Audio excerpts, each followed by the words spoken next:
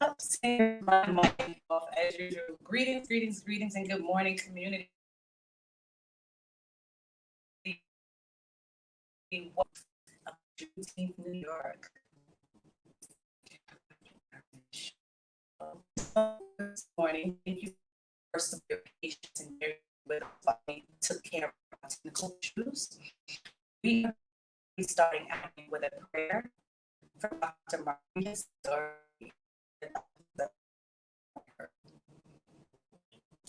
Welcome, Doctor.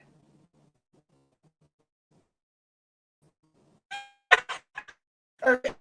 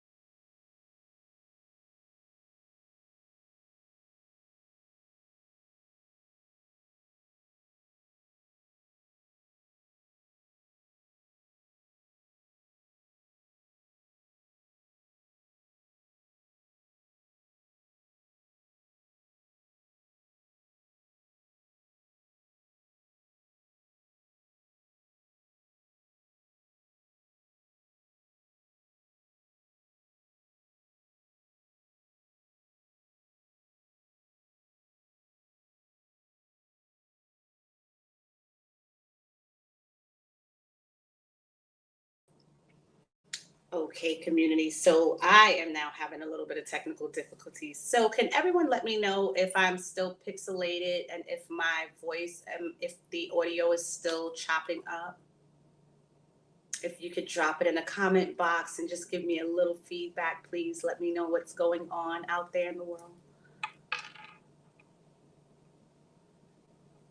All right, all right, all right, all right. Great, great, great. Well, good morning and welcome, community. Great. I had to sign into the hotel's Wi Fi. Well, I am here and ready to go. I hope you guys are as well. Thank you, Tiffany. Appreciate you all. Thank you, Comfy Art. Hi, everybody. Welcome. So let's get this show on the road. We have Dr. Marquita is going to come. Marquita Story, a pastor, is going to come and open us up with a prayer. Sis, come on up to the stage. Bless you. Thank you so much for allowing me to be with you on today. Let us pray together. Thankfully, our God, we come to you in celebration of Juneteenth, where on 1885 in Galveston Bay, that over 250,000 enslaved Black people finally heard that freedom was available to them. Father, help us to not forget the costly nature of our freedom. Help us not to forget, Father, the casualties of freedom. And God, help us to not forget the work necessary for the continuation of freedom.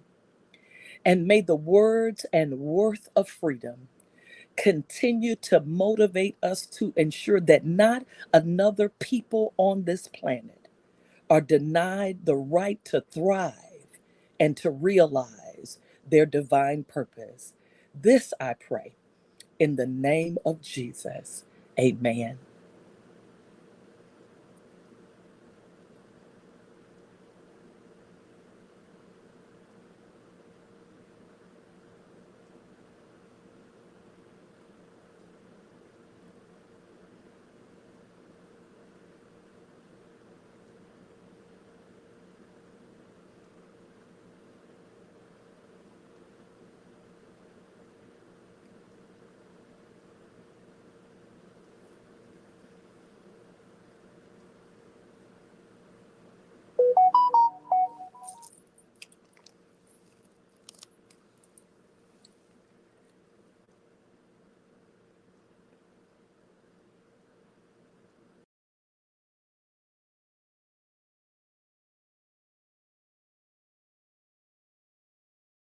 I need to log out of here.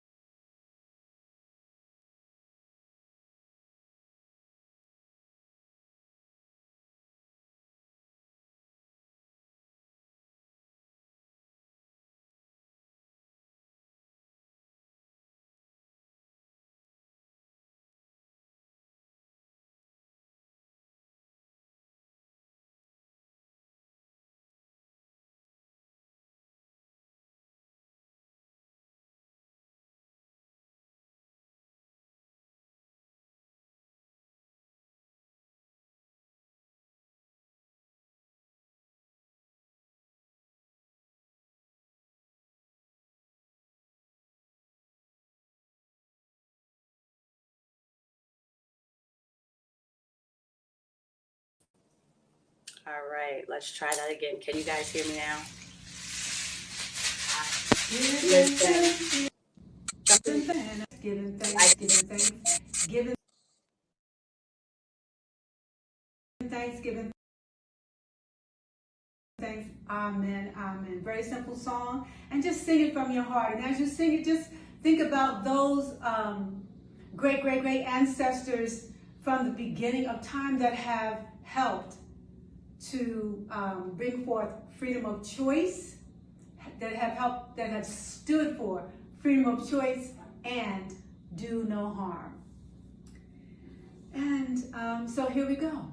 Giving thanks, giving thanks, giving thanks, giving thanks, giving thanks, giving thanks. Amen, amen. And begin to put those names of your greatest heroes, your greatest ancestors in time. Put those names in the chat. Just fill it up with beautiful love, thought, and compassion for humanity. Giving thanks, giving thanks, giving thanks, giving thanks, giving thanks, giving thanks. Amen, amen. So we're giving thanks to our great ancestors of the 7 lands, the 7 continents. So we're going to start with giving thanks with ancient Egypt, the Kemetic civilizations, giving thanks to the Malian civilizations, the Songhai civilizations, giving thanks to the learning and the ancient ancestors that came out of those. Sheps Namer, Sheps Amesh, Sheps Amesh Patari, Sheps Amenhotep III, Akhenaten. We're giving thanks to Queen Hatshepsut. Those people who stood for being an advocate for inclusion, for equity, for joy, for compassion. Giving thanks to our great ancestors from the Mali tradition, from the Moor tradition, Mansa Musa, Sundiata Keita.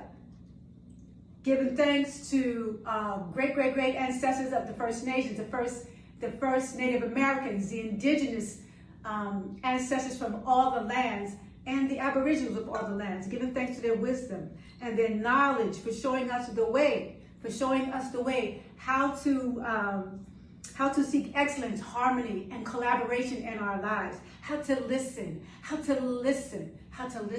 our hearts, We're giving thanks to the ancestors, giving thanks, giving thanks, giving thanks, giving thanks, giving thanks, giving thanks. Amen, amen. And just bring it up to today, these last generations. Giving thanks to Frederick Douglass, Muhammad Ali, Harriet Tubman, Dr. Martin Luther King. Giving thanks to Fannie Lou Haber, Sojourner Truth. Giving thanks to Maya Angelou. Giving thanks to Shirley Chisholm. And giving thanks to our great aunties, great uncles, our nanas, our babas, that have stood for compassion and listening, the great listening from our hearts. Giving thanks, giving thanks, giving thanks, giving thanks, giving thanks, giving thanks. Amen, amen. Giving thanks, giving thanks, giving thanks, giving thanks, giving thanks, giving thanks. Amen, amen. Ashe. Giving thanks, giving thanks, giving thanks, giving thanks, giving thanks, giving thanks. Amen, amen.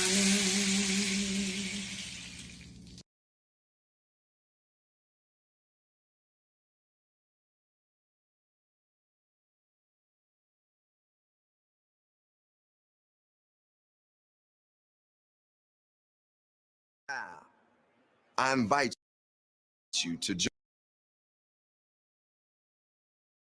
join in the tradition held at many of the 100 plus HBCU campuses across the country.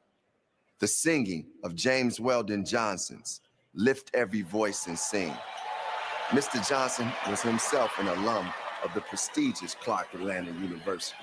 So it's only right that his alma mater perform this meaningful anthem. Here to perform Lift Every Voice and Sing is the Clark Atlanta Philharmonic Society.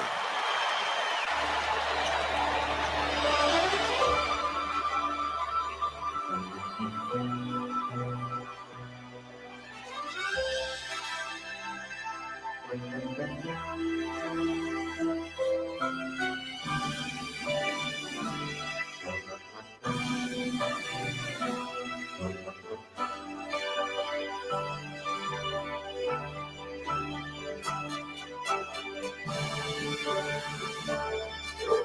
voice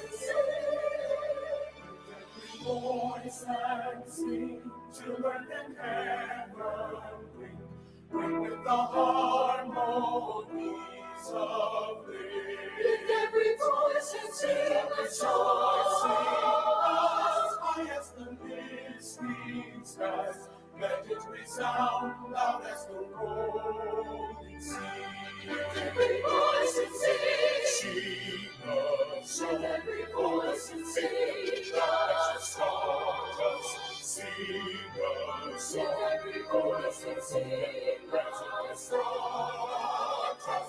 And sing the rising sun. Of our new day begun. Let us march on, to victory is won.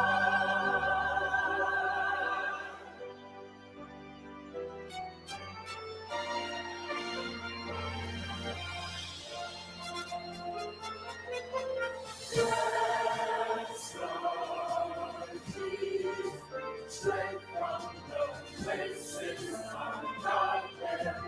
Let's be blessed hearts, drunk with the wine of the world before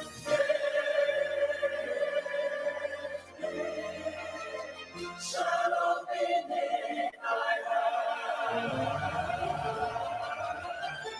beneath the heaven sand, true to our God, true to our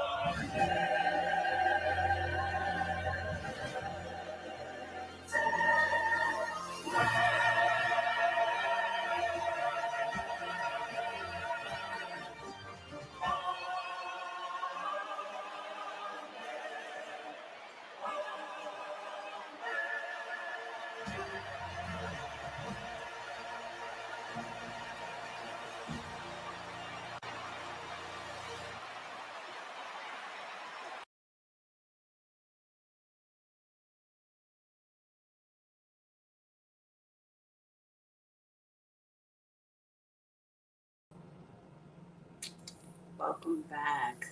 So we have gone through libations and had a beautiful rendition of the Black National Anthem. Now I will read out the General Order number 3 that was shared in Galveston, Texas on June 19th, 1865. General Orders number 3. The people of Texas are informed that in accordance with a proclamation from the Executive of the United States, all slaves are free. All slaves are free. I'm going to say that one more time. All slaves are free.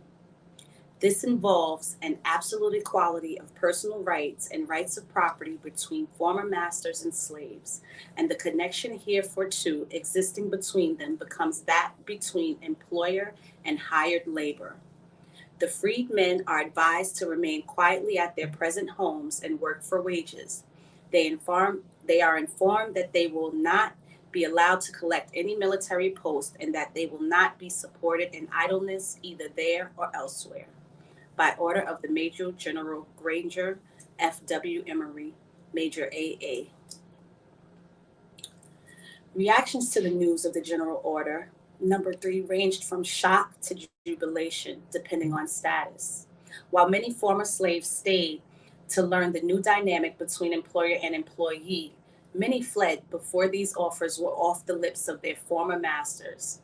Even with nowhere to go, many felt that leaving the plantation would be their best grasp of freedom. Heading north was a logical destination, and for many represented true freedom, while the desire to reach family members in neighboring states drove some into Louisiana, Arkansas, and Oklahoma.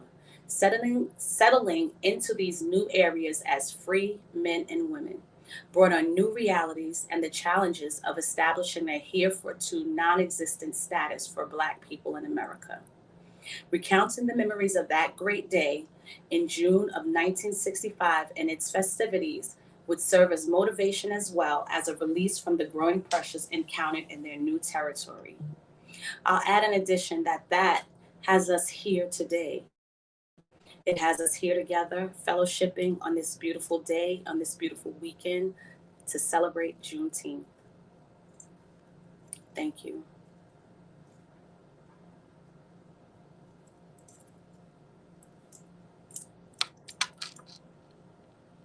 And up next, I'm going to be very transparent here because transparency is key to me. I had to switch devices, so I'm trying to get my run of show to open up. So if Kimberly, if you could drop in the chat who's up next, and then by the time the next presenter is up, I will have it up. Miss Dana Starr is up next. Beautiful, beautiful. Thank you, Kim. Appreciate you. All right. Hey, Dana, how are you? So good to see you again. Welcome back. Thank you, Jamie. Good to see you and good to be here. And thank you so much for your support this morning and letting me know when I'm on mute and off mute and not hearing me and chopped up. I appreciate you. I'm going to pass the stage over to you and let you do your thing. Thanks again for joining us again. My pleasure. And you have the slides there for me? Or should I just share my own screen? Can I share? Okay, I will share. Okay, just give me a second, everybody, to pull that up.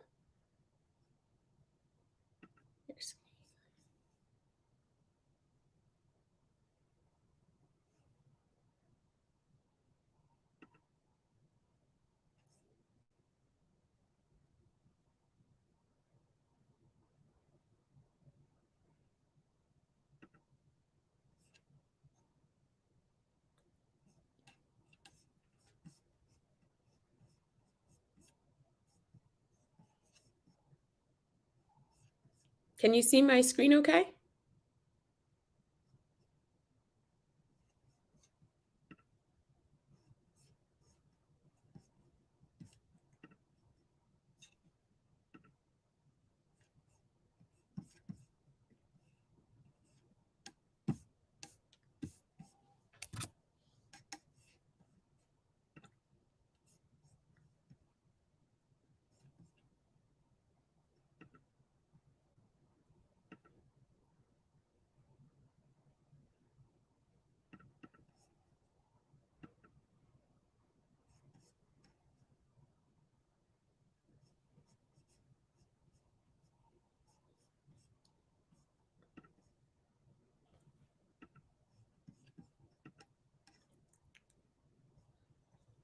Okay, I don't think you can share on this. You can share in a second. Okay.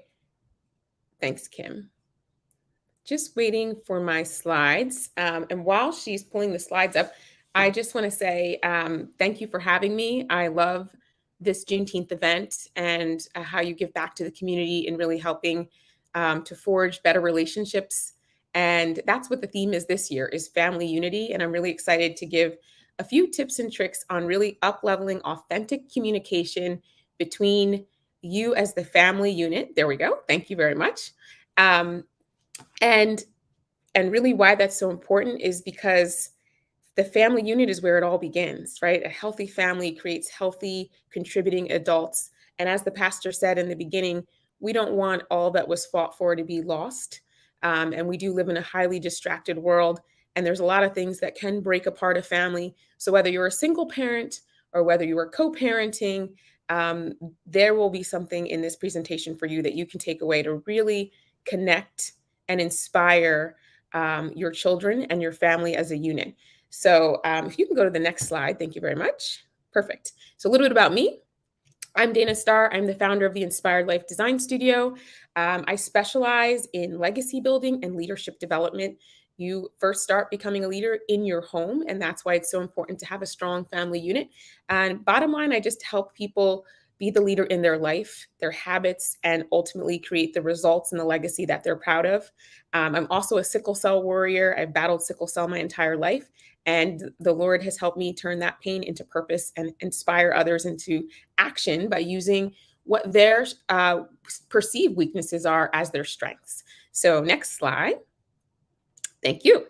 So today, as we talk about building the family unit, how do we up-level authentic communication and connect? Well, think about what are some of your biggest challenges that you're facing right now? Whether you're raising little ones, teenagers, or you've got adult children, what's your biggest challenge? If you look at the screen, is it the attitudes? Is it the social media, temper tantrums, and whining? We have 3 little ones right now. And plus we have my husband's youngest sister. She's an adult. But I can tell you right now, the little ones, it's the whining and the chores, the temper tantrums. So think about that. Next slide, please. What are we going to do, right? It feels hopeless and helpless sometimes. Being a parent or managing a home is the greatest blessing. It can also be the greatest challenge. But the good news is there are several things that we can do to help continue to foster growth and connection and really come together as a family unit really strong to really help navigate through the challenges that we're currently facing in our world, in our school system, and how to be productive human beings really starts in the home. And so if you think I've tried and I failed, there's no such thing. Failure is just a one-time event, right? It does not define you. It does not define your relationship. If you're in a strained relationship with your child right now, or you having a lot of conflict, this will really help you. These tips that I'm about to share will really help you figure out how best to connect and complement each other and not have that conflict and friction. So what I'm going to do is I'm going to share the 4 different behavioral styles that we are truly all a blend of, but under stress or pressure, we have these dominant styles or attributes that show themselves. And so after that, I'm also going to talk through what are some motivating statements for each individual child. As you think about your child, you can even think about your partner, right? And how their style presents itself. And it might actually create more cohesiveness as you are rearing up your children and being the disciplinarians and the role models for your children. So I'll show some motivators to really connect to the giftedness of each individual style. And then I'll end the presentation with 5 family traditions you can start today that'll really keep the momentum going. So next slide, please. Perfect. Unlocking the child's potential really does set them up for success, to experience the connection, understand natural strengths, behavioral styles, and motivations. And so when I say that, our behavioral styles really are a blend of 3 things. 1, how we were raised, right? What was modeled for us and reinforced by role models that we saw. Those are sometimes those generational bonds that hold us, right? What we've inherited. And the 3rd one is our life experience within the environment that we have been around. And so these 3 critical pieces are what make up your style and will have a ripple effect into how you parent your children and what type of unity you're creating in the home. So you set the tone in the home, and that tone can either be fun, creative, relaxed, or it could be tense and scary, or an area of conflict or unsafe. Right. And so as parents, it's our job to really help figure out what are the gaps and how do we foster each individual child with each individual personality style and really help them feel safe and creative and that they are respected and valued. And so one of the ways that we can do that is to really understand what our style is, what are those generational gaps of how we grew up, and how is it impacting our children today, and how do we move forward with new ideas and creative ways. So before I just jump into the behavioral style, I have a funny joke to share, because if you're a parent or in a part of a family, right, humor is very important. And so this is the recipe for iced coffee for parents. Maybe you've heard this. Number 1, have kids. Number 2, make coffee. 3, forget that you've made the coffee. And 4, drink it cold, right? How many of you resonate with that? We eat cold food, we drink cold drinks because we're busy multitasking and trying to manage working and being a fully present parent at the same time. And another one is, I have parenting down to a science. Every day is an experiment. And it's funny, but there's also a lot of truth in that. We can't get hung up on what's happened in the past or how we were raised. We just really need to experiment and try what works best for our child. So if you can go to the next slide, I'm going to dive into these styles here. So the first style you see here, and I want you to think as I'm speaking, think about your child or even a friend, right? Apply this to you, make it really customized. Think of this, the child that you know who is a born leader. They are responsible, they're very goal-oriented, they're organized, and they take action in emergencies, right? They don't paralyze or freeze. Like they're the go-to person, right? They're the ones the teacher may say is just a helper in the classroom and sets the tone in the class. If you think of that child, a lot of times that's what we call a D-wired child. And their stress pattern under pressure will reveal itself where they may be very resistant, strong-willed, sometimes rebellious or angry, demanding or controlling. And that's just how they are under pressure. So how in the world, you say, do I motivate or connect to my child? And the good thing is, if you're seeing these stress patterns, just know that there is a way that they really respond to. And I'm going to show that on the next slide. Perfect. Motivators. So the motivators for children that are wired with this D style, where they're very, independent, is to give them an opportunity to be in charge. So think about how you delegate tasks in your home. Think about projects. Think about solutions that you could work through or talk through with your child, right? Give them that opportunity. That will actually connect to their giftedness. And some of the ways of what that looks like when you're speaking to them is, I like that you're very confident in yourself. Not the, oh, you seem to know everything, huh, Mr. Smarty Pants? But the really, I like that you're confident. I like that you set your mind to something and you do it, right? Compliment what they do really well, because as parents, we tend to see really quickly what they don't do well. And we need to really encourage the behavior of what they're doing well, so that they can feel motivated and inspired to keep doing those things. I like that you're committed and decisive. And I kind of call it the bookends, right? Give the compliment and then say, where I could use your help or support is here. And then bookend it with another compliment.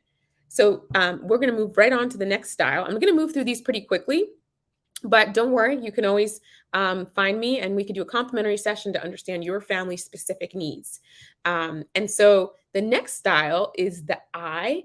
And this behavioral style is characterized by being very outgoing, right? This person is usually the life of the party. So if you're thinking of your kids, who's the one that performs at family functions, right? Who's dancing and having a good time, very creative, very talkative. Under stress, what you may observe with this specific style is that they may be more active, right? They might be a vocal processor where they speak a lot under stress and need to talk. And that might be where you need to turn your time and attention to let them really speak through the challenges they're facing. They can also be impatient and loud, right? And I is kind of like, it's their world and we live in it. And we love that world because it's fun. Think of your children who are attention seekers. This is a good thing, but also could be a challenge in that they might even respond to negative attention. And they're also pretty big with emotional displays. So how do we connect to these children? How do we inspire and really have an authentic relationship? If you go to the next slide. Give them an opportunity to socialize and talk, right? So this isn't the child that's going to respond to kids are meant to be seen and not heard, right? Kids are not to express how they feel. This is when you think about your home environment. Is it open? Is there quality time, which we'll talk about at the end of my presentation, for your children to come share about the wins of the day, what was their favorite part of the day, what they failed at, right, during the day, and what challenges they're working on. These children really need that open space to socialize and talk. And also, as you think of a discipline, right? When you're disciplining a child that is this style, the best way to really connect with them is to remove that socialization or talking, as opposed to some other form of discipline. That's where it really is going to matter to them, because they love people and respond to socializing. And so connecting to their giftedness in terms of what it sounds like is, I like that you're fun to be with, right? Point out and observe those fun things that your children are doing. I like that you're a friendly person. I like your enthusiasm. It's contagious, right? But maybe in church, we should tone it down a little bit. And then as soon as we get out, like crank it back up again. Just a way to really praise the child and acknowledge them and really up-level that connection with them. So next one, please. Perfect. So this style is considered the S. S you could think of as stable, steady. So think of your child that's a little bit more reserved, opposite of the one we just talked about, right? And again, you could also think about this in terms of your spouse, right? Think of your spouse that's a little bit more reserved or quiet, very easygoing. They like consistency. They are reliable and dependable. These are good babysitters. These are the ones that are going to be on the lookout. Under stress, however, or under pressure, they can become submissive or stubborn depending on what the threat is to their particular security. Because remember, this child really values security, and they will reach out for relationships. So if you think of your child who's not necessarily the social butterfly, they just have a small number of friends, but they're really good quality friends. That's the type of person that resonates with this specific style. And they will go out of their way to be the peacekeeper. So the peacekeeper is great because they're really good at conflict resolution and management, even though they don't necessarily like it. They like to resolve and make sure everybody's happy. But what to watch out for is that a lot of times they'll lose themselves and it'll come at the expense of themselves. And so you want to make sure you really connect to these children, or if this is your spouse. So on the next slide, we'll look at what their motivators are. And that is to emphasize you need their help and give them an additional boost of confidence by ensuring that they have what they need to succeed. So again, remembering security is key, right? For this particular style of child, as you're thinking through, yeah, that sounds like my son or my daughter, right? As you're thinking through this, think of what could you say that would really connect with the child. I like that you are a caring person. I like that you try to get along with others. I like that you are compassionate, right? Reinforce those positive affirmations of their characteristics so that they feel safe to continue to express it and create the home environment that allows for that space. So we'll go on to the next. Okay, so this is the C style. And C you can think of as compliant, right? This is your child, if you're thinking about your child who's very analytical, very logical, also somewhat more reserved. They are creative, but they're very conscientious. They seek perfection, right? Which could be a little dangerous because perfection could have them move really slowly or not take action on things because they're so worried about getting it right. This specific style also is their worst critic. They are highly critical of themselves. They have a really high standard because they are so detail-oriented and such a deep thinker. So think of where you could leverage that strength in your child. They are really great problem solvers as well. They are really great, if you're working on a presentation, they're great helping you figure out if you get stuck on something. So really letting them exercise that strength. And then some of the stress signals or under pressure signals would be they are overly cautious, right? And like I said, highly, highly critical. Sometimes that comes off as being very pessimistic. We think of them as like the fun sponge, right? They always think of something negative, right? And we say, oh, why are you always complaining? Why are you complaining? But really, it's just that they are highly critical and they're detail oriented. They tend to blame others and they become very technical. So you'll usually see them in very technical professions, like in the tech space, artistry, things like that. So we'll move on to the next slide so I can talk through the motivators. It's very important that these children who are wired in this way have an opportunity to research, analyze, and ask questions, right? This might be your child you're thinking of that's like, all right, you've already asked me 100 questions. Why are there so many questions? But that's how they learn. That's how they process. And that's your opportunity as the parent to really connect with them in an undistracted way and help to answer those questions they have about life or about a friend or about how things work, right? And again, this could also be a spouse. This could give answers to why your spouse has their certain disciplinary style or how their generational bonds have now revealed themselves in this way. And here's the connected language is, I like how you always try to do your best, right? I like that you like things to be organized. I like that you listen to what others say and feel.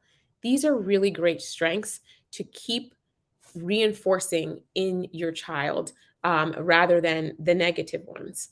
And so when we think about, now we've looked at these 4 different behavioral styles, really write down, if you had to guess what your children are, what would their style be, and how does this impact the way you're going to approach them, motivate them, and inspire them to create great things in life? And now the second part is, how do we use all of our styles as a blend to complement each other as a family unit? And so I'm going to go through 5 family traditions that are really helpful in fostering growth, connection, and creating the open space where each family member feels respected and valued for their individual style. So if you go on to the next slide. Perfect. You can keep going. All right. So here's the action steps. Number 1, you want to have family discussions on a regular basis. This shouldn't be like, once a year or never happens, right? You want to think back to your favorite family memories, right? It could be a Sunday family dinner where you sat around and had discussions in an informal way. Think about family reunions. Think about maybe you've had scheduled family discussions where you got to take the floor. This is a great time to think of each child and have each of them rotate running the family meeting. And this way you can discuss what worked well this week, who needs some support this week, where are the gaps, right? Open the forum to have that discussion in the way that whoever's leading the meeting really responds well. And again, the communication styles, they're like currency, right? You're investing in your child in the way that they receive, not in the way that you receive, right? So the investment only works and fills up their bank when it's in their exact currency. So this is the way to get it right, is just have these frequent check-ins and make sure that you're checking in with each child, but also seeing how they run the meeting tells you a lot about their style. Next slide, please. Okay, create a family vision. This is one of my favorites. Without a vision, the people perish, right? It's really important that you have a family vision. What do you want to be known for as a family? Are you the fun family that friends come and hang out at? Are you the one where it's tense and not a lot of people come over? You're very private, reserved. Do you want to be open and honest? What do you want to be known for? So this is actually a fun one because you can have a family fun night and actually create a family vision board and have each child cut out pictures or words that define what they each want to be known for in the family. And then as a family unit, come together with this vision and check in and make sure you're living out that vision so that you have a common set of language, a common set of ground rules and framework that breaks, again, the generational bonds from the past that were unhealthy and now institutes a positive one. Next slide, please. Take the time to really observe your family to determine what their special interests are.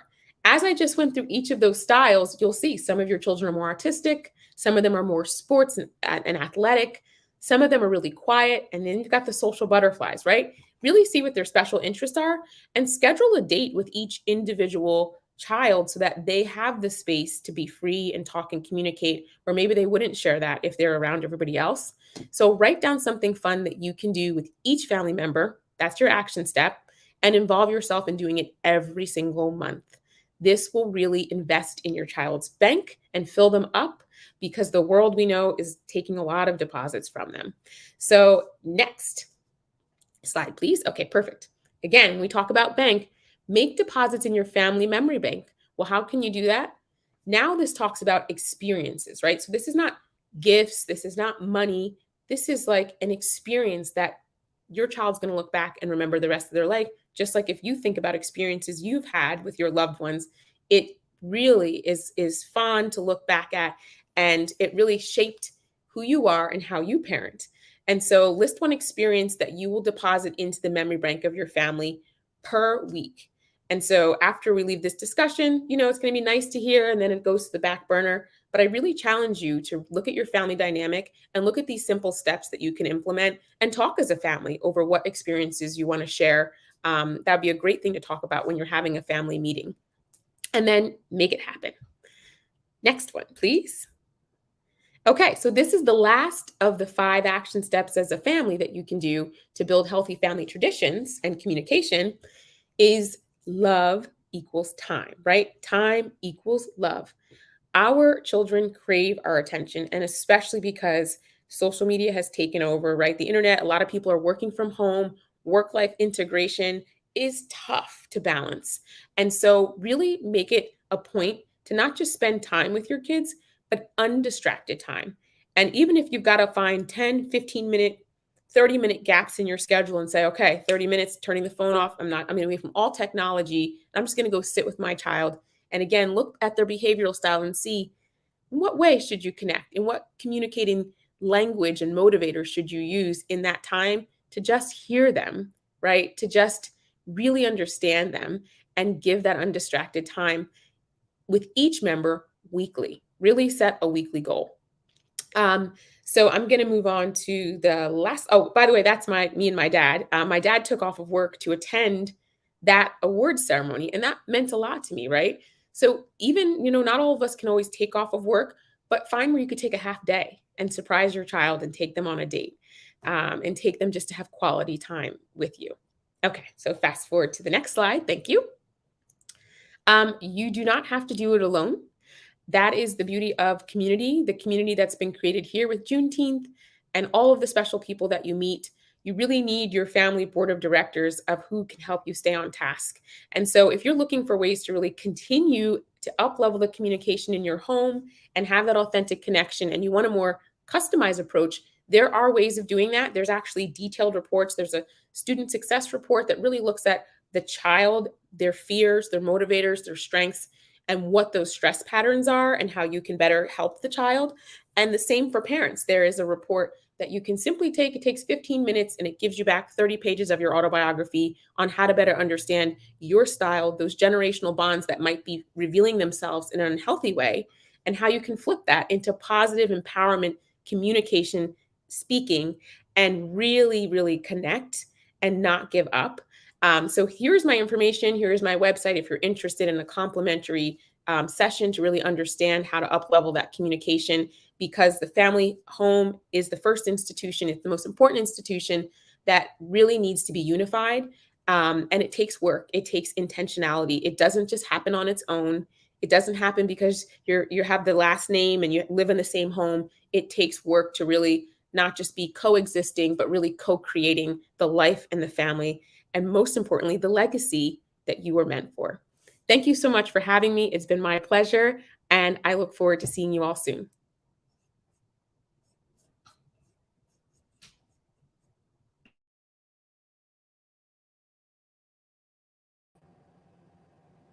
Thank you so much, Dana. It was such a pleasure to have you back again, and look forward to seeing you again. Take care. Bye-bye. All right, community. So I have my run of show, and what I realized that I did not do was really, really, really welcome you all and give you a rundown of what to expect from today. So again, welcome to the annual Juneteenth. It's year number 13. I don't know about you guys. I love the number 13. It means a lot to me. But so we opened up with Family Stress to Family Best with Dana Starr Kawas. And next up, we will have Kelvin Sapp of New York State Health, the Health Department. He'll be giving us a 2022 update. That'll be followed by How Money Works, A Parent's Guide by Rudy Souffrant from Primerica. And then we'll follow that up with Love and Legacy, a candid discussion on planning for the end of life, sponsored by Live On NY. Then we'll be discussing family dynamics, the impact of slavery on Black families with Dr. Tara Dates Buford, CEO and founder of Family Matters Counseling Group. That'll be followed up by our quilt presentation by my sister, Catherine Mbali Green Johnson. We'll then go into financial empowerment for you and your family, presented by Operation Hope, sponsored by Uber. And then we will have a break. You can visit the vendors. You'll be directed on how to get there. Then we will have storytelling by Donna Washington, followed up by the Money Printers presentation by Tola. Then we'll have a recorded session from Sun River Health, and we'll have a conversation on lupus and how many faces it has and what you need to know about it. Then we will have a performance by the Black Improv Performance. We'll have a video about what Juneteenth is, a Ujima pre-recorded Community Reinvestment Coalition by Kathleen Freely, followed up by Friendship Matters, a book discussion with an author. And then we have a couple other surprises that'll be in store for you. All right, so up next, as I said, we are going into a health update by Brother Kelvin Sapp.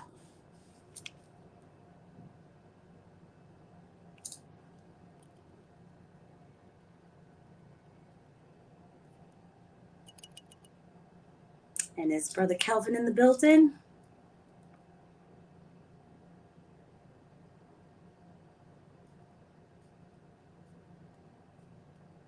Kimberly, are we pivoting? Let me see. I got a message. He has stepped away. All right. Well, I will hold space. Hopefully, he will return shortly. Today, I know that we'll also have a beautiful a poet spoken. There he goes. All right. Okay. Hey, how are you, Brother Calvin? Welcome. I'm doing well. How are you doing? I'm very, very well. Well, I will pass the stage over to you to inform us and update us on our health and what we need to know for 2022. Thank you so much. All right, great. I am not certain, but am I sharing my screen or are the slides loaded? I know that I did send them to Kim. All right. Well, she'll definitely take care of that. Let's see what the message says. She's loading them now. So you can. All right, great. She has your back. Thank you.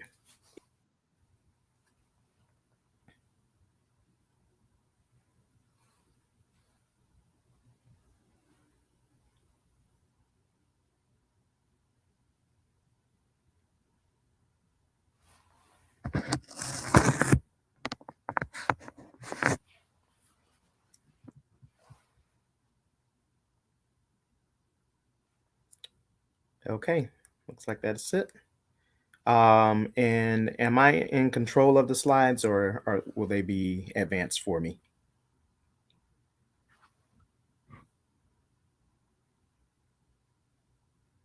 I'm okay with either.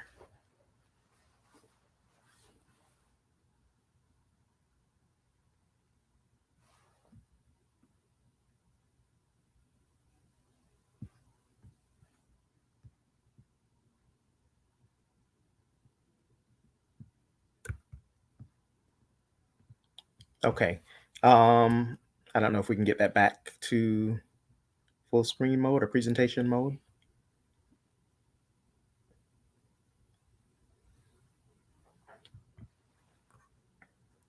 And so while we are getting the slides ready, again, my name is Kelvin Sapp. I work with New York State of Health, which is the official health plan marketplace for the state of New York. Of course, we are part of the New York State Department of Health, and we implement the state's Affordable Care Act health insurance programs. And so today I'm endeavoring to give you just an update for 2022. For some of you, this information may be completely new, so I'll take a little bit of time and go through some of the basics about the marketplace, and then I'll share some important updates that people should be aware of, especially as we think about the benefits that have been in place during the pandemic. I am not able to see the slides right now. I don't know if anyone else can. I just see a black screen with my name at the bottom. And if it's easier for me to just share the presentation from my desktop, I'm happy to do that as well.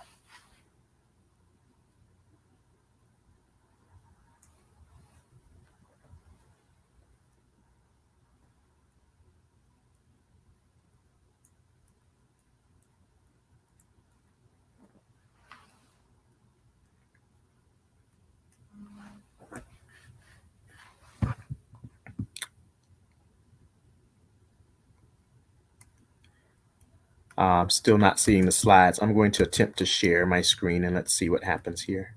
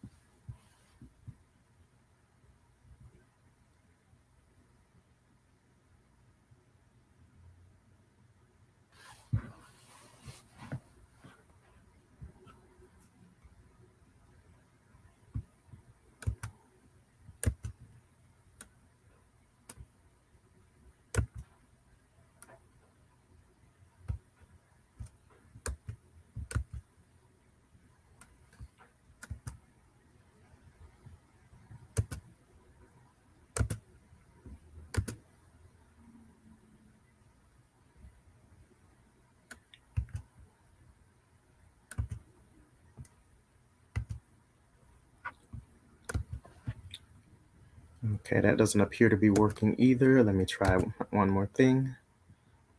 I'll share my screen.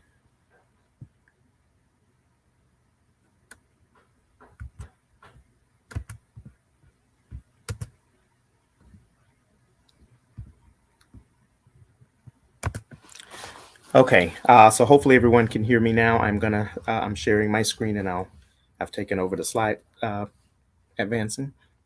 So let me move forward here. So if you're not aware of New York State of Health, I want to again take a moment to share about what New York State of Health is and who can get coverage through the marketplace.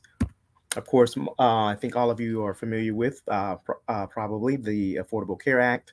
Some folk knew as Obamacare, which was created to make health insurance accessible for all Americans. The whole idea is that people who needed access to health insurance and, of course, health care would be able to get it through marketplaces that were implemented in every state in our nation. New York State is one of the states that opted to design its own marketplace and operate its own marketplace. And so this is what we're talking about here. So it was created to be a sort of a one-stop shopping experience where New Yorkers could come and obtain both subsidized and unsubsidized coverage. That's coverage with and without financial assistance, which I'll talk about a little bit more in a moment. It allows people the opportunity to easily compare various health plan options, and they are many. And we have some help that all New Yorkers have access to help guide them through the process here. And that assistance is provided free by a number of certified enrollment assistants. And I'll describe those a little bit more in detail in a moment as well. This is the only place where New Yorkers can come and apply for coverage and also apply for financial assistance that comes in the form of federal tax credits and serves to help reduce the cost of monthly insurance premiums. Through New York State of Health, New Yorkers can enroll in qualified health plans. That's the private coverage that comes with or without financial assistance, depending on eligibility. We also have the Essential Plan, which is a basic health program for New Yorkers with lower income. We have Child Health Plus, and then we have our Medicaid program. And so New Yorkers can enroll in all of these programs through our marketplace. And then I just want to emphasize that this is available to New York State residents who are lawfully present. Just to update you on where we are today, the marketplace opened in 2013, and I've been a part of the team since before we opened launched our first open enrollment period. Now today we have more than 6.5 million New Yorkers who are enrolled in coverage, and that represents about 1 in 3 New Yorkers. Since 2013, the uninsured rate in New York State has dropped from 10% to below 5% for all ages, and for our children, from 4% to below 2.4%. About 1 million New Yorkers have gained coverage since the implementation of the Affordable Care Act. So let's talk a little bit about what benefits are included in the health plans and the financial assistance that you've heard me allude to earlier. The marketplace, all of the marketplace plans have very robust coverage. So what you're seeing here, what we have referred to often as the 10 essential health benefits. So you'll find that all of these benefits that you see here listed here are provided in every plan, regardless of which program you enroll in. So whether it's Medicaid, Child Plus, Essential Plan, or the qualified health plans, all of these benefits are required benefits. And so you'll see people getting free preventive care, inpatient services, outpatient services. I'm not going to read through all of these, but highlighting a few: emergency services, lab and imaging, prescription drug coverage, another big one there. I want to point out that pediatric dental and pediatric vision are required in every plan. And that's different from adult dental coverage, which may be available in some plans. And you'll hear me talk a little bit more about the Essential Plan in a moment as well.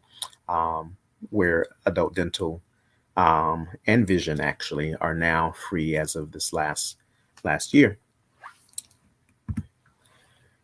So in terms of when you can enroll and how you can enroll, actually, let me back up for a moment because I said I wanted to talk a little bit about financial assistance, which I have not included here. But let me just say, again, for our, and I'll talk a little bit more about this as it relates to the American Rescue Plan, which came about during the pandemic. But anyway, for our qualified health plans, individuals can apply for financial assistance. And if they qualify based on their income, that financial assistance becomes available to them right away. And it, again, really cuts down the cost of the monthly premiums that individuals would pay. So when and how can I enroll into a New York State of Health plan? So let's first talk about Medicaid, Child Health Plus, and the Essential Plan. These plans are open all year round, so they are not restricted to enrollment during our annual open enrollment period. So you can enroll if you qualify for these programs, you can enroll all year round. Of course, we're not advocating that people wait. We want people to get coverage as soon as possible, but they are available year round. Our qualified health plans, which are the ones where you can get the financial assistance or the tax credits to help reduce your costs. These you enroll in typically during our annual open enrollment period. Of course, we've had some extraordinary circumstances over the last couple of years with the COVID-19 pandemic. Throughout the pandemic, New York State of Health's open enrollment period has remained open, and today it's still open, and we anticipate that it will continue to be open during the ongoing public health emergency. So at some point, we hope that the public health emergency will end as things get better related to the pandemic. And then we'll shift back to, our annual open enrollment period where it opens and closes. But right now it's still open. Outside of an annual open enrollment period, typically individuals who have certain qualifying life events would get a special enrollment period created just for them. And during that time, they can come into the marketplace and enroll. So qualifying life events are things like loss of health insurance from an employer, for example, or the birth of a child, or marriage, or relocation to a different from another state, or to a different county, or something along those lines, similar to qualifying life events that many are familiar with from coverage that they may have had from an employer. So again, you've heard me say that this is ongoing through the public health emergency, and the idea is that we wanted to give New Yorkers more time to enroll. And we also, of course, understand the importance of, especially now during a pandemic, of having health insurance coverage. And so we want to make sure that New Yorkers are able to get coverage and are able to get care when they need it. Let me continue on here. I'm going to go down to the next slide here. I want to emphasize some sort of time frames that you need to be aware of. If you're needing coverage and you enroll by the 15th of any given month, your coverage is then effective by the 1st of the following month. So again, as you see in this chart here, if you enroll by July 15th, you'd have coverage available by August 1st. By August 15th, you'd have coverage available by September 1st, and so on and so forth. Of course, if you enrolled after the 15th of the month, then you would not have coverage available by the beginning of the next month. It will, so in this example, if you enrolled by July 16th, for example, instead of having August 1st, effective coverage, your coverage would be effective the following month, which would be September 1st. In terms of how to enroll, we have a state-of-the-art web applications and a website that you can use to fully enroll in health insurance. Of course, we also have our customer service center where individuals can call the 855-355-5777 number and get questions answered, as well as completely enroll in an application. In fact, if one were to begin an application on the website and find themselves stuck and unable to complete their application, they could call the customer service center, and a representative would be able to help them complete that application over the phone. We also have our enrollment assistants. So you heard me mention certified enrollment assistants who are available in every county of the state. They speak multiple languages. As you can see, we have folk who can provide assistance in about 38 languages here in the state. They are available to provide free expert assistance with enrollment. Again, there's no cost for this, and they're available in communities near you. We have a resource online on our website. You see the link here where you could go in and, for example, type in your zip code and type in maybe a specific language, filter by specific language need, and you can find assisters that are nearby who can help you enroll in coverage. So that's a great resource and tool. Outside of our enrollment assisters, we're also able to provide assistance to New Yorkers who speak virtually any language. So it's not just the 30 languages spoken by our certified assisters. We will provide telephonic interpretation services to provide language assistance and application assistance to New Yorkers, regardless of what language they speak. Just so you get an idea of how New Yorkers enroll in coverage, you can see that 79% of them, or almost 80% really, get help from an enrollment assister. And, we know that insurance can be fairly complicated, and kind of understanding it and what factors to consider when making a choice for a plan. These things can be complicated. Making sure that your doctors are providers of choice are part of a plan's network, making sure that medications that you need to take are part of the plan's drug formulary. All of these things can get a little bit complicated, and so that's why we have thousands and thousands of enrolled certified application counselors, navigators, and health insurance agents and brokers who can provide assistance for you. So now I want to turn to talk a little bit about some of the important updates. One very important update, I mentioned the Essential Plan.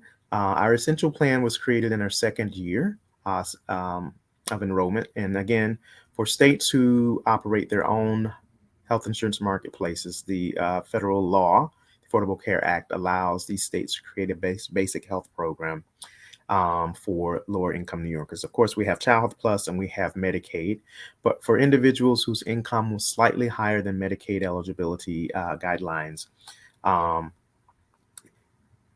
but not high enough where they felt that they could afford to get a qualified health plan, even with very generous tax credits, we created this plan. We found that folk would say, even with the tax credit, it was unaffordable and they would just forego coverage. And so now this basic health plan was created. It used to be that individuals would pay either $0 premium or a $20 premium, depending on where their income fell within the income eligibility range.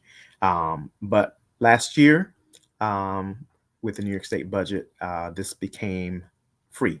So there's no premium for the Essential Plan at all. So all individuals who qualify for the Essential Plan will not pay a premium.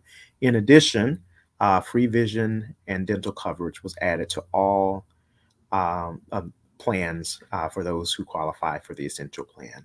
There's still no deductible and there's still free preventive care. And again, as I said earlier, it covers all the same robust benefits that you find in every plan that's offered. Those 10 essential services or benefits that I mentioned earlier, you'll find them here as well. This little chart at the bottom just gives you an idea of what income looks like. So if you're an individual, the most you can make and qualify for the Essential Plan this year would be $27,180. For a family of 4, you'll see that it's $55,500. These numbers change annually based on the annual federal poverty level scales. So we adjust these each year accordingly. I also mentioned the American Rescue Plan, which was signed into law in March of 2020, March 11th, 2021. And this was to help lower the costs for New Yorkers by expanding the financial assistance. Essentially what happened is the eligibility guidelines were expanded. And typically those, those enrolling in a qualified health plan whose income was up to 400% of the federal poverty level would qualify for some form of financial assistance. The American Rescue Plan came into effect and has even expanded that. So people who previously did not qualify because their income was too high may now find themselves qualifying for financial assistance. And those who had already qualified find themselves getting additional financial assistance. And so I'll give you an example in a moment of what that looks like. So again, this expanded coverage is available for both current and new enrollees. And if you or someone came to the marketplace, looked at a plan, maybe applied for coverage and found that they did not qualify for financial assistance, we would urge them or you to come back and try again, because you may be surprised at what you qualify for. Again, for folk who were already in our system with a plan, those higher tax credits or the additional financial assistance was automatically applied. And so this was a great offering. One note is that this is set to expire at the end of 2022. So it was a 2-year thing. It was to provide additional assistance for all of the difficulty that many people were facing with loss of jobs or reduced income, et cetera, during the pandemic. So this is set to expire in 2022. There are many efforts underway, of course, to try to get this extended beyond 2022. And as of yet, we don't have an answer. There has not been a ruling on this. So just to give you an idea, for an individual in New York City earning $35,000 per year, you can see with $35,000, that individual would not qualify for an essential plan. They would come into a qualified health plan. And previously, they would have received $359 monthly in tax credits to help pay for their insurance premiums. Now, with the American Rescue Plan, they're getting $478 per month. So you can see the additional savings for New Yorkers that came through this. So the insurance premium was reduced from $278 down to $159 per year. This individual would have saved about $1,400 over the course of a year with the American Rescue Plan benefits applied. I want to talk now about some other important changes that are coming throughout the pandemic. New Yorkers who were enrolled in coverage were being automatically renewed. If they were in our public health insurance programs, Child Health Plus, Medicaid, and if they also qualified for the essential plan, they really haven't had to take action to maintain their coverage. They have been automatically renewed. As we look forward now to the potential unwinding of the COVID-19 public health emergency, it is important that we inform New Yorkers that they will have to come back and take action. And so we have begun a fairly robust public education campaign to let people know what actions they need to take. This includes a paid advertising campaign to remind New Yorkers about what is needed to renew their coverage and to maximize the potential for auto renewal. So essentially what we're asking people to do is to opt into our texting program where they would receive alerts that would tell them exactly what they need to do for renewal. We want to make sure that people don't miss out on coverage or have lapse in coverage because maybe they've moved or they failed to update their information, their contact information, their address, et cetera, et cetera. So we're inviting people to take those steps, but also to opt into our texting campaign so that we can keep them updated.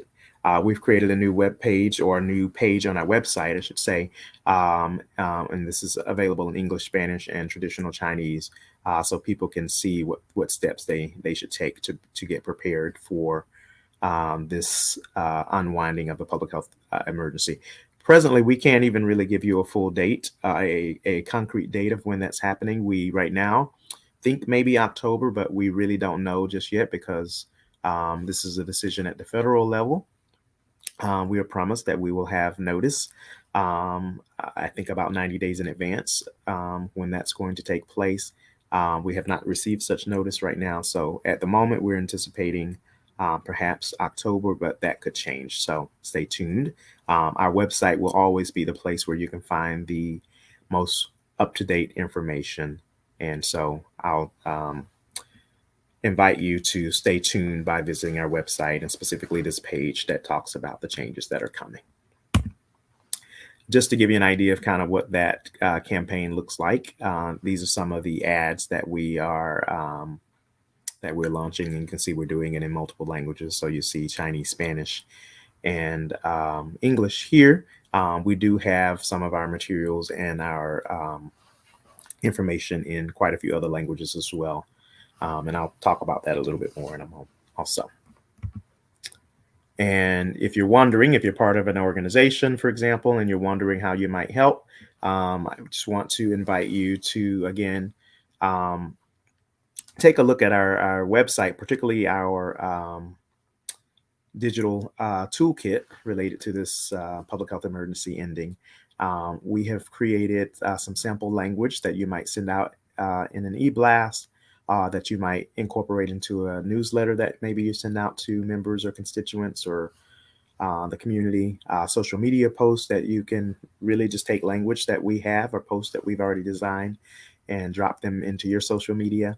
Website posts, same thing. We have language ready for you to use if you are interested in posting information about this, so that the folk who you work with can see this information. And of course, if you're involved in community events that you host or participate in on a regular basis, we will have some print materials as well that you can, we will be glad to share with you, that you can distribute at those events. That sample language and those posts you can find at the address that you see here.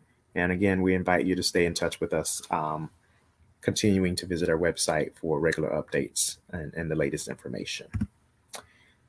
To learn more about New York State of Health, we have a host of resources on our website, including educational videos, print materials. We have at-a-glance cards that talk specifically about each of the different programs that we offer. You know, I mentioned the Qualified Health Plan, I mentioned Medicaid, Child Health Plus, and Essential Plan. We have an at-a-glance card that gives a little bit of a highlight of what's covered. And on the back side, you'd find some additional information, more details on, you know, for example, whether or not you need to get a prior authorization or approval, things like and then co-pays and all that sort of stuff. You'll find that information on the back of these cards. And so we have a host of fact sheets that discuss everything from why it's important to have health insurance, to health insurance for young adults who often feel invincible and feel like perhaps they don't need health insurance. We have, you know, information for immigrants and all of these different things. So, and then we have our RAC cards as well. And so a lot of information on our website, and we invite you to take a look at some of those. And maybe, again, there's a way for you to link to or share some of these resources with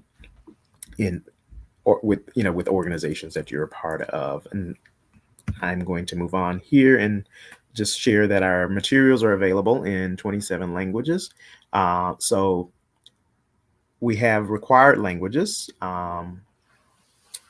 that the state health department requires. In fact, I need to update this slide because just recently we've added French and Urdu to the required languages. These are by executive order from the governor's office. And so that means that all of our essential documents need to be translated into those languages. And then we have select materials that are also available in an additional 15 languages. Really, it won't be 15 because 2 of those will move up to the top there is basically what will happen. So an additional 13 languages. Most of our main materials, like the ones that you've seen me share a moment ago, are available in all of these languages. Also on our website, you'll find resources for, finding a health plan, finding providers, making sure that the providers, again, that you are interested in or wanting to see, needing to see, the healthcare facilities included. You can look up to make sure as you are deciding on a health plan that the doctors that you need to see are part of that plan's network, et cetera. And the same thing again for the facilities that you need to go to. So again, our certified enrollment assistants, our experts on the ground, can help walk you through all of this. And I talked about how you can contact or find an enrollment assistant near you. Again, this is on our website. Find a broker or a navigator. Simply, if you know the person's name, you can put their name in. If you know the name of the organization, you can select them from a list here. You can just simply say, I want to find a navigator in a particular county, or one who speaks a particular language, etc. But anyway, these are various filters that you can use to search for someone that meets your needs. And of course, we're on social media, and you can see here our social media pages, Facebook, Twitter, YouTube, Instagram, LinkedIn, and Pinterest. And so we invite you to follow us on these various platforms, and to share, reshare, or whatever information that we have. And with that, I'll stop and entertain questions if there are any.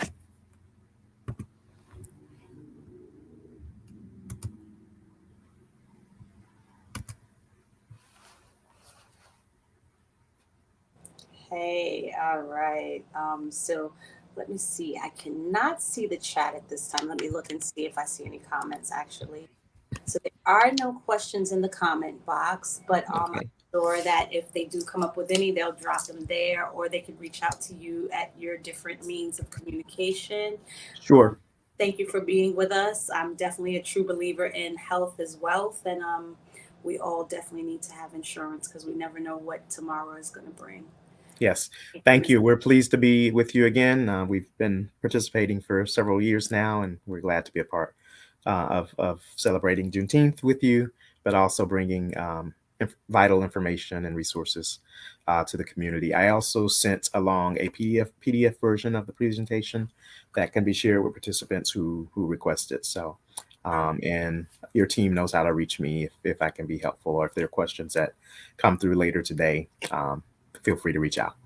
Perfect. So community, I hope you received that message. Feel free to reach out if you'd like to receive those slides by PDF form. Just ask and you shall receive. Thank you, Calvin. We appreciate you, and see you next year. I'm sure you will. Thanks very much. Have a great day. Thank you. All right, Enjoy you your too. Father's Day as well if you're a dad.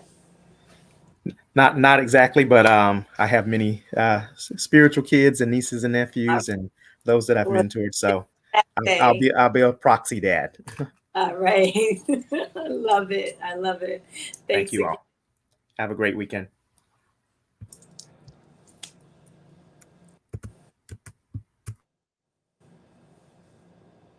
All right, community. Thank you so much. Hopefully you guys got some great pointers from that session. Up next, we are going to Love and Legacy, a candid discussion on planning for the end of life, sponsored by Live On NY. Welcome, ladies. Good to see you. Welcome back. I'm going to pass off the stage because I know that you guys have this. One of my favorite presenters, and I'm looking forward to what you're sharing with us today. Thank you so much. Thank you for having us. We're really excited to be here with you. We don't have a lot of time, and we've got some really great information, so I want to jump right in. I'm Shawnee Aldane. I'll be moderating the discussion today between myself and Lillian.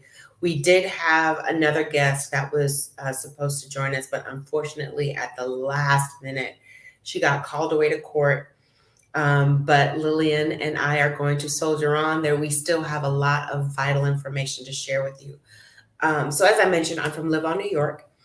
Live On New York is a nonprofit organization. We're an organ procurement organization, and we facilitate organ, eye, and tissue donation for the New York metro area.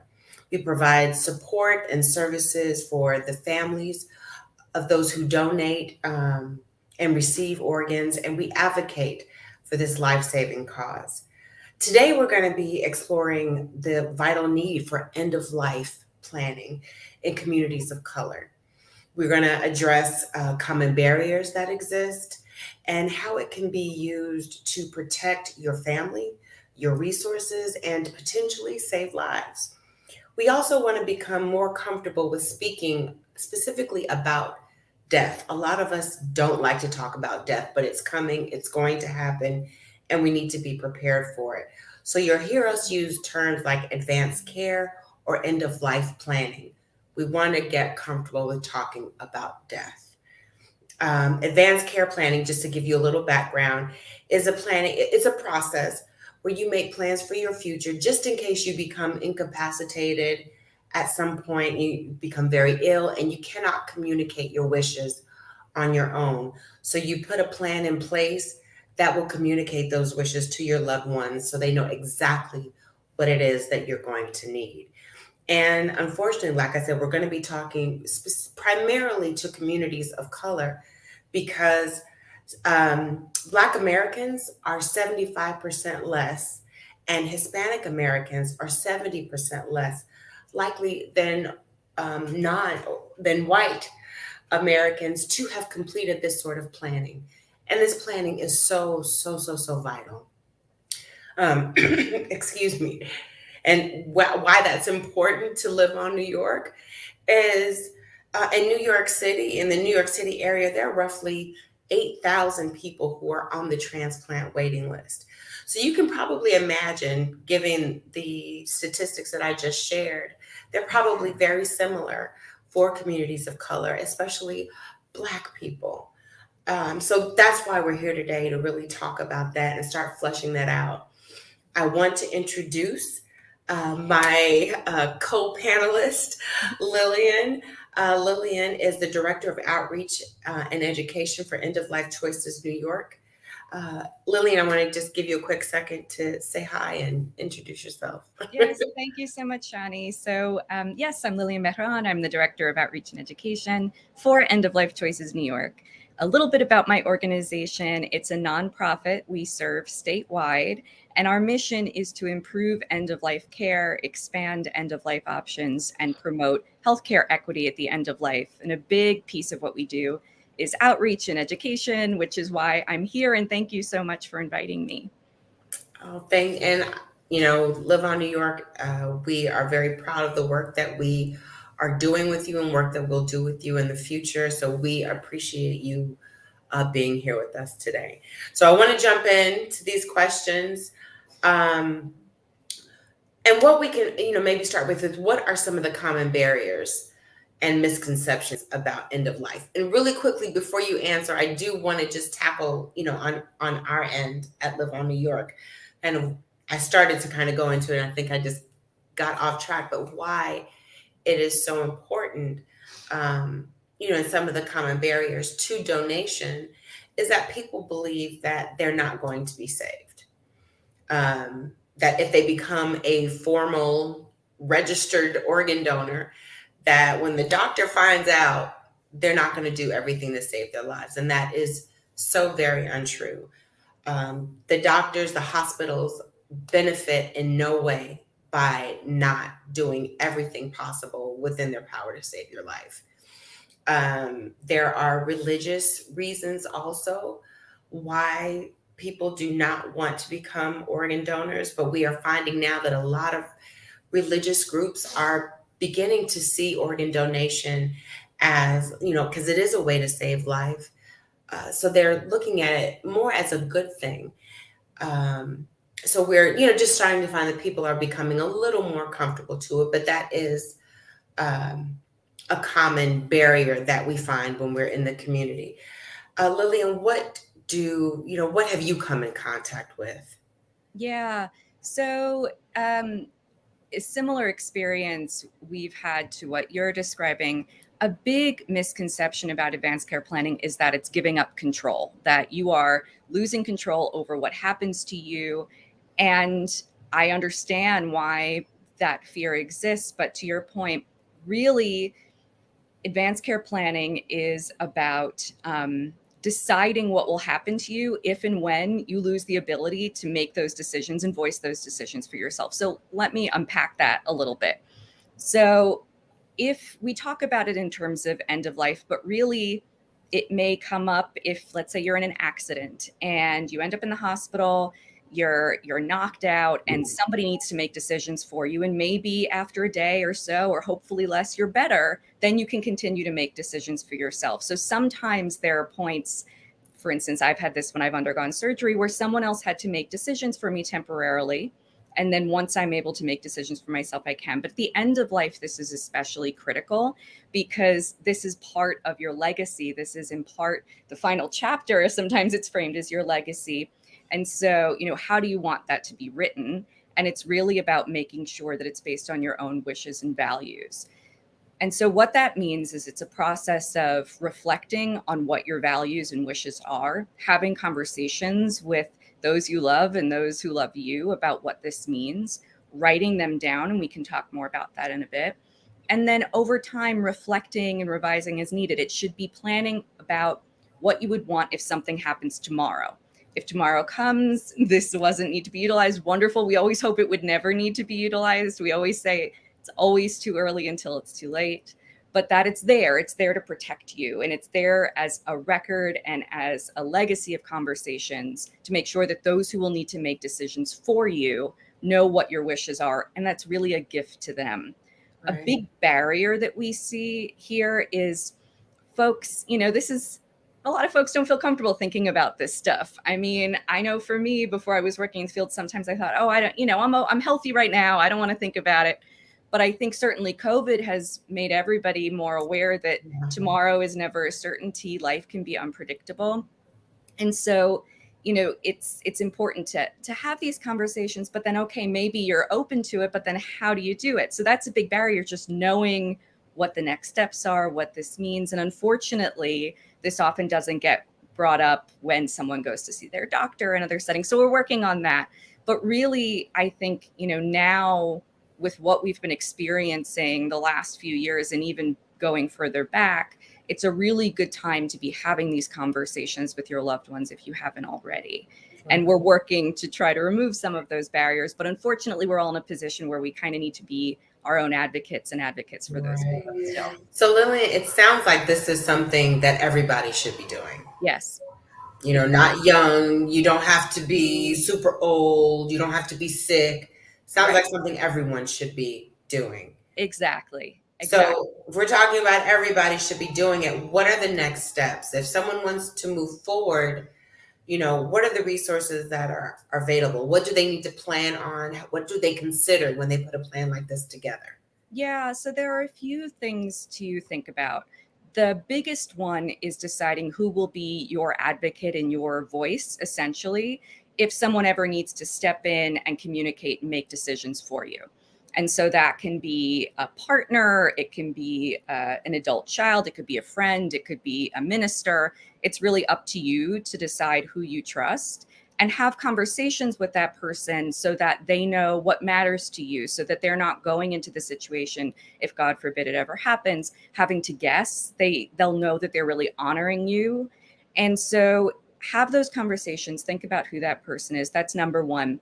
Once you've done that, complete what's called a healthcare proxy form. In New York, that's what it's called, a healthcare proxy form. It's online, it's publicly available. You can find it on our website at endoflifechoicesny.org. Again, endoflifechoicesny.org. Fill that out. That's the number one thing to do. Going from there, then think about what are some things that maybe you would really want to be focused on, like please do everything you can to keep me alive. Or, here are some things that I would feel comfortable with, but maybe I wouldn't want a feeding tube. Think about these things. And also, this is where organ donation comes in. Think about, if that time comes where a decision like that will need to be made, is this something that I would like that decision maker to say, yes, please give, Lillian's organs, if she's eligible to do that, to anyone to potentially save them. Exactly. So there are a lot of different pieces there, but this is also where organizations connect. Organ donation can be a conversation. And if I can interject really quickly, that is actually a message that we're really trying to get out to the community members is, if you're not comfortable with becoming a registered organ donor, have these conversations with your loved ones, those that will be making those decisions for you. Let them know what your wishes are, that you want to donate your organs to whom, let them know. So even if you don't want to be formally registered, when that time comes, someone can speak on your behalf. Yep. Yes, and that the person that you list on that healthcare proxy form has the authority to make that call for you. So make sure that you talk about that with them.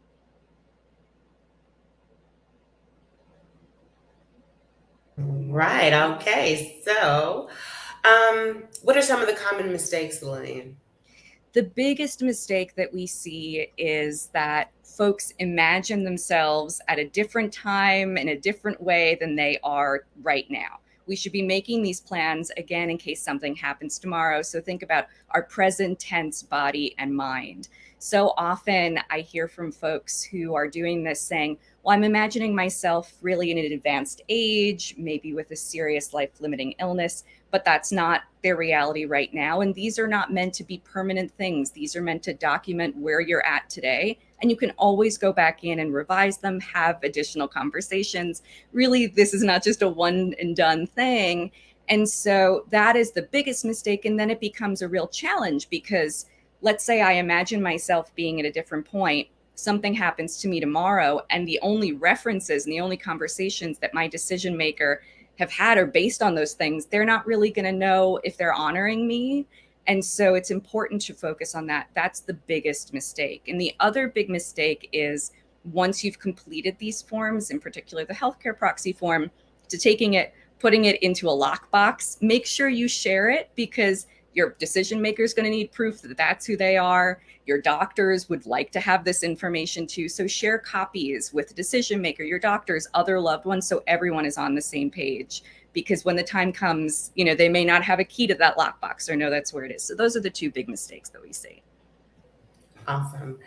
Just as we're moving forward, how can end of life planning save lives? Yeah. Because, we talked about how our organizations intersect. Can you speak to, to that? I have my 2 cents, but can you speak to it on your end to how it can save lives? Sure.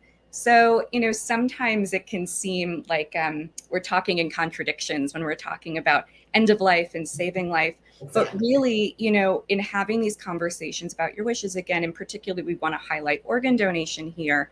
If you've reached the end of your life, however that journey may have been, that person that has to make decisions for you at that point can say, okay, well, this is an opportunity where, I recognize that Lillian has reached the end of her life, but for her legacy to live on and for her as a gift to live on, maybe she wants to be an organ donor. And if I've already registered, then that information is there. Again, if I'm not comfortable registering, we could have had these conversations, but this is a way to really live on in terms of your legacy as a giver and as a real lifesaver in terms of the gifts that you. I see what you're doing there, Lillian. I like it. Shani, what are your thoughts about that? No, and definitely that is a way to save lives. We oftentimes think about, like you were saying, end of life. There is tragedy there. No one wants to pass away. We just got through in April with our Donate Life Month, where we really honored our donor families and we honored our recipients. And some of those stories, you get used to hearing them a lot. And, you're thinking, oh, we're saving lives, but there is tragedy. on the other side of that, there is death, and that is not something that a lot of us are ready or willing to face and talk about. But having this plan in place will give you the opportunity to save someone's life. You can save a baby's life.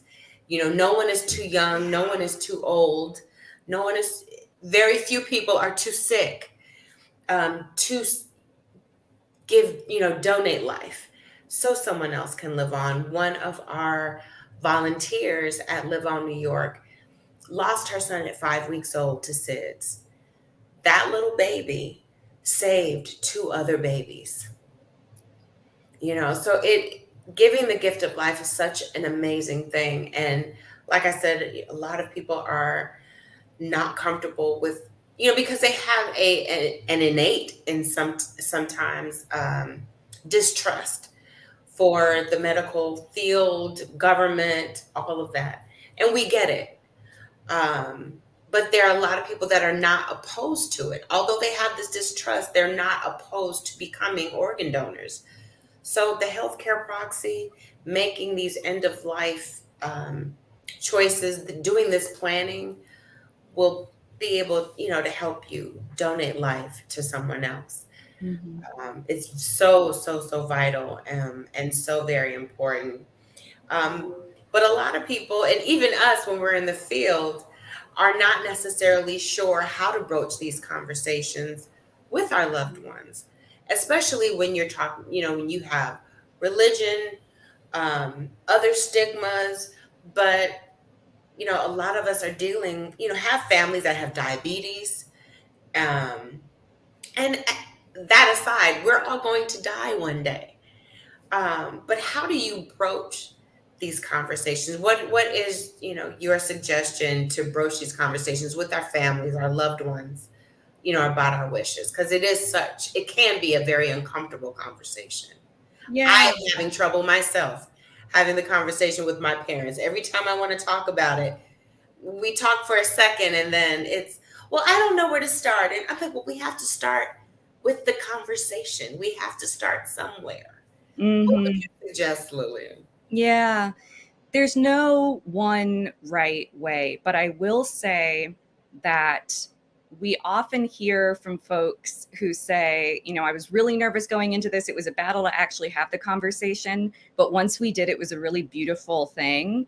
And I think really at its core, what you're talking about is what matters. The medical stuff, all these specific medical decisions, sure, if you have views on what that means for you, it's important to share that. But at the end of the day, the person who will be making decisions for you, your loved one that you've chosen, has to know you, has to know what do you value in life. When you make your own medical decisions right now, how do you make those decisions? What values do you base those decisions on? And so that they have that framework to work off of. And so there are many different ways to potentially bring it up. I have to say that COVID has been a good introduction for a lot of people to say, hey, mom, I know that things have been really challenging. If you've lost someone in your life, you can talk about honoring them. And in that conversation, say, I want to make sure that I honor you and your wishes. Can you tell me what matters to you? And there are guides available. The Conversation Project, so the Conversation Project has a guide that you can use specifically has some icebreaker options and also some questions. Or you can say, I've been thinking about the future and I want to make sure that I know what you would want because I don't want there to be any kind of uncertainty. Can you tell me that, would you want XYZ? Or what should I really be focusing on most if and when I have to make decisions for you? And I would say that, really, again, this is a big gift that you're giving someone. We have heard from so many families where there wasn't one person chosen, these conversations didn't happen. And at a time of immense emotion and grief, there's fighting within the family about what to do and if they did the right thing. And so that's something to be brought up here too, to say, I want to know what matters to you so I can honor you. And so we as a family can make sure that we're supporting you and supporting ourselves going forward. Right. Definitely. That is so key. My grandmother, when she passed away, she had everything laid out. Her burial plot was paid for. It was chosen. Everything, every T was crossed, every I was dotted. So it left my mother and her siblings, they grieve peacefully, without having to worry about doing all that other stuff. So yes, it definitely is. It is so, so vital. And again, from the organ donation standpoint, being able to make sure that your wishes of donation are known formally is so key. It's so key and it is so vital. And if there is anyone out there that would be interested in learning more about organ donation, you can check our website at liveon. It's liveonny.org, liveonnewyork.org. If you are interested in volunteering with us, please reach out to us. We need more volunteers. We need more ambassadors to educate, people, to let them know that this is important. And again, not just the organ donation piece, but the planning for your end of life, because it's coming. Death is coming, in one fashion or another, and you just want to be ready. You want to protect your family. You want to protect your resources, and hopefully save someone's life. I don't know if there are any questions. I know we're coming to about the end of our time. Are there any questions in the chat anywhere? I think they're checking. Yes. Oh, I think you. Thank you for that, because I love, that's like part of my MO. Like this virtual world, I'm always talking on mute. I've got Right. like, okay, all right, no big deal.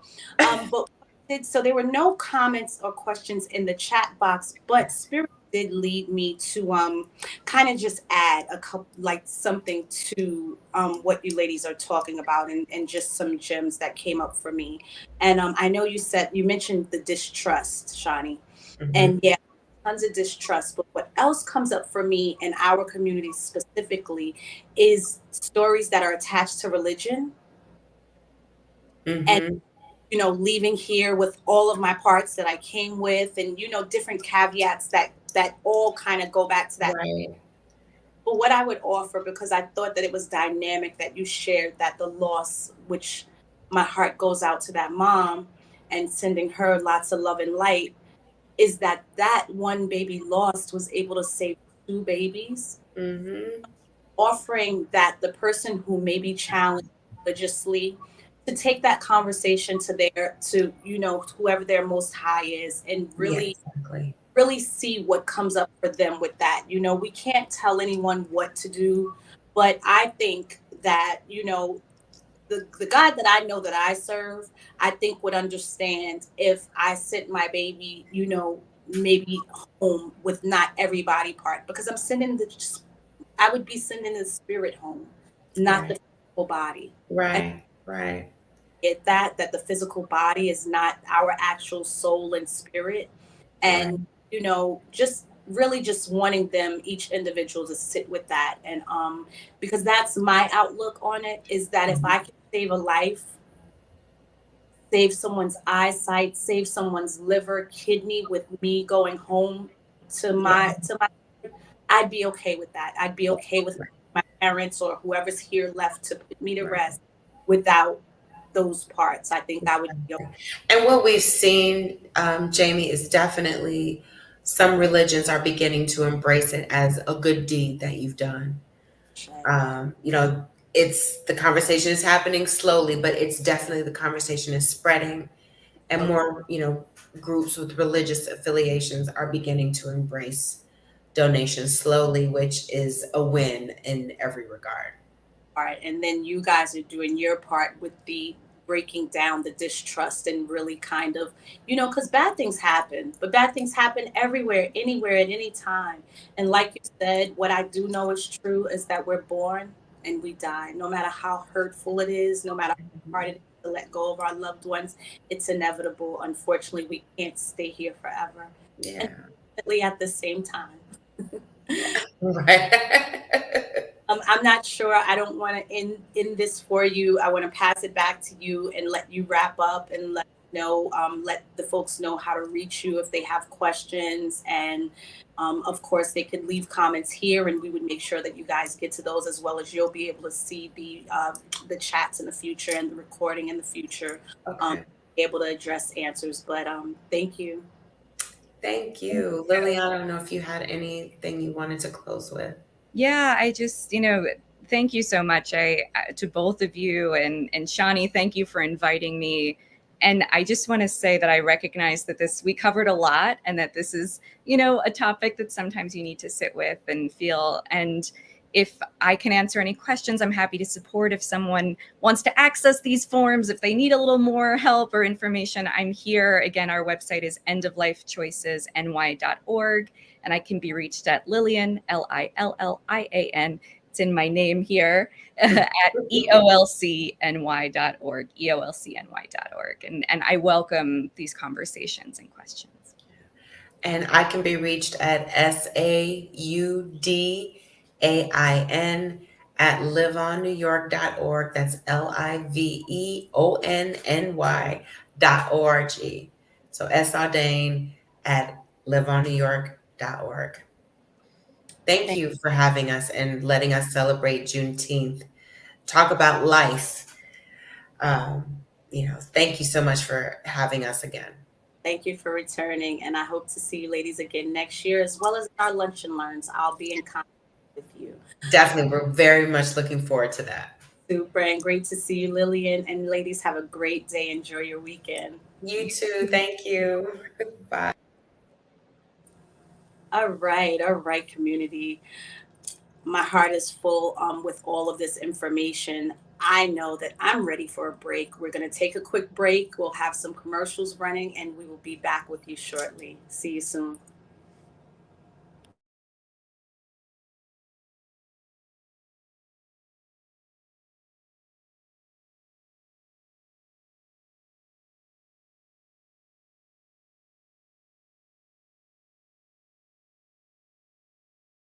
Freedom traveled slow to create that first Juneteenth freedom celebration in 1865. And 100 years later, Black Americans were still fighting for our civil rights. By the end of the 1960s, we still did not have equal access to health care. So, we founded our first community health center in Peekskill, New York. Now, Sun River Health is the largest community health care center on the East Coast. We're here because health care is a right for all and not a privilege for some. Because excellent health care is part of what liberation means. We're here because of Juneteenth. Jalil was born on August 4th of 2000. September 11th of 2000, he stopped breathing. One of the advocates from Live on New York, he asked if we were interested in donating his organs, and my dad instantly said no. My spirit told me different. He saved a 2-month-old baby boy with his heart and an 11-month-old baby girl with his liver.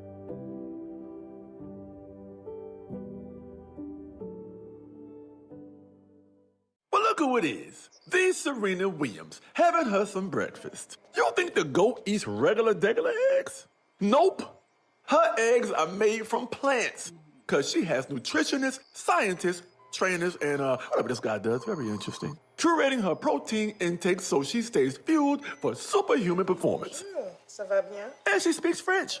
Moi, je prends un petit déjeuner. Plant-based eggs for Madame Le Goat. Just egg. Really good eggs.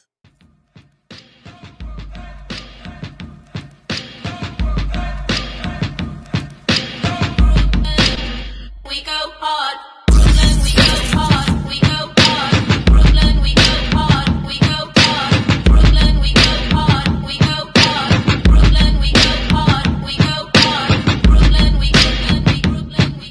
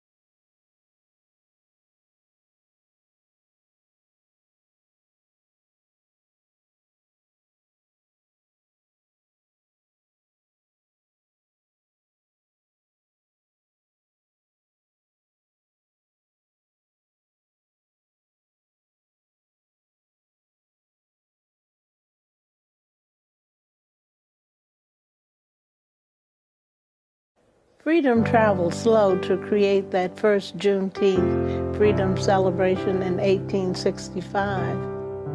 And 100 years later, Black Americans were still fighting for our civil rights. By the end of the 1960s, we still did not have equal access to health care. So, we founded our first community health center in Peekskill, New York. Now, Sun River Health is the largest community health care center on the East Coast. We're here because health care is a right for all and not a privilege for some. Because excellent health care is part of what liberation means. We're here because of Juneteenth. Jalil was born on August 4th of 2000. September 11th of 2000, he stopped breathing. One of the advocates from Live on New York, he asked if we were interested in donating his organs, and my dad instantly said no. My spirit told me different. He saved a 2-month-old baby boy with his heart and an 11-month-old baby girl with his liver.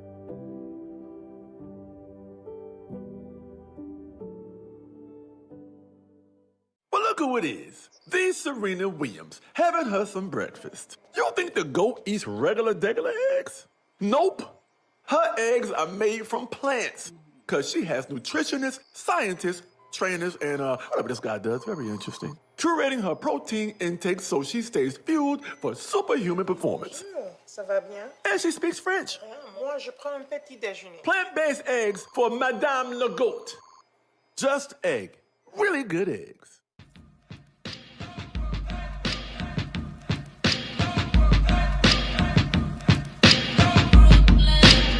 We go hard. Brooklyn, we go hard. We go hard. Brooklyn, we go hard. We go hard. Brooklyn, we go hard. We go hard. Brooklyn, we go hard. We go hard. Brooklyn, we go hard. We go hard. Brooklyn, we go hard. We go hard. Brooklyn, we go hard. We go hard. Brooklyn, we go hard. We go hard. Brooklyn, we go hard. We go hard. Brooklyn, we go hard. We go hard. Brooklyn, we go hard. We go hard. Brooklyn, we go hard. Hard working. Brooklyn, we go hard. We go hard. Brooklyn, we go hard. Brooklyn, we go hard. We go hard. Brooklyn, we go hard. We go hard. Freedom traveled slow to create that first Juneteenth freedom celebration in 1865. And 100 years later, Black Americans were still fighting for our civil rights. By the end of the 1960s, we still did not have equal access to health care. So, we founded our first community health center in Peekskill, New York. Now, Sun River Health is the largest community health care center on the East Coast. We're here because health care is a right for all and not a privilege for some. Because excellent health care is part of what liberation means. We're here because of Juneteenth. Jalil was born on August 4th of 2000. September 11th of 2000, he stopped breathing. One of the advocates from Live on New York, he asked if we were interested in donating his organs, and my dad instantly said no. My spirit told me different. He saved a 2-month-old baby boy with his heart and an 11-month-old baby girl with his liver.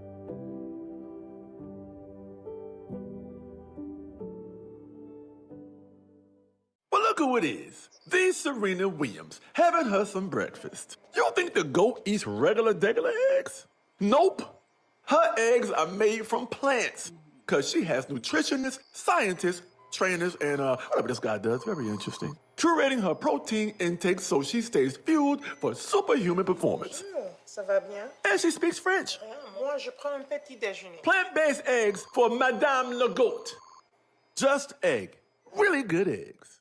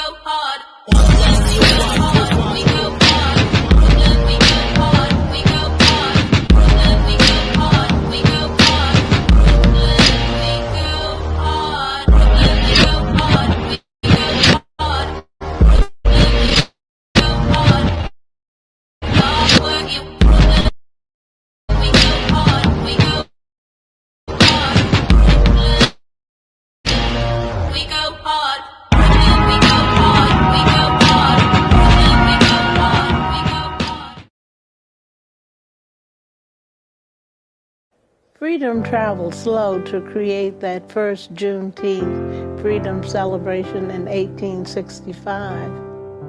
And 100 years later, Black Americans were still fighting for our civil rights. By the end of the 1960s, we still did not have equal access to health care. So, we founded our first community health center in Peekskill, New York. Now, Sun River Health is the largest community health care center on the East Coast. We're here because health care is a right for all and not a privilege for some. Because excellent health care is part of what liberation means. We're here because of Juneteenth. Jalil was born on August 4th of 2000. September 11th of 2000, he stopped breathing. One of the advocates from Live on New York, he asked if we were interested in donating his organs, and my dad instantly said no. My spirit told me different. He saved a 2-month-old baby boy with his heart and an 11-month-old baby girl with his liver.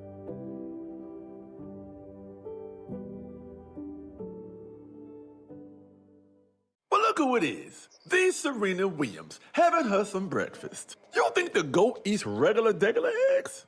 Nope. Her eggs are made from plants, because she has nutritionists, scientists, trainers, and whatever this guy does, very interesting. Curating her protein intake so she stays fueled for superhuman performance. Ça va bien? And she speaks French. Moi, je prends un petit déjeuner. Plant-based eggs for Madame Le Goat. Just egg. Really good eggs.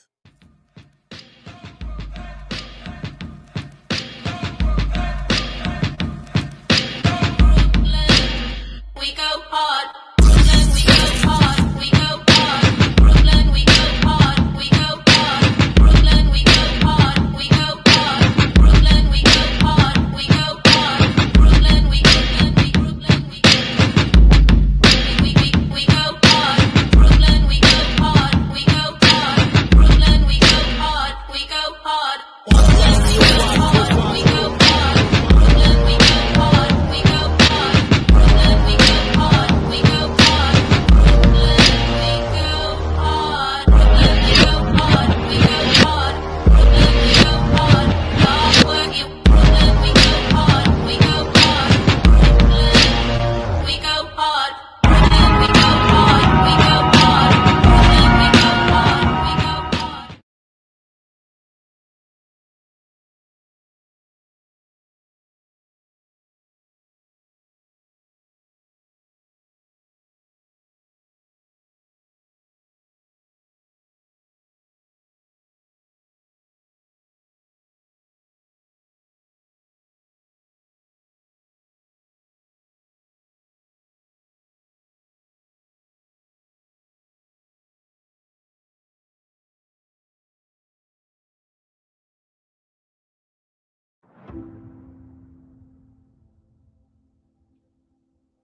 What is Juneteenth? Juneteenth, also known as Freedom Day or Jubilee Day, is an African American holiday that commemorates June 19, 1865. That was the day that the last of the emancipated slaves were freed. On January 1st, 1863, President Abraham Lincoln issued the Emancipation Proclamation as the nation approached its third year of civil war. The proclamation declared that all persons held as slaves within the rebellious states are and henceforward shall be free.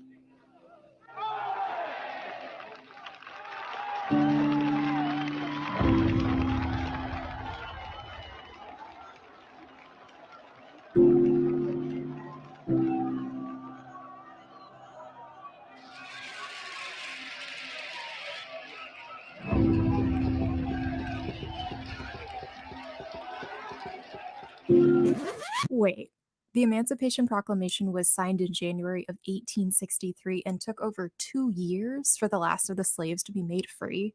Yep, you got it. The country was still entrenched in a bloody war, which helped to slow communications. On top of that, many plantation owners kept the news from their slaves. Well, at least now they were all free? Well, not exactly. While yes, the Emancipation Proclamation had been signed, technically slavery had not been abolished. Lincoln recognized that the proclamation needed to be followed by a constitutional amendment. Enter the 13th Amendment.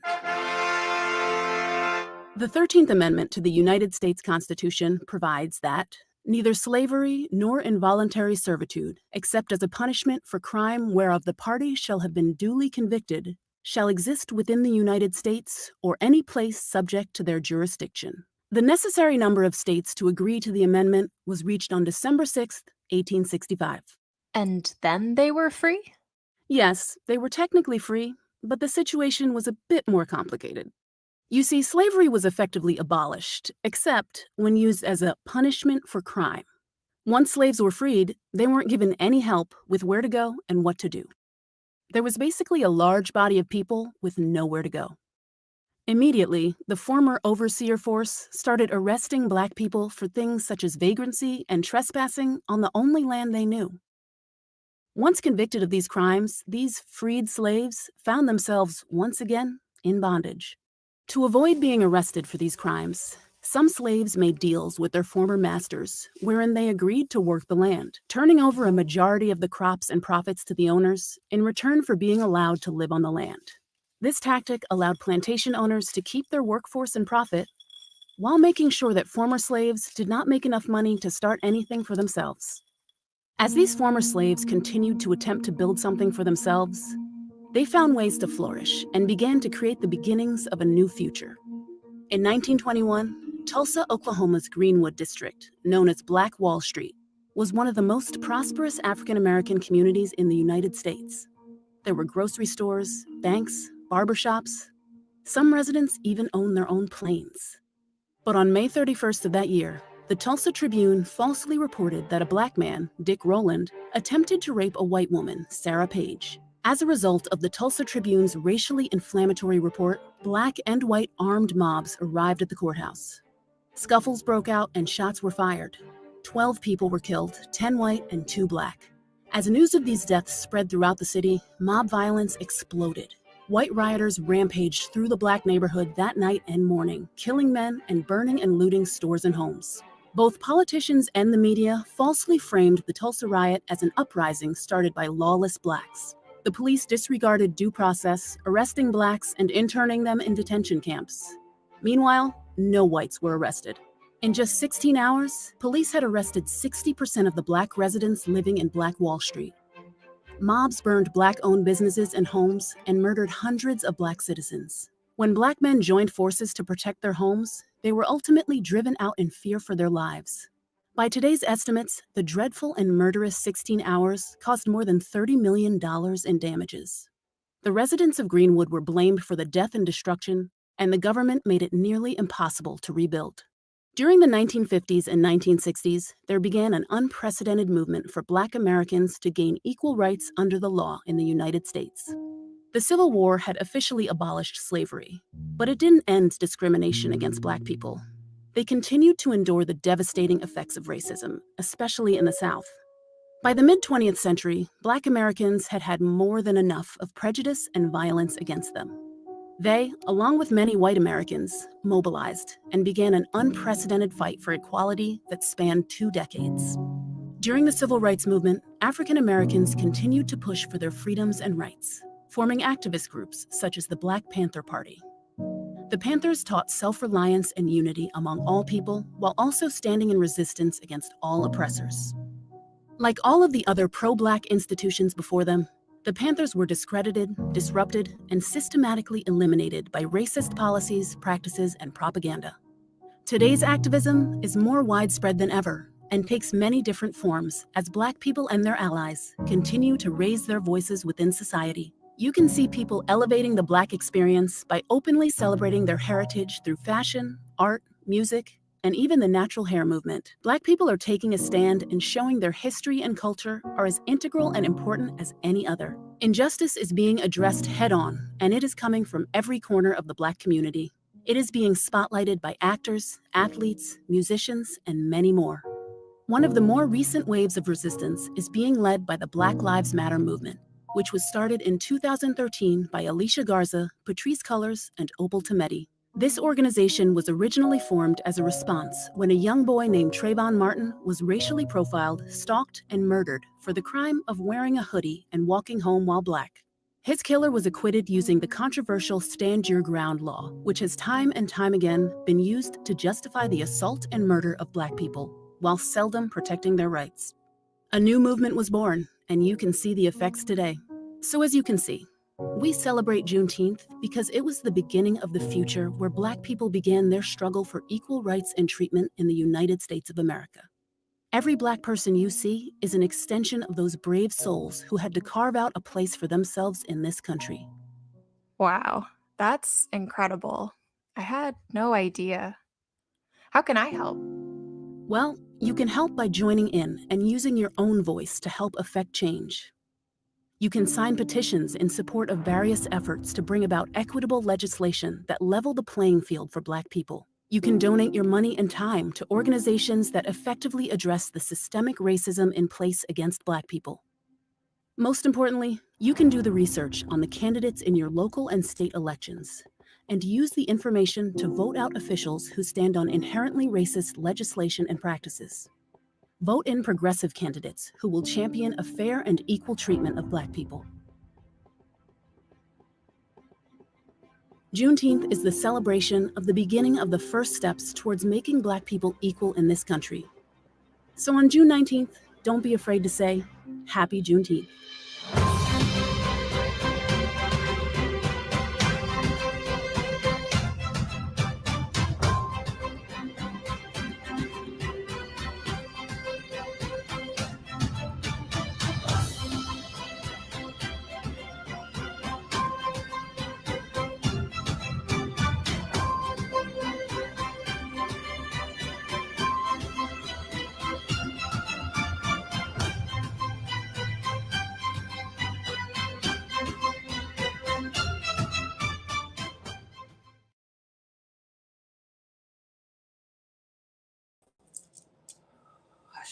Ashe. I almost needed a moment after that video.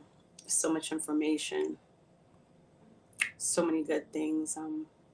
Libations are coming down.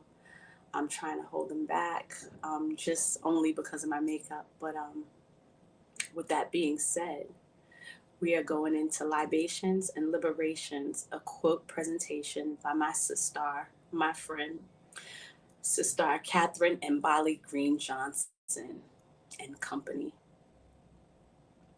Catherine, are you in the house?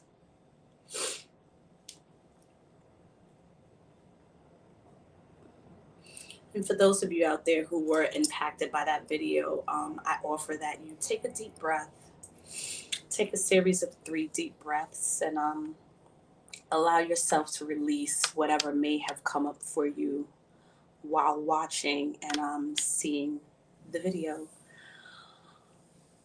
All right, so let me see. Catherine's not in the house yet, so let me know how you would like me to pivot, Kim. It's rare that I'm at a loss for words, but this is one of those moments after watching that video. So much came up for me. Pain, pride, all at the same time. Honored to be in this space, being able to host this educational piece, and as well as tomorrow's bruncheon for our Black Kings. I'm so looking forward to that. I can't wait to pass out the awards and announcements and host that part of this amazing weekend. I'll also take a moment to honor and to bring in the name of our person in charge, our CEO, our person who makes this happen every year, who has been making this happen for 13 years. My sister and friend, Athenia Rodney. She's amazing, and everything that she puts and pours into this weekend is it's amazing. She's had an opportunity to take a bunch of us. I wasn't able to go, but a bunch of us were able to go and ring the NASDAQ bell on Wednesday. Yesterday, we were invited to Gracie Mansion and able to be in the space with bunch of folks that look like us and some amazing allies as well who didn't look like us but showed up for us. Yeah, I am. I'm letting them flow. It's okay. I can go fix my makeup between one of the breaks if needed.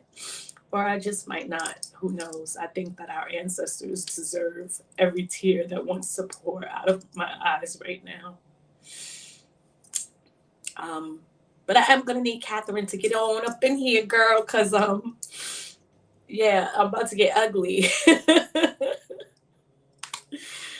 Ah.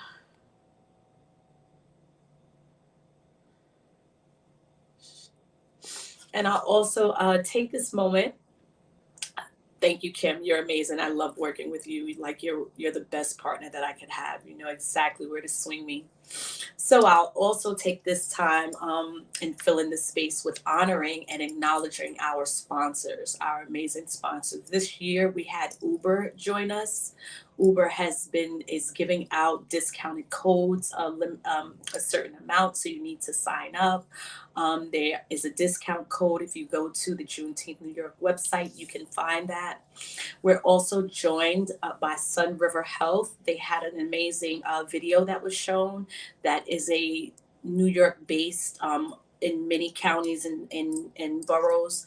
It is a New York based health organization that was started by 4 Black nurses up in Peekskill, New York. Such an amazing group. I had the honor to help, sit in on some of their meetings and discussions about joining us in this process. And they are an amazing company. So if you're in need of somewhere to go for healthcare, look them up. We're also joined by Just Egg this year, the vegan egg company.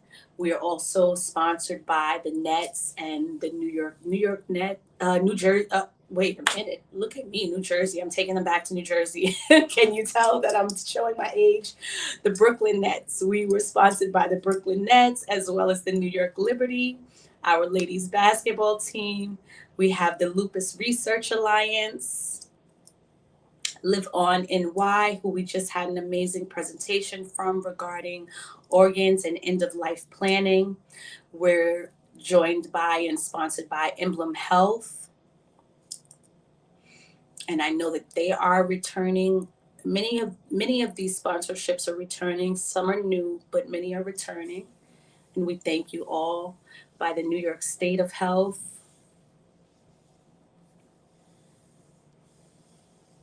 We have the Rangers hockey team. They'll be having some hockey clinics tomorrow, so please come out. We have the New York Knicks are sponsoring this year.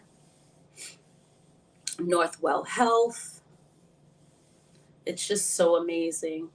I know that some folks out there are kind of opposed to this holiday being federal and now having all of this outside acknowledgement, but what it's doing is it's actually allowing groups like Athenia's and this Juneteenth New York group to actually bring in more sponsorships to then grow the actual intentions and grow everything that takes place and everything that's done here. If you know anything about the world of sponsorship, it actually gives you more possibilities. It opens up the possibilities. We're also sponsored by Union Square Hospitality Group, WP Carey, Ascend Public Charter Schools. And those last 2 names I definitely recognize from last year. So welcome back and thank you for showing up for us again. Success Academy, we thank you. T-Mobile, if I'm correct, I believe is a new sponsorship as well. Don't quote me, but thank you, T-Mobile, for showing up. We appreciate you.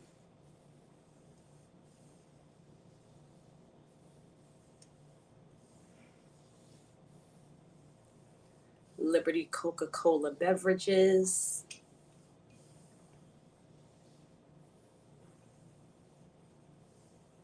So if you're a company out there that is interested in sponsoring our sponsoring next year's event, please do reach out to Juneteenth NY.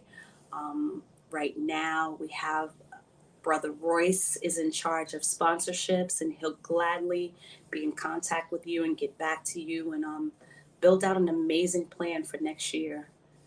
So it's never too soon to get started for next year.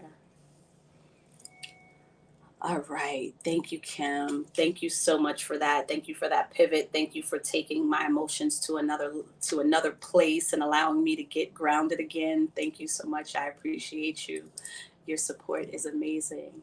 So we have my sister Catherine in the house. So like I said, we are discussing and we will be sharing Libations and Liberation, a quilt presentation. Is there a Catherine and Bolly Green Johnson in the house? Hey sis, how you feeling today? I'm well. How are you? I'm amazing. I'm amazing. Always so good to see you. Love you so much. Love you more. I am going to pass the stage off to you to do your thing. Thank you for joining us. Thank you, beloved. All right, everyone. So excited to be presenting and working with this team, this fabulous team for Juneteenth New York. It has been an incredible journey. If we can go to the first slide, I just wanted to talk a little bit about how we came to be, how we approached this project and this work. So Athenia and I have been working together in community for a very long time, I think well over 10 years.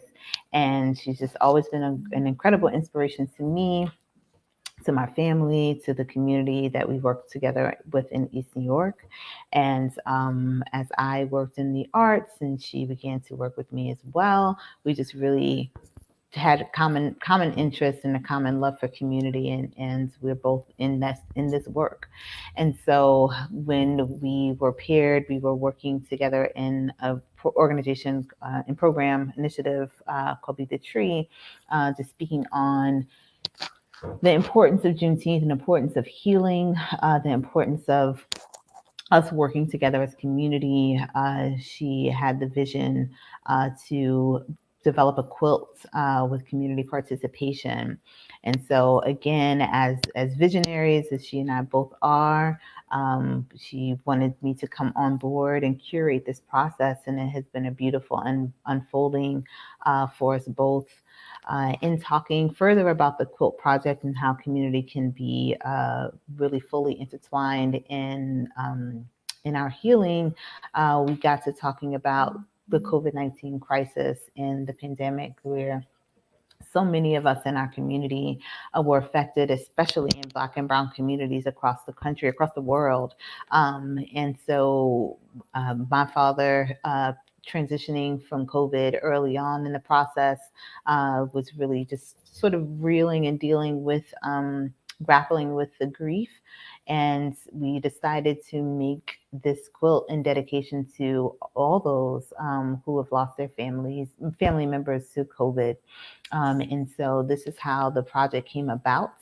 And then I took it from there, and we just really just layered on the love and the comfort that community needs throughout this process. And so just tell you a little bit about the quilt, and we can go to the next slide. So yeah, it's a beautiful initiative where we're coming together as community to heal through collective action. With every stitch, we are generating growth. We are generating activities that will help to bond us as community as well. And it's just an enriching opportunity. And I'm going to walk you through how it took place throughout its impetus. And we started this project, I believe, in March, so not a lot of time. But folks were so excited about the opportunity to share and come together. We could not do it. So I'll go to the next slide.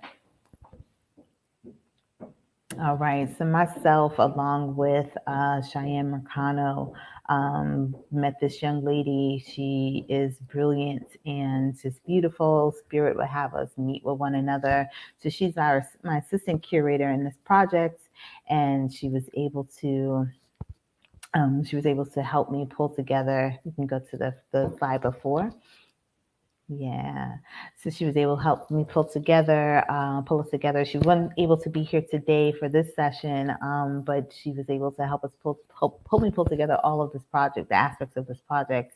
And it was just spirit led that we were able to meet with one another and reach out to community. And so we pulled together this idea of a healing workshop for cities across the country. And so, of course, here in Brooklyn, we pulled together a community healing workshop. And then we have another city that I'll go into later on that we also pulled into the fold because all of us needed this to be wrapped up and healed. And so if you can go to the next slide. Thank you.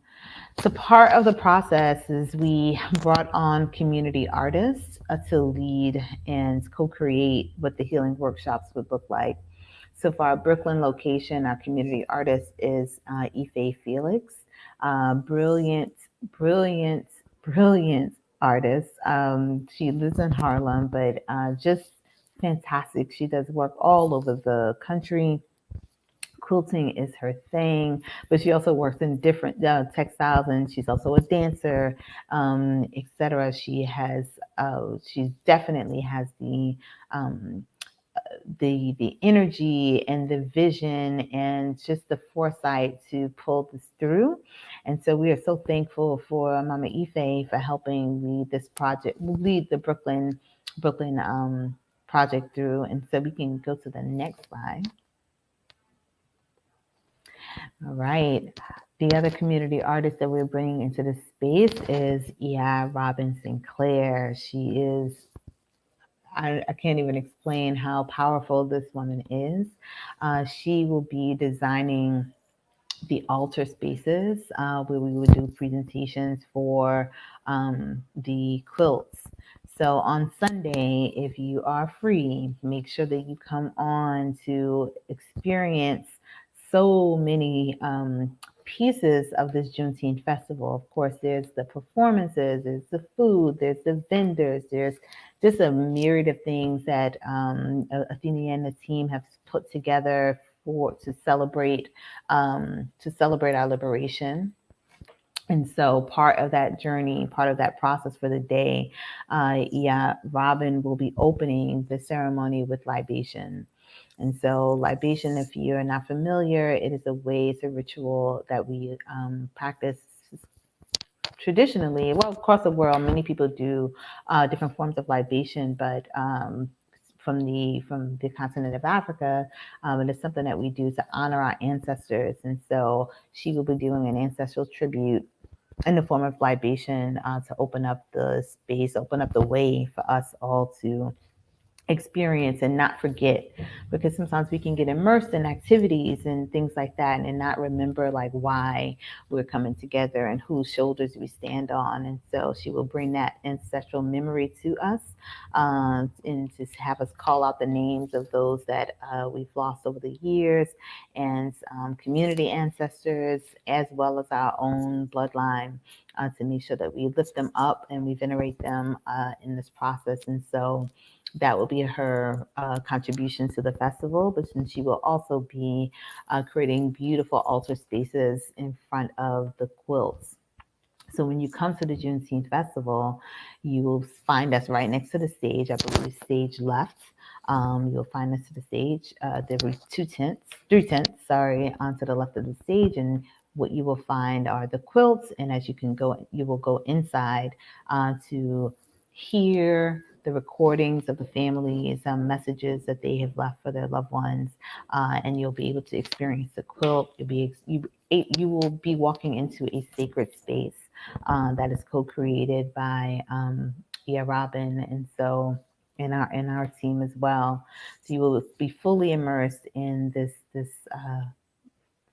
moment to reflect, to meditate, to remember, And then you will also be invited to participate in the activities. We will have squares of fabric available to those who want to participate in the project and leave a prayer or poem or a message to a loved one, or maybe it wasn't someone close to you. Maybe you knew someone that lost their family member, or you just want to send out a message of love and healing to all those who've lost loved ones to COVID. But you will be able to participate by leaving a message on that square.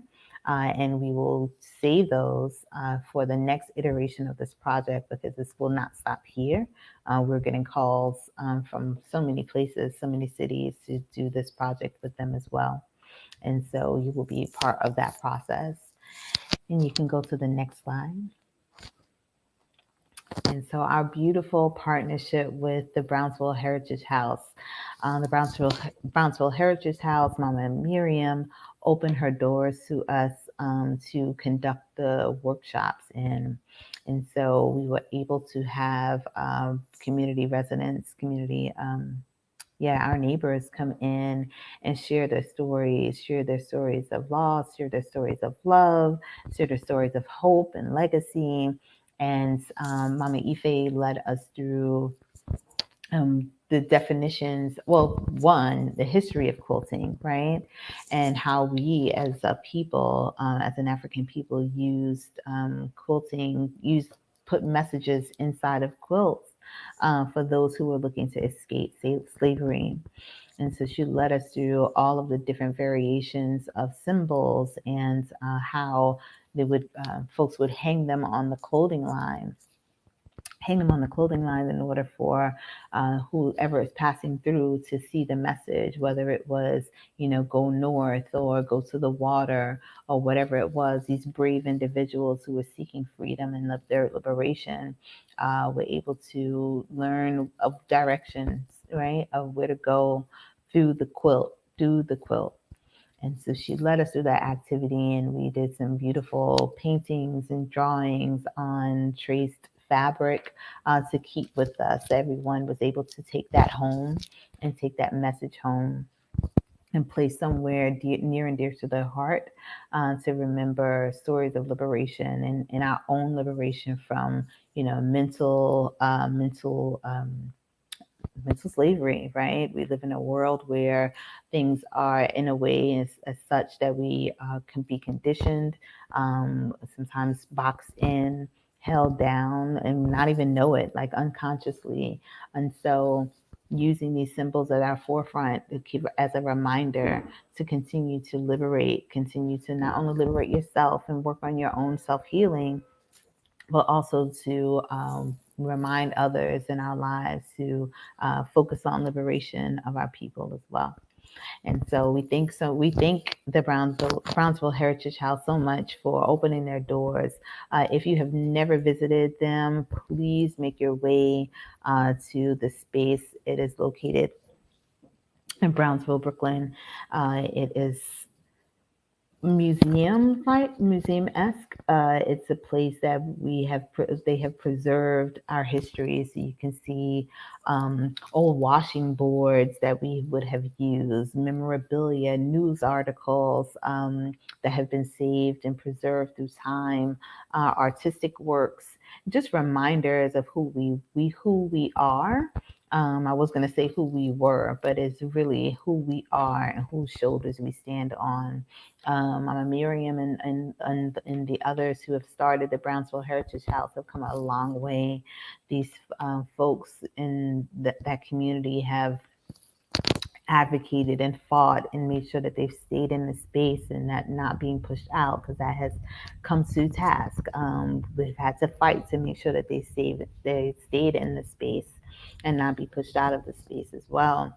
And so they've done a tremendous job of liberating, right, our histories and not having it tossed to the side or dismissed and erased.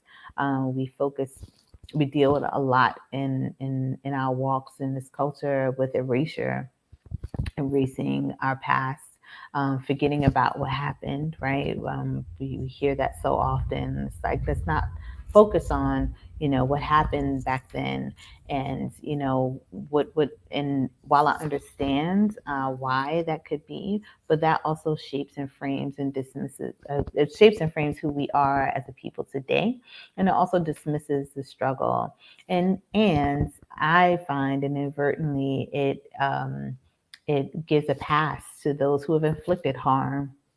So, we need to make sure that we address all of those things and not just walk away from what has happened. So, Brownsville Heritage House encompasses all of those things as a reminder, but also it's just a beautiful reminder of our legacy and what we can grow to and what we build to. So, we thank you again so much for opening your doors for us for this project. We can go to the next slide. And our next community partnership, near and dear to my heart. So we searched high and low to find partners to construct the quilts, and we landed on. This is wrong on the slide, but we landed on the Brooklyn Quilters Guild. It is a dynamic group of folks in downtown, the downtown Brooklyn area, but they come from far and wide across Brooklyn. And this group meets monthly. They have community gatherings, and they do volunteer projects. They do projects for hospitals. They do projects for local organizations and national organizations, and mainly they come together because of the love of this craft. And so I was just floored when they said, yes, we would love to join in this project. This is something very important. This is something that we are in alignment with, and we'd love to support in constructing it. Mickey Siegel is the person who reached out to me after just a random email to their info box, and she got back to me right away with the deep interest in this project. And so walking through it was a long journey, and I was just floored to see the results of what they constructed and what they put together. They had an annual retreat that they do every year for the quilters, and they use our project as their focused work for that retreat. So just I don't know, I have no words. Just folks who really open up themselves in this way is quite special. So I really just hats off and thank you and gratitude to the Brooklyn Quilters Guild for helping us bring this project to fruition. And let's go to the next slide. All right. So the next group that came on board to do the workshops with us and construct their quilt is a group out of Toledo, Ohio.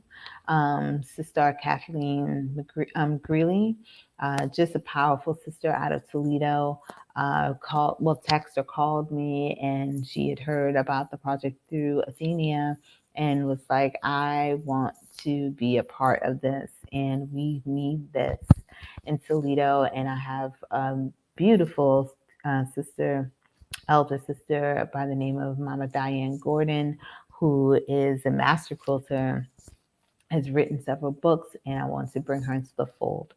And so we had an initial conversation, Zoom call, and did she blow me away? So if you can go to the next slide. So this is Mama Diane Gordon, again, an incredible artist and quilter. She has written a few books. I can put them into the, refer everyone to her books around quilting after this presentation. But Mama Diane is very serious about her work. She's also exhibited across the country. She definitely holds Toledo close to her heart. She's a community activist and advocate, and she just brought so much education to this process. So as we met as groups, the community artists and community partners via Zoom, for about 4 sessions. Just the knowledge base that she brought to this project was just, yeah, and just really incredible and quite sweet, and just staying on top of everything.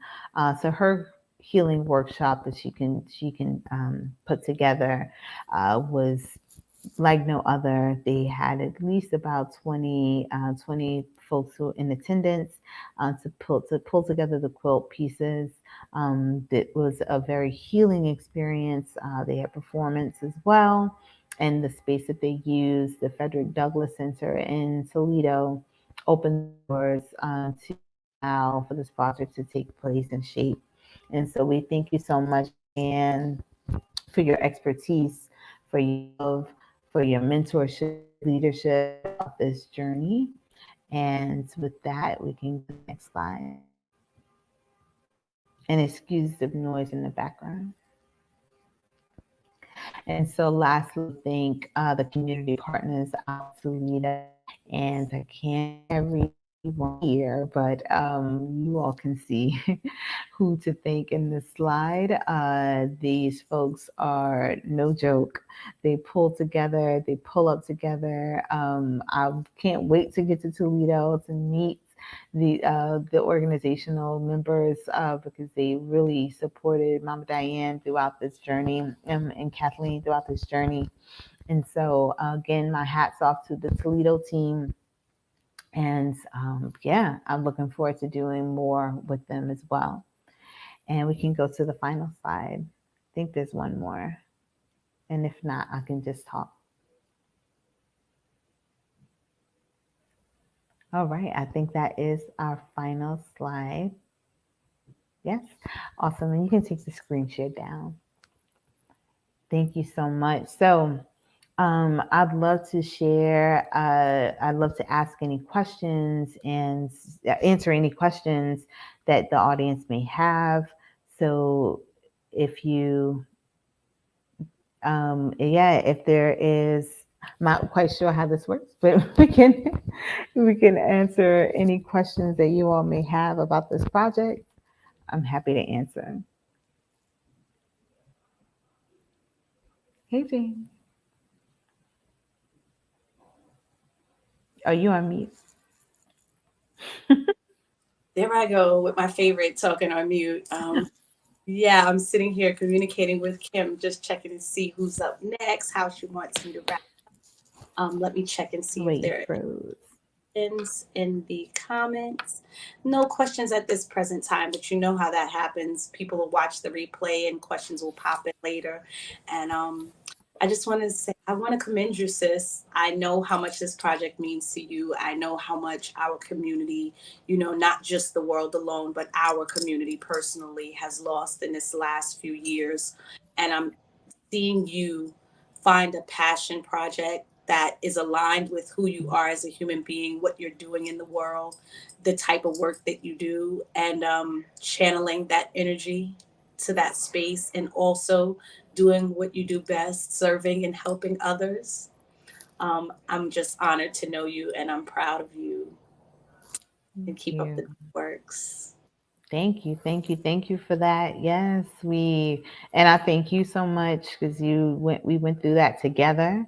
We were working together at the top of COVID, and just like the world and you also experienced so much loss throughout that time. And so it definitely has bound a lot of folks, right? In so many ways, it's been a spiritual marking that we can't forget, but it's also an opportunity for us all to get to hold hands and to work together to support one another.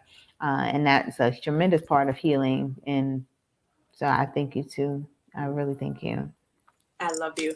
All I could say, when you were speaking about the tents and them being to the left of the stage, I was like, I can't wait to break my neck to get to those tents, to hug you, to see E.I. Robin, and to get to see her in person. I feel like I've gotten to know her so much more. I had met her a couple of times in person before, but through Woo Nation growing so big. And if you folks don't know about Woo Nation, check it out, WUNATION. UE. Look for it on Facebook. It's an amazing community, a great healing space, and a place for a wealth of knowledge and tools to cope, deal, and heal. And that is one of my passions, helping others cope, deal, and heal. So I just can't wait to put my arms on you, my hands on you, set my eyes on you. And I want to get my piece in there. I can't wait to give my contribution and to see what spirit gives me to be able to pass down the line for someone else. And just to, like you said, be a part of the project, be a part of history. We are literally making history today. We're making history with this whole entire being in Athenia's arms and under her umbrella of her circle of love. We're making history, and it's an honor. And I'll just say, I've been like, they played this video about Juneteenth, and it has like opened up this wealth of emotions that are in me, that it feels so good to actually be at a space in life where my emotions don't break me down and don't shut me down, and I can actually push through them and still show up and do what I came to do. So thank you for being a part of this version of Jamie that sits here and the creation of her. And thank you for being with us. Let me see what's up in this chat over here. All right. So Catherine, is there anything that you'd like to share with the community before you depart us today? Yeah, just please make your way out. Come support this incredible event. We are a collective of beings, so we have to function and walk collectively. Please, please, please make sure you support the Sister Athenia and the team and this work so it can continue, to talk about the legacy, so our children know what it is about. And yes, again, we want to celebrate, we want to, do all of these things, but we also want to make sure that we remember. And so please, please just keep that top of mind, front of mind, back of mind, all of those things as we have so many options throughout this weekend. But Juneteenth New York is going to be something spectacular. So I hope to see you all then.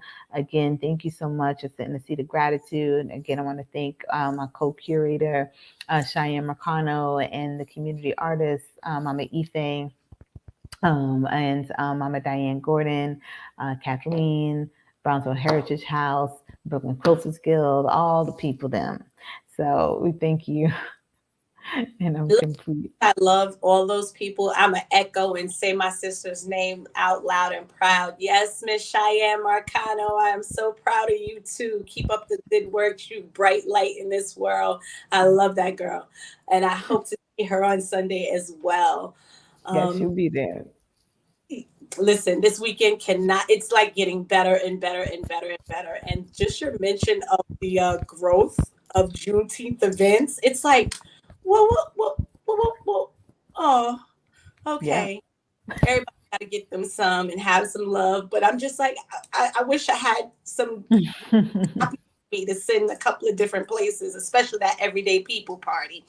Anyway, loves, thank you for being here. And we'll see you next time, because I know this project is only beginning, and that you'll have more there as it grows and you continue to go on. See you later. Thank you. Later. See you Sunday. All right. See you then. Can't wait. Peace. Community. Thank you so much for holding space, being with us. I hope that you could feel all of the amazingness in that project. And as well as the love between me and my sister Starr. She's one of the best people I know, and I'm so honored to know her. So up next, we will be discussing financial empowerment for you and your family, presented by Operation Hope. Miss Noreen Wilson, the Director of Operations, will be here, and they are sponsored by Uber. Welcome up, Miss Noreen.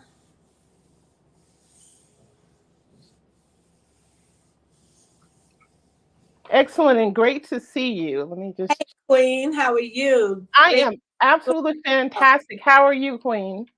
I'm really good. I'm really, really good. This day is it just keeps getting better and better and better. The wealth of information is just bubbling up and out of me. I'm excited, and With that being said, I'm going to leave this stage to your beautiful face, and I can't wait to hear what you came to share with us today. Absolutely. I'm excited to be here. Thank you for inviting me.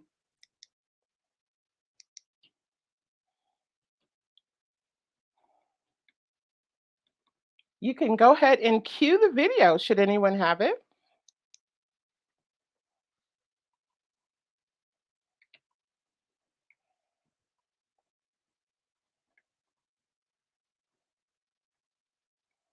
While we're waiting for the video to come up, awesome, here we go. Feel free to start. This vision of Operation Hope started in the midst of a tragedy, and I wanted to figure out how I could have a bigger impact. 4 million clients served, $3.5+ billion invested by Operation Hope and our partners in our neighborhoods, 160 offices and counting, moving credit scores up, approvability up, getting people into the system, making them homeowners, entrepreneurs, small business owners, dreamers. I heard about Operation Hope from my best friend. So I went to go meet with Miss Latresa the next day. She talked to me about my relationship with money. Had to look at myself and ask why I spent the way that I did. And she also asked me, had I thought about buying a home? Absolutely not. About 2 hours later, I went back to my desk. I had an email from my property manager telling me that I had to buy my townhome or move. So I went back to her. I was in a panic because now I'm in a situation where I have to buy a home. So I was able to build my credit, and I closed on my dream home. And I want to thank Operation Hope and Ms. Latresa for that, because if it wasn't for them, their knowledge, their guidance, I wouldn't be here today. The Operation Hope experience for me was unlike any other program I've been a part of. Honestly, I found a lot of clarity. I came into this not fully knowing where my business was going to go or not having a full vision or plan for my business. And I came out on the other side of it with a easily 5-year game plan. I'm really thankful for Operation Hope and Launch and Grow. I just learned so much. I made so many networks, and I mean, if it wasn't for Operation Hope, I wouldn't even have a business. I had a concept, but even my name of my business got named in these classes. My credit was really bad after a divorce. And then I came to Operation Hope, just learned a lot about repairing credit. About 6 months out of the Operation Hope program, I spoke with my counselor. She just told me actually 2 days ago that my credit has jumped up 50 points since the end of the program. So that about blew my mind. I was glad that the steps I've been taking are paying off.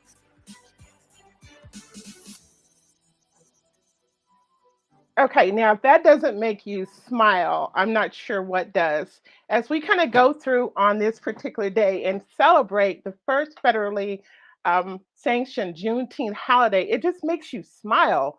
And when you're going through and you're looking at that Operation Hope video, just think of what that means for a client to say, I was prepared to buy my townhome. I did not have suitable credit, and now I do. Think about what that means. Someone once told me, you just walk differently when you know you're going to be approved. I just think that there's some validity to that. So I am Noreen Wilson. Good afternoon, everyone. I'm honored to be here supporting Uber, who was one of our strategic partners and partners within Operation Hope. I am the Director of Operations, Program Operations. So as you kind of go through, and I was asked to be and join and talk about Juneteenth, I was so excited.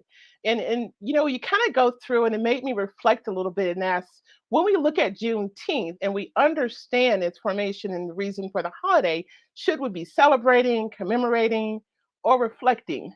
And I guess I would say all the above. You know, my 10-year-old granddaughter asked me last night, what was Juneteenth and what is it? Now, as a family, I am from Louisiana. And so originally, when we moved to Colorado, there was a huge Juneteenth presence that was here. Tons of parades and commemorations and wares and things. And, you know, we had to step back and think, well, what is Juneteenth? So as my granddaughter asked me last night, I was able to share with her, not only from the knowledge that is there from, you know, everyone looking at the holiday, but our own experiences. And we know Juneteenth is short for June 19th. And that's the day when federal troops really came into Galveston, Texas, and said, wait a minute now, you all know that slavery ended 2.5 years ago. And we understand that you want to keep this boat rocking and rolling, but slavery has thus ended. And can you imagine probably the hesitancy and the jubilation all at one time that those that were enslaved felt to say, we kind of heard rippling that this was happening and that we were free, but here it is 2.5 years later. So as we kind of go through now and we commemorate the end of slavery in the United States, we look at different names: Emancipation Day, Juneteenth, Independence Day. But realistically, when we're looking from a African American and a Black perspective, we celebrate and we do commemorate and we do reflect on this holiday because we also know what happened through slavery. And we know that, when it all comes down to it's dollars and cents, right? And we know that Juneteenth was the result of Texas slave owners wanting to hold on to their free labor force and not tell those that were enslaved that they had a right to a declared freedom. And when you look historically, that was 1865, but it's still true in 2022. We still have things that happen economically, and we have a financial bondage in some aspects through declared freedom. So we want to make sure that when you're going through today, you fully understand when you're looking at Uber's relationship with Operation Hope and our partnership, how we in essence can answer all of those different things. I tell people I'm a seminar junkie. I sit in seminars all day, and I always like to leave with something very actionable. And if there is anything actionable, I kind of make that happen for myself. But as I leave you today, I'm going to give you on this Friday, June 17th, as we celebrate our Juneteenth weekend, something very actionable to do in your own lives as we kind of go through. So when we go through, I want you to really understand that Black Americans make up about 13% of the US population. In that scope of small businesses, and all of my families are entrepreneurs, it's only about 2% that have viable small businesses. And by contrast, when you're looking at white Americans, they make up about 60% of the population. But guess what? They have about 82% of a small business presence. So one of the things that we're looking at from Operation Hope is filling that gap. And how do we do that? Okay, I'm glad you asked it again. We have what we call our 1 Million Black Business Initiative. And what is that? That means in 5 years, we want to have viable Black businesses. And what's a viable Black business? I always say there's a difference between a business and a hustle. A hustle feeds you. A business may create generational wealth for your family. So we do that by actually having business classes. And we teach you all the different things you need to know: how to market your business, how to do a SWOT analysis, how to identify the gaps in your businesses. We have that through Operation Hope. And that's something that everyone can take advantage of. And if we're looking to cure that 2% gap, this is a way in which to do it. How do you reach us? Very simple. Go through Operation Hope's website. We have services that we offer through Shopify that will also help you build your viable business. And then we have a community volunteer hub that's on our website as well. Because realistically, when we look at the overall scope of things, and when we look at Juneteenth and pairing economic freedom, we've got to truly understand what that means. And we want to make sure that we eliminate some practices that might be prevalent in our particular community. Let's do some banking versus payday lenders. Let's do some savings in an actual bank versus keeping it home. Let's begin building generational wealth. You heard the young lady said, I never thought about owning a home. Let's start thinking about home ownership. Let's think about how we can move the trajectory forward in our own life. It's one thing to have a holiday that celebrates and commemorates the advancements of the enslaved people. It's another thing to start putting some actions to those words so that this holiday really makes sense to your family and it is a celebration. Now, when we're going through, we understand that economically, there's some people that are a little disadvantaged. I am one of those, and I'm a talker as we go along, as you can probably tell. And I ask people all the time, what's your credit score? And why do I ask that? Because it makes a difference, because I understand the difference between unlendable and lendable, approved and denied, and how you sit with your credit will give you that particular presence. So, what we do at Operation Hope, we have a number of platforms. We want to make sure that as you celebrate, we give you a reason to celebrate in your own lives. So, we have a number of things that you can reach us on our website. One of them is if you're looking to build your credit score past 700, we got you. If you've not ever been able to save any money along the way and you want some help from a certified coach, we got you. If you really want to be on the path to home ownership and you're not sure where to start, guess what? We got you there as well.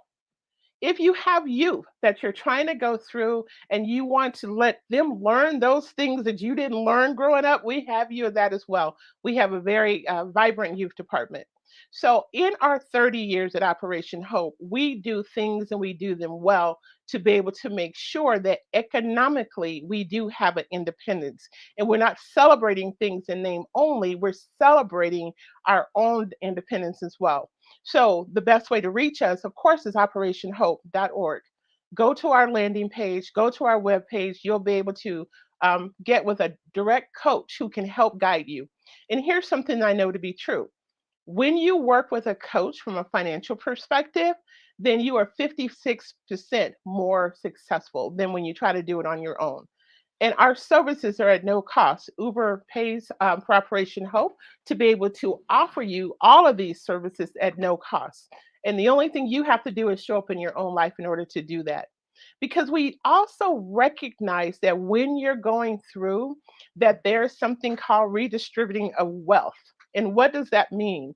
That means if you set yourself and your family up successfully, then you can redistribute wealth to your children and your grandchildren and their grandchildren. And just tell me that would make you smile. Now, I always like to use my own kids as an example because they just make me proud. And my kids are financially literate from the time they were very little. They had to create a business, and that business could be a clothes folding issue because I never gave allowances to my children ever. So they would create, their own clothes folding, and I would pay them to fold clothes baskets. And they would say, I don't want to fold those clothes. And I would say, no problem, then you don't get paid. And that is how they start thinking from an entrepreneurship standpoint. Okay, well then I can create another business, the garage cleanup business, the kitchen sweeping floor business, the yard cutting business. Whatever it is, I wanted to get at them on the path of thinking like an entrepreneur, of going through and strategizing and what can I do next and how can I earn and how can I earn. And then those things have actually shown up in their lives because as they grew, they understood the concept of budget. They understood the concept of savings. More than that, they understood the concept of credit. So when you're going through and you wonder, gosh, what do I do? What do I do to start in my own life? It's focus on those three pillars: building your credit score past 700, saving money, and paying off some debt, because who doesn't feel good paying off debt, right? So when you're going through, these are strategies that you can start to implement in your lives, in your own children's lives today. But we at Operation Hope, we're here to help you as well, because we understand that the financial impact is to do nothing. And we understand to be stagnant and not to want to move forward or know how to move forward. We certainly understand the disadvantages of that. And when you're looking at it, you can say, Uber has also understood that. We in some communities have what's called a transportation deficit. Uber stepped in and solved that by saying, guess what? You don't have to have a transportation deficit. We can give you a car, we can give you a ride, we can employ you as well. There's so many advantages that are offered, which is why as we extend our partnership with Uber, it just makes sense because we're on that same path of successful trajectory to go through in people's lives and help them to be able to listen and to learn and distribute wealth and to think just a little bit differently. Now, any of you that have questions, please feel free to put them in the chat as we go along, and I'll be able to answer them if time allows. So what does it look like to meet with a coach? Is it daunting? Is it scary? No, it's not. I have coaches within Operation Hope myself. I have a shopping problem. And if anybody's ever heard of Home Goods, that's my spot. And so my coaches successfully make sure that I stay out of Home Goods. I don't have to know what new displays they have each week. I want to make sure I have a home for good, so I stay out of Home Goods. But our coaches will actually sit you down. If you have a 450 credit score, we're used to it. We see it all the time. You don't have any savings, you were used to it. But the one thing you cannot do is to do nothing. So when you think about Juneteenth and the celebration of the enslaved people and their freedom and their jubilation, the first thing I think of if I were back then is what do I do next? What do I do now? How do I go through?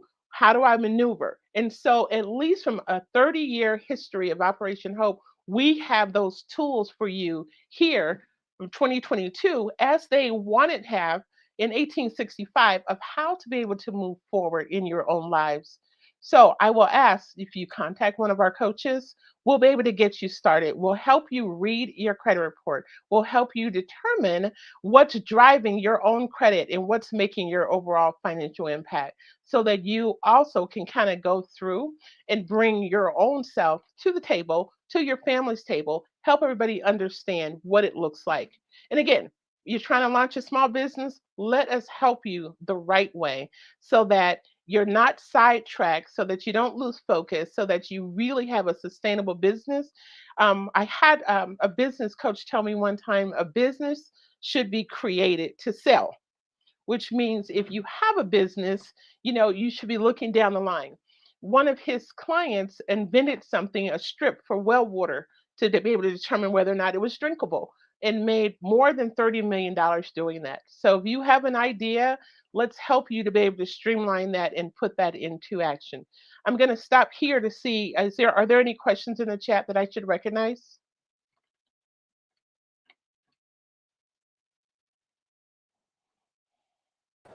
Okay. If not, I'm going to continue on. So when you're going through and you're trying to understand all of these particular things and you're trying to understand credit, and if you grew up like I grew up, my mom would have all of these quotes, I have to rob Peter to pay Paul, and if I don't have it, they can't have it. I want you to do one thing today. And that one thing is to pay your bills on time. Yes, you've heard it, but Miss Noreen is telling you that it's something you should do. Pay your bills on time. I will tell you 65% of your credit score is derived from whether or not you pay your bills on time and how much credit debt you have. So, if you really want to start focusing on redistributing the wealth in your own family and breaking that gap of paycheck to paycheck, pay your bills on time. You will start to see a noticeable change in your own life. The other thing is, I always say to think long term. Do I really need that? And the answer you might say, and I might say a lot of times, is yes. But sometimes you really have to think, do I really need that now? And if the answer is no, I want you to think about it. And here's a few tips that I want to give you when you're looking from a financial standpoint.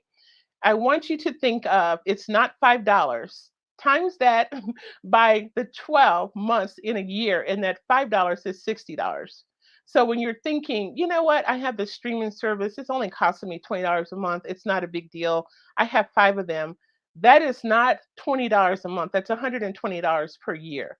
So when you're thinking, what can I do? Excuse me, $240 a year. When you're thinking, what can I do in my own life? Sometimes it's just simple changes. Sometimes it's drinking coffee at home.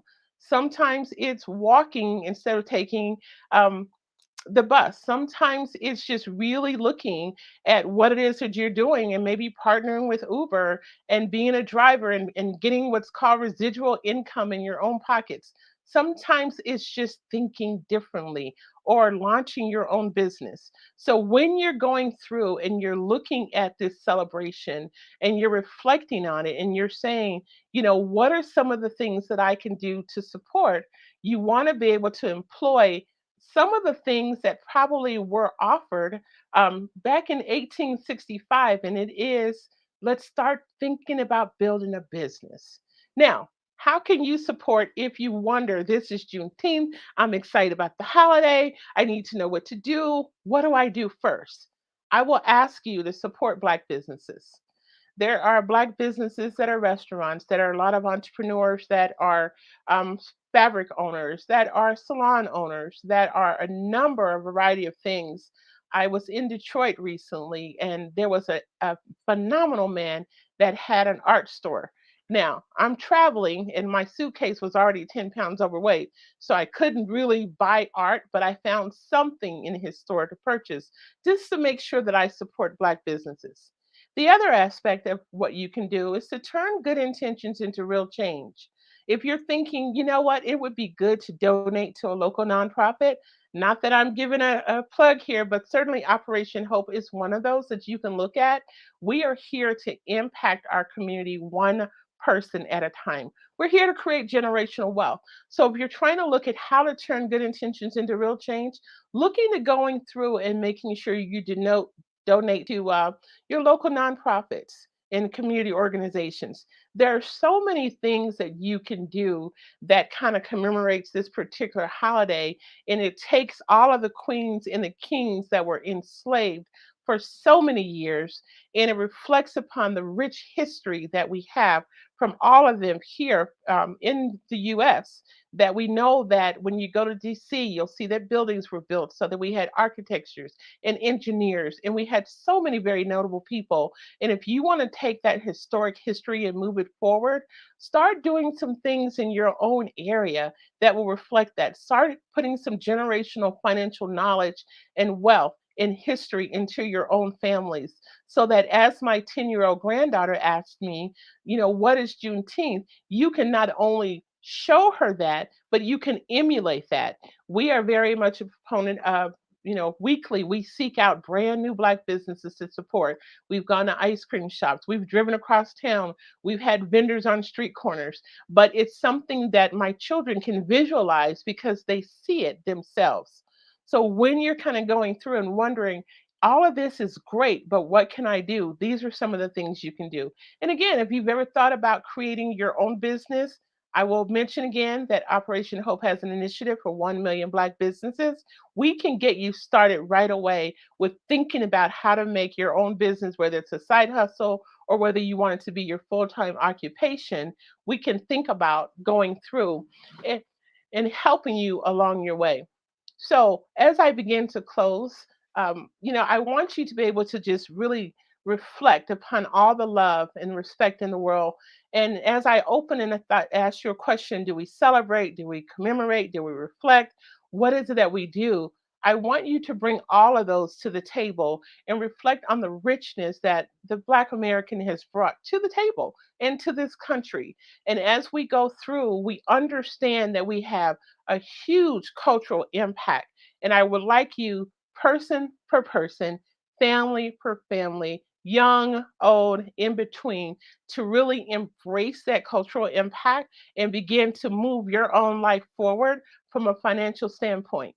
If your credit score is at 850, that's fine. Teach it to someone else. If someone's borrowing money from you, that's a perfect opportunity for you to send them to Operation Hope, and we're here to help them. As we go through, I wish you all a very happy Juneteenth and a happy celebration. And I am so very excited to be with you today on this day as we commemorate our first very federally recognized Juneteenth. But I will tell you, in my family, we've been doing this for years and years and years. Shay, thank you, Miss Noreen. It's been a pleasure. Thank you so much for all of that information and being a part of our educational piece today. Finances is something that our community could not talk enough about ever. It hasn't been part of what was gifted to us, and being brought here, it's one of those things that was kind of, kept away from us in the systemic racism of America. So to see you here representing Operation Hope, someone that helps people build their finances, helps them attain home ownership, helps them, break habits and patterns that don't serve them. And to see you, a sister that looks like me, in charge, being the director, running things. I am honored. I'm proud to be in this space with you. Thank you for coming to us today. Thank you, Uber, for sponsoring Operation Hope and being an ally for the community. And we appreciate you. Absolutely, absolutely. Should you need anything from me, please reach out directly. But as mentioned, you can contact me also through operationhope.org. Have a fabulous day, my queen. I'm honored to have been here. And have an amazing time. And hopefully you're coming out to join us on the weekend at one of our locations. Take care. Take care. Bye-bye. All right. All right. Uh-oh, I didn't get a chance to give her that message, but she'll see it in the message. Thank you so much. Thank you, everyone, for being with us for this time thus far. We have more in store for you. We're currently going to take a 15-minute break. We are encouraging all folks to please go and check out the vendors. Yeah, thank you, Noreen. That was an excellent presentation. And we have a space where we have vendors that are waiting for you to come in and check them out. We'll be on a 15-minute break. We'll have some commercials running, but please, please, please do visit our vendors. They are there.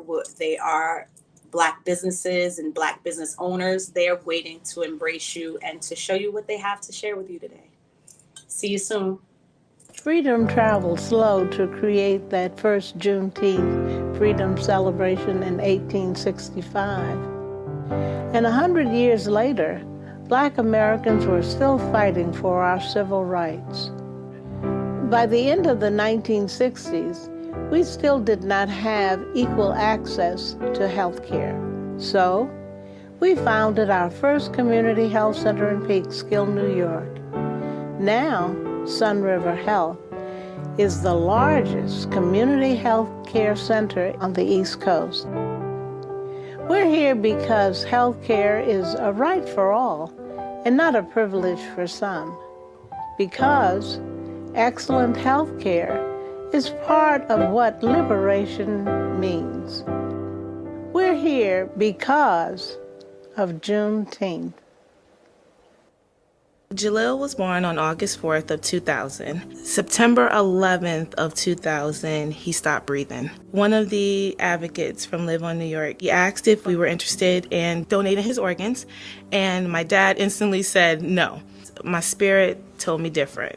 He saved a 2-month-old baby boy with his heart and an 11-month-old baby girl with his liver.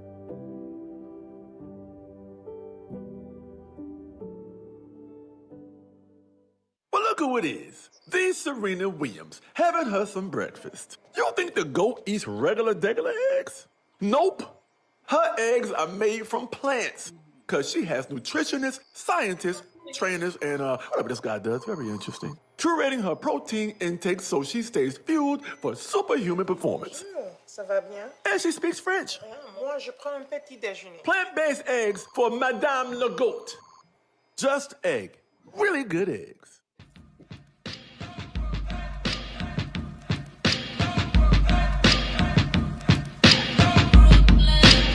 We go hard. Brooklyn, we go hard. We go hard. Brooklyn, we go hard. We go hard. Brooklyn, we go hard. We go hard. Brooklyn, we go hard. We go hard. Brooklyn, we go hard. We go hard. Brooklyn, we go hard. We go hard. Brooklyn, we go hard. We go hard. Brooklyn, we go hard. We go hard.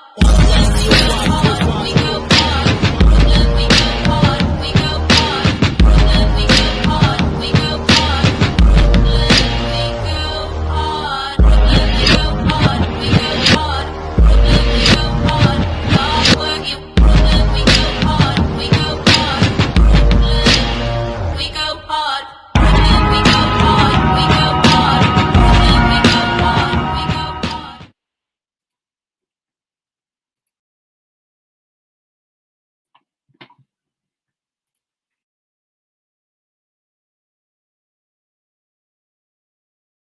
Juneteenth freedom celebration in 1865. And 100 years later, Black Americans were still fighting for our civil rights. By the end of the 1960s, we still did not have equal access to health care. So, we founded our first community health center in Peekskill, New York. Now, Sun River Health is the largest community health care center on the East Coast. We're here because health care is a right for all and not a privilege for some.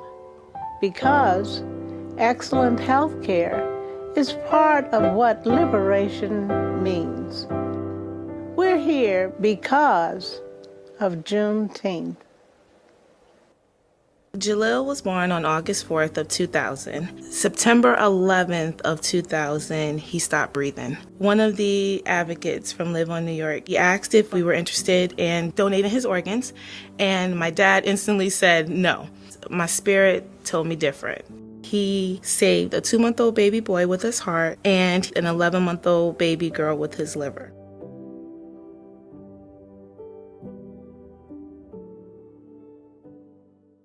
Well, look who it is. The Serena Williams having her some breakfast. You think the goat eats regular eggs? Nope. Her eggs are made from plants because she has nutritionists, scientists, trainers, and whatever this guy does. Very interesting. Curating her protein intake so she stays fueled for superhuman performance. Ça va bien? And she speaks French. Moi, je prends un petit déjeuner. Plant-based eggs for Madame Le Goat. Just egg. Really good eggs.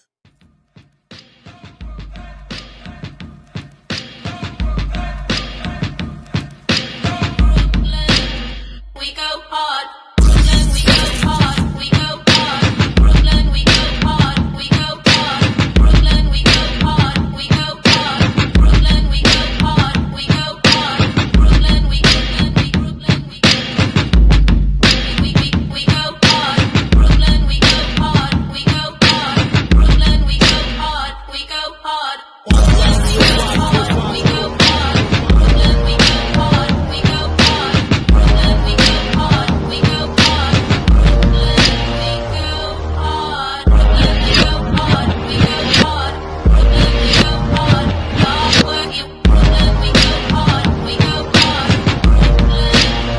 go hard. Brooklyn, we go hard. We go hard. Brooklyn, we go hard. We go hard. Freedom traveled slow to create that first Juneteenth freedom celebration in 1865. And 100 years later, Black Americans were still fighting for our civil rights. By the end of the 1960s, we still did not have equal access to health care. So, we founded our first community health center in Peekskill, New York. Now, Sun River Health is the largest community health care center on the East Coast. We're here because health care is a right for all and not a privilege for some. Because excellent health care is part of what liberation means. We're here because of Juneteenth. Jalil was born on August 4th of 2000. September 11th of 2000, he stopped breathing. One of the advocates from Live on New York, he asked if we were interested in donating his organs, and my dad instantly said no.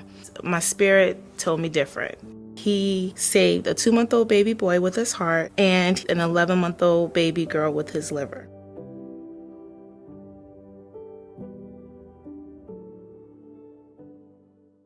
Well, look who it is. The Serena Williams having her some breakfast. You think the goat eats regular eggs? Nope. Her eggs are made from plants because she has nutritionists, scientists, trainers, and whatever this guy does. Very interesting. Curating her protein intake so she stays fueled for superhuman performance. Ça va bien? And she speaks French. Moi, je prends un petit déjeuner. Plant-based eggs for Madame Le Goat. Just egg. Really good eggs.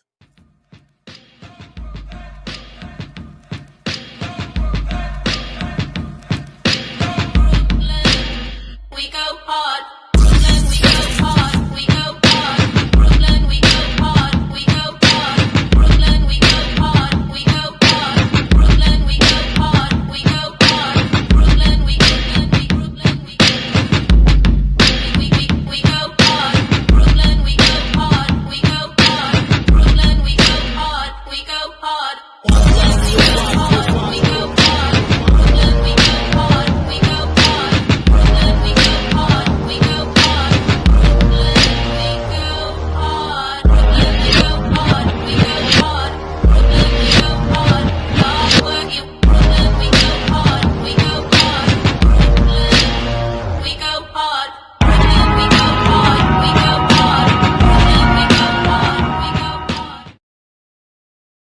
Freedom traveled slow to create that first Juneteenth freedom celebration in 1865.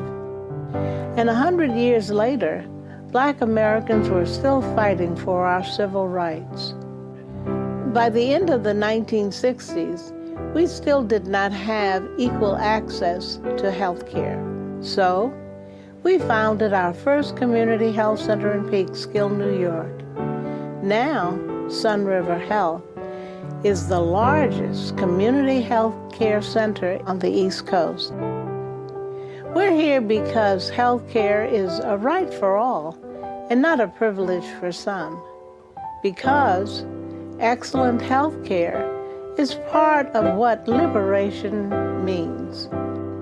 We're here because of Juneteenth. Jalil was born on August 4th of 2000. September 11th of 2000, he stopped breathing. One of the advocates from Live on New York, he asked if we were interested in donating his organs, and my dad instantly said no. My spirit told me different. He saved a 2-month-old baby boy with his heart and an 11-month-old baby girl with his liver.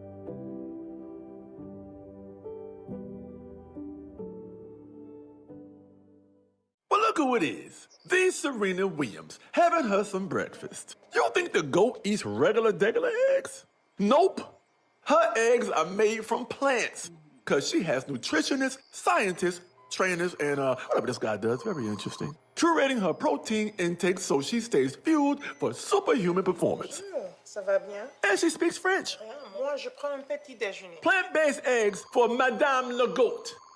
Just egg. Really good eggs.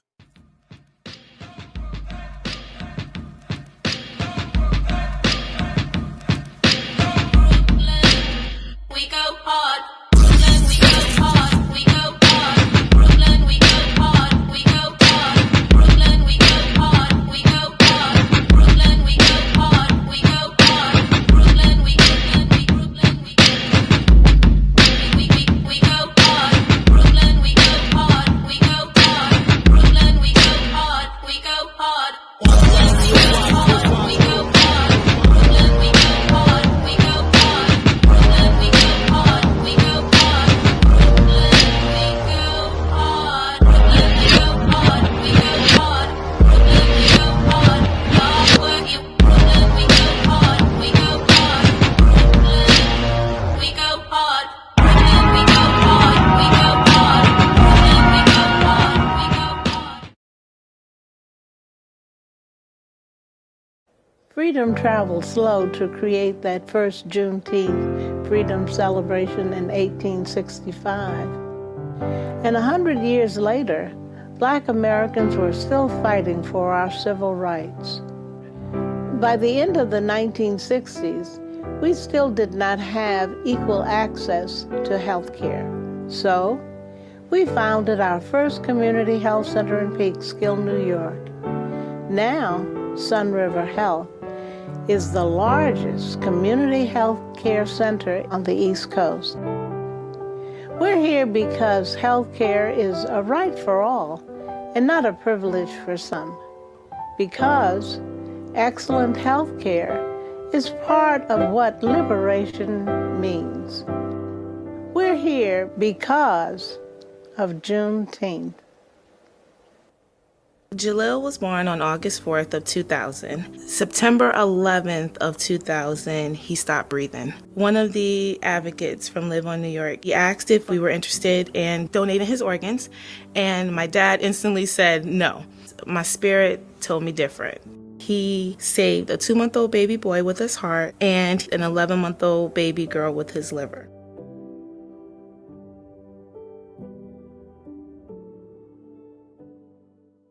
Well, look who it is. The Serena Williams, having her some breakfast. You think the goat eats regular eggs?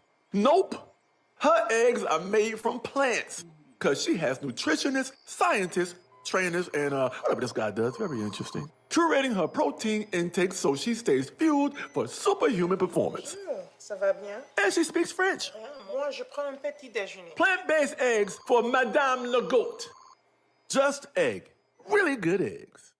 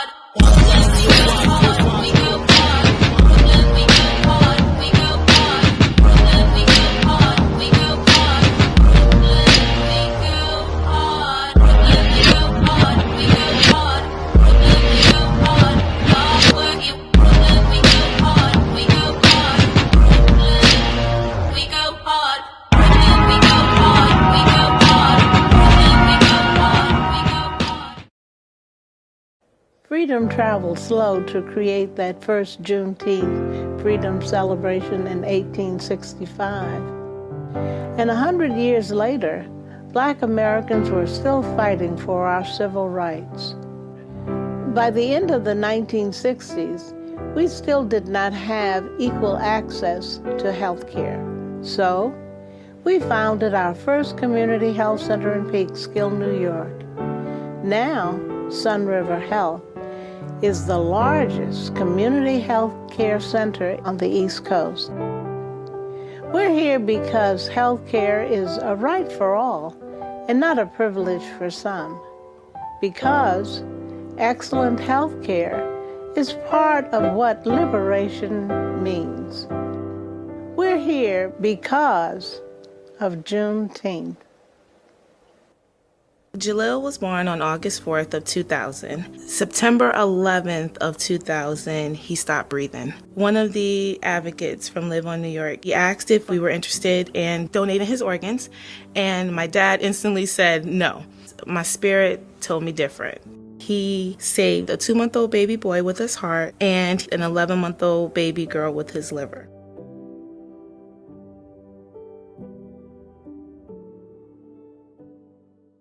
Well, look who it is. The Serena Williams having her some breakfast. You think the goat eats regular eggs? Nope. Her eggs are made from plants because she has nutritionists, scientists, trainers, and whatever this guy does, very interesting. Curating her protein intake so she stays fueled for superhuman performance. Ça va bien? And she speaks French. Moi, je prends un petit déjeuner. Plant-based eggs for Madame Le Goat. Just egg. Really good eggs.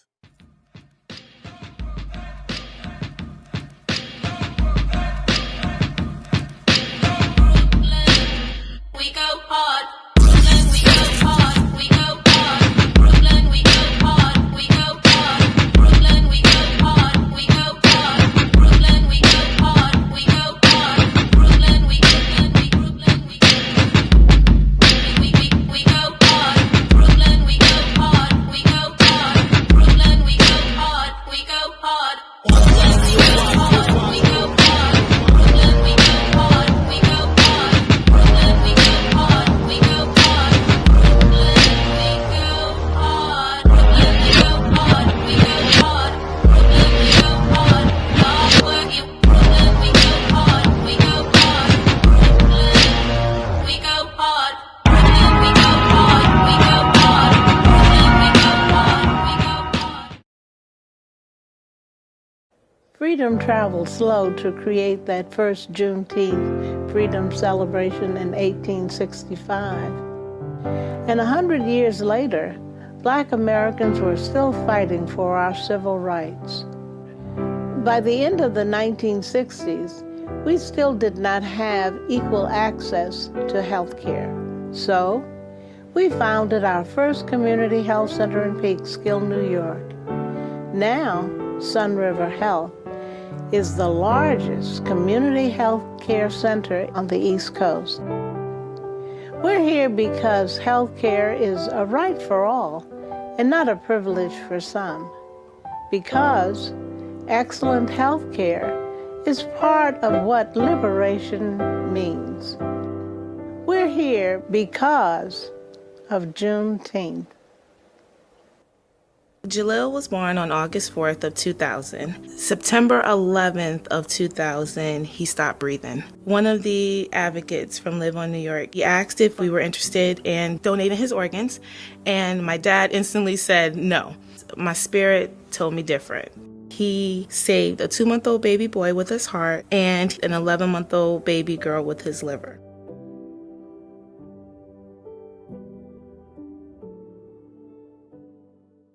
Well, look who it is. The Serena Williams having her some breakfast. You think the goat eats regular eggs? Nope. Her eggs are made from plants because she has nutritionists, scientists, trainers, and whatever this guy does, very interesting. Curating her protein intake so she stays fueled for superhuman performance.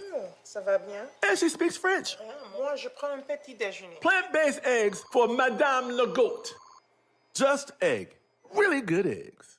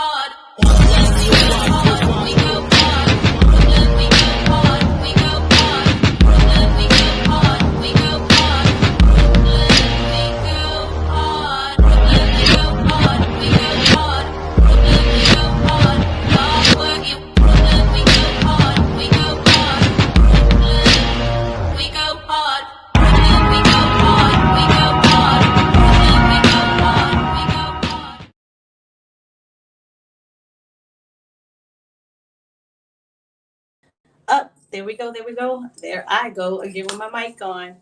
Yes, Brooklyn, we go hard. Welcome back. I hope that you guys were able to stop in on our vendors. And if you weren't able, then you're welcome to at any point in time in the day. And you're welcome to use that link moving forward.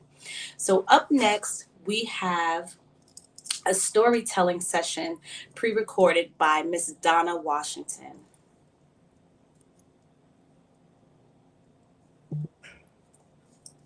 Brooklyn, we go hard, we go hard.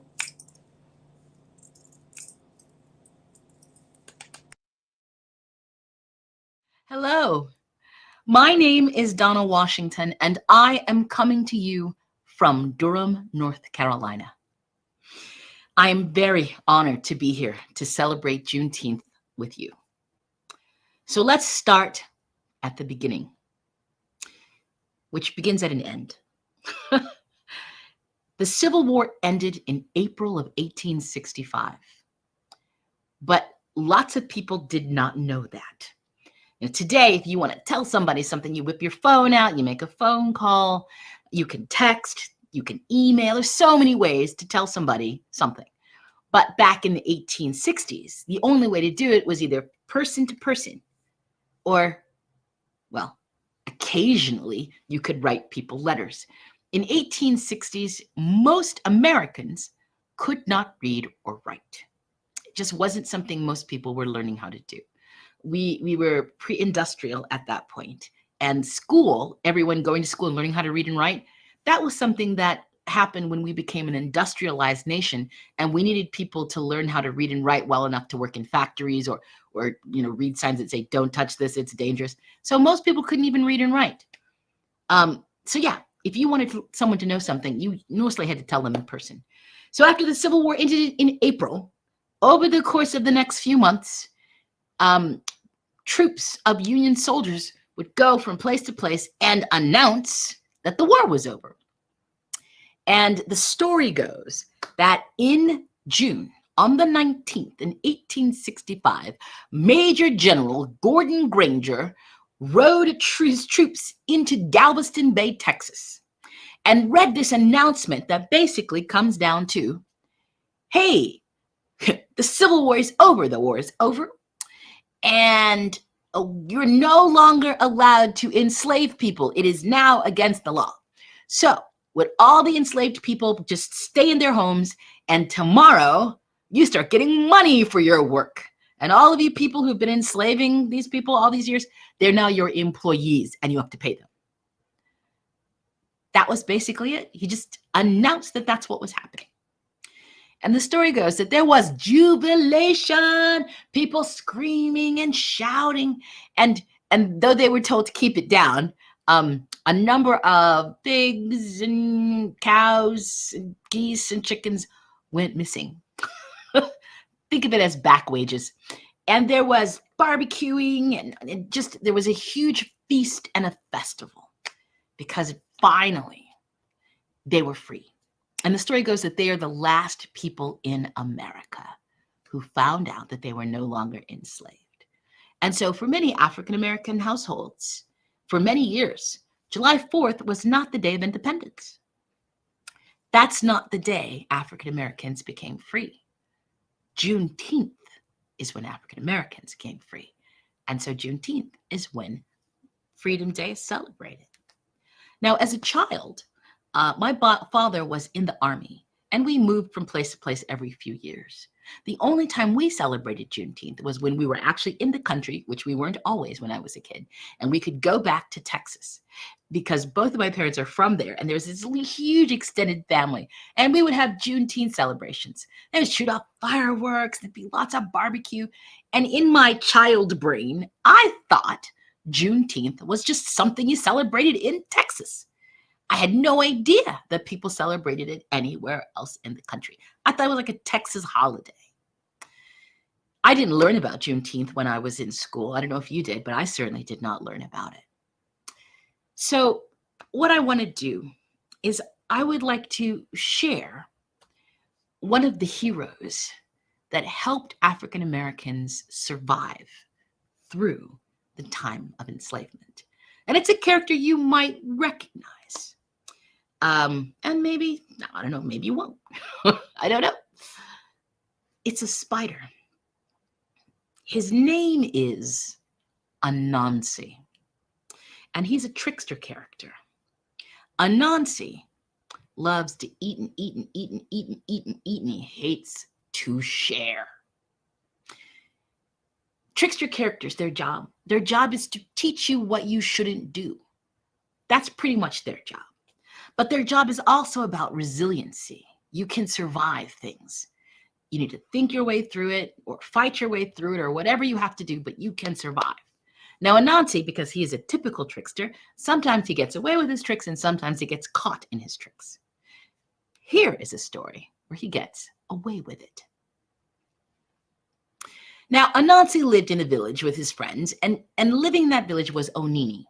That means he was a serpent. He lived in this village with Onini, and Onini had a great big bean pot. Now, why this is important is because Onini was able to throw these huge parties and make a lot of beans and have people come and eat out of this bean pot. And of course, everyone was so honored to be there, and they always gave him so much attention, and Onini loved it. But he would never let anyone else borrow his bean pot because he didn't want anyone else to get the attention. And he was kind of selfish like that. Well, Anansi decided he'd had enough. You shouldn't hoard your riches. You should share them. There is a philosophy of plenty, which basically means there's enough for all of us. And if I have something and you have need of it and I don't share it with you, something happens to you, that's on me. We are our keepers. We belong to each other. So Anansi goes to Onini and he says, Onini, can I borrow your bean pot? And Onini says, no, because he doesn't let anybody borrow it. But Anansi said, please, please, please, please, please, please, please, please, please, please. And he says, no. How many of you know someone who's really, really annoying? They just won't leave you alone. They poke at you and poke at you and poke at you. Anansi is like that. And he wasn't about to let the bean pot thing drop. Please, please, please, please, please, every day, days and days. And finally, Onini says, fine. If it will make you be quiet, I will give it to you, just to borrow. Anansi says, thank you. And so he took Onini's bean pot home, and he made a big old pot of beans, and he invited everyone, and everyone was eating and thank you to Anansi, and blessing him for being so generous. And Onini sat in the corner, furious. Before the meal was even done, he went up to Anansi, bring it back tomorrow. And he went home in a huff. Now the next day, Anansi did not bring Onini his bean pot. No. He brought him a little bean pot. Onini says, what is this? This isn't my bean pot. Oh, yes, it is, said Anansi, because your bean pot had a baby. Onini was stunned. He had had that bean pot for years, had never had a baby for him. And he thought to himself, that's impossible. But he decided to keep the little pot. Well, as soon as my bean pot's feeling better, bring her right home. Well, a couple days later, Anansi returned the bean pot. Well, a few months later, Anansi went over to Onini's house again and knocked on the door. Onini was like, Anansi, what do you want? I want to borrow your bean pot. Nope, not this time, no. You did it once, that's fine. I want to borrow it, please. No, please, please, please, please. Oh, and he started that thing again, poking. And Onini thought, okay, look, the last time he borrowed it, it had a baby. That was weird. But so I'll let him borrow it again. What's the worst thing that could happen? So Anansi took the bean pot, filled it with beans, invited everyone. They all came. They ate the beans. Oh, Anansi, you're so great for sharing. Thank you so much. We really appreciate it. And Onini, of course, sitting in the corner, watching everyone say nice things to Anansi, and he was just furious that they weren't saying nice things to him. It was his bean pot. Finally, he went up to Anansi. Bring it back the next day. Bring it. I expect it tomorrow. Home he went. Well, the next day, Anansi came, and of course, he didn't have Onini's bean pot. Onini said, where's my bean pot? And Anansi said, you're not going to believe this. He held out 2 small bean pots. Oh, Onini says, what is this? Anansi says, your bean pot had twins this time. Twins. Twins. Well, Onini thought that was ridiculous. Bean pots can't have babies, but he kept the bean pots. And a few days later, Anansi returned his pot. Well, a few months passed. Anansi comes to Onini's door and knocks on the door. And as soon as Onini opens, he goes, do you want to borrow my bean pot? Anansi says, whoa, sure, I do. That's why I said, great, no problem. And he gave it to him because he figured the first time it had one child. Second time it had twins. This time it might have triplets or quadruplets. Who knew? The sky's the limit. How many bean pots would he get? He was so excited. So Anansi took the bean pot. But there was no celebration. There was no party. And Onini began to wonder if he was going to have one. I mean, he was pretty sure, because otherwise, why would he borrow it? And then one day, while he was sitting at his table in the kitchen, he heard wailing and moaning and mourning. And he thought, what is that? And he looked out the window, and there was a huge funeral procession going by his house. And he thought, oh my goodness. Oh, I wish I had my bean pot, because I could make beans for everyone at the funeral, and they would all honor me for being so generous. But I can't do that, so I'm going to have to join this mourning party. But he didn't know who had died. Still, he went into the back, and as quick as he could, he put on his most formal mourning gowns, and then he got behind the last person in line, and he started wailing and howling louder than anybody, drawing attention to himself that he was there and he was part of the big civic celebration or civic honoring of whoever died. And then they got to the place to lay the person to rest, and Anansi and many of the others got up and talked about generosity and kindness and nurturing, and still Onini had no idea who had died. He was so embarrassed. He thought, I got to figure this out. I got to figure out who did this, who died. I got to figure it out. And what happened? I got to do it. So Onini waited until the service was over and the people were leaving. And then he sidled up to Anansi and grabbed him by the arm and pulled him aside and said, Anansi, I know this is going to sound terrible, but I don't know who died. Who died? I was looking around. Everybody seems to be accounted for. Anansi said, you didn't hear? No, I didn't hear. Who died? Your bean pot died. Onini just looked at Anansi. He said, what? Anansi said, your bean pot died. Didn't you hear all the speeches? Everybody was so moved by how it had given of itself and it given as much as it could. As soon as I brought it home to my house, Onini, I realized it was sick. All of us have been doing our best for it, but I'm sorry, it died. Onini looked right at Anansi and said, that is the dumbest thing I've ever heard in my life. Bean pots cannot die. Anansi looked right back at him and said, if it can have a baby, it can die. And Anansi kept Onini's bean pot. Now, sometimes Anansi gets caught in his traps. Oh, yes. You see, a long time ago, Anansi, well, he still likes to eat a lot, but he used to be an absolute glutton.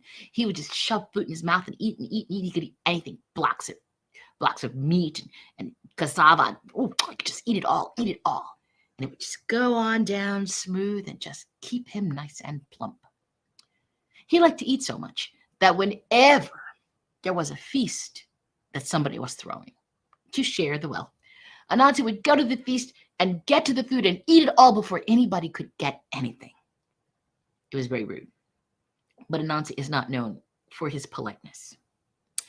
It got so bad that people got tired of throwing feasts because it was no use. You would spend all this time creating these beautiful dishes and Anansi would come just eat them all. So Giraffe and Lion got an idea. Giraffe and Lion came together and they said, this is what we're going to do. We're going to have a feast on the same day. Anansi will have to pick which feast he goes to. And then the rest of us, whichever feast he doesn't go to, at least we will get to eat. And so Giraffe and Lion thought, okay, that's fair. Let's do it like that. So the next day, both Giraffe and Lion announced that they're going to hold feasts. And Anansi's so excited because there's 2 big meals coming. And then he found out that they were holding them on the same day. Anansi thought, how will I be able to eat at both feasts? And he thought about it. And right before the feast started, he came up with an idea. He called 2 of his many sons. he tied a rope around his waist and gave one rope to one son. Then he tied a rope around his waist and gave the other one to the other son. So there are 2 ropes tied around his waist. He said to his first son, "You go to Giraffe's feast." And he said to his second son, "You go to Lion's feast. When they bring the food out, pull on the rope, and I will run to that feast, and I will eat as much as I can. And then when they start feeding on the other side, pull the other rope." He says to his son, "I will run over there and I will eat as much as I can. So I will get to eat lots at both feasts." So Anansi was very excited to have come up with this very clever plan. So his sons had their ropes and they hid them right outside the feast so nobody would see them. And then they went inside. Well, wouldn't you know it, Giraffe and Lion started serving the food at the same exact time. Anansi's sons ran out of the feasts and grabbed the ropes at the same time and started pulling at the same time.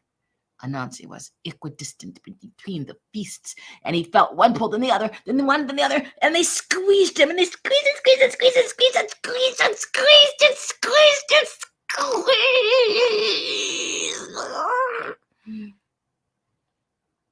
Well, of course, Anansi never got to either one of the feasts.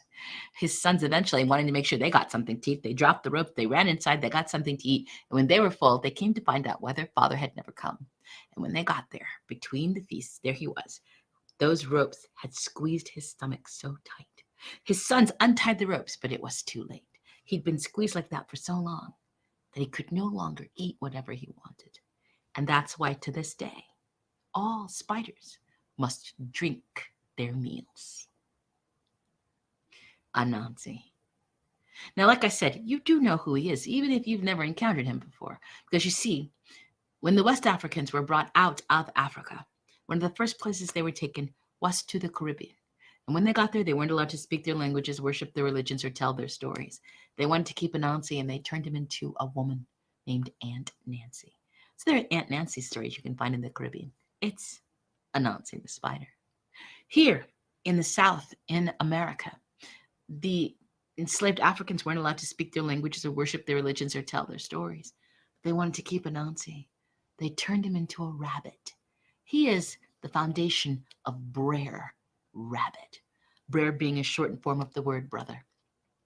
Brer Rabbit jumped all over America as it traveled with the enslaved Africans and got mixed up with Roadrunner, who came in from Europe, and Coyote, who's Native American, and Grandmother Spider, who's also Native American, and the tricksters that came in from Asia, and the tricksters that came up from South America, and they all got mashed together, and somewhere in the 40s, they got turned into Bugs Bunny.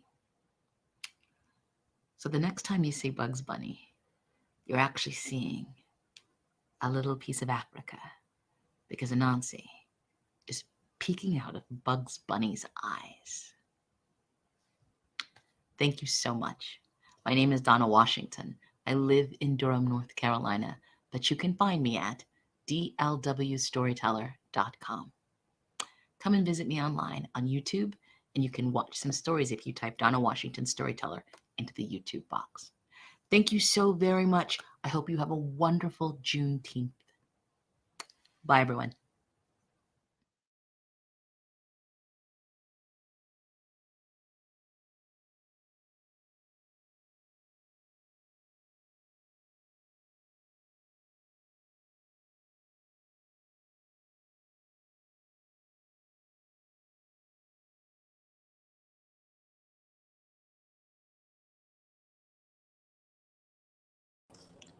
There I go again.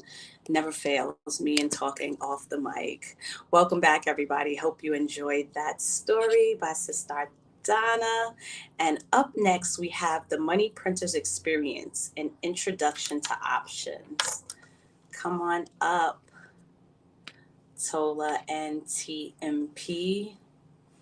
Welcome to Juneteenth, the virtual experience.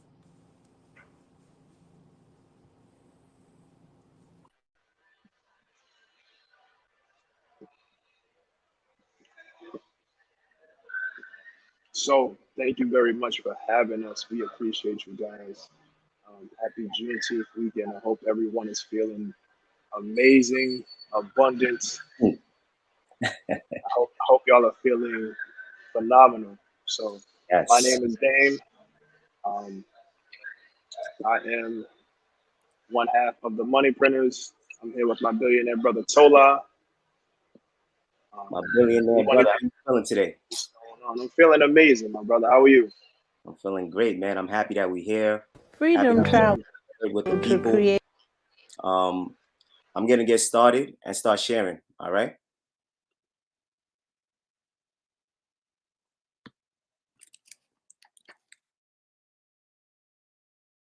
Share my screen.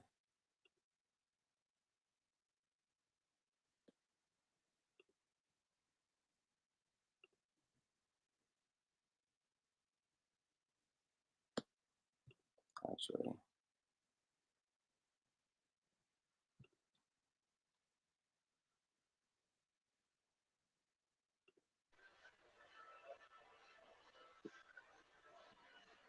Give me 1 second. Right.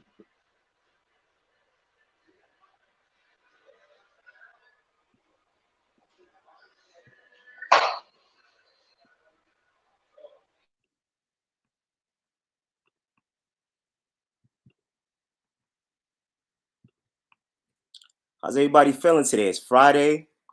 We're about to get started. We're gonna teach you guys a little bit about options.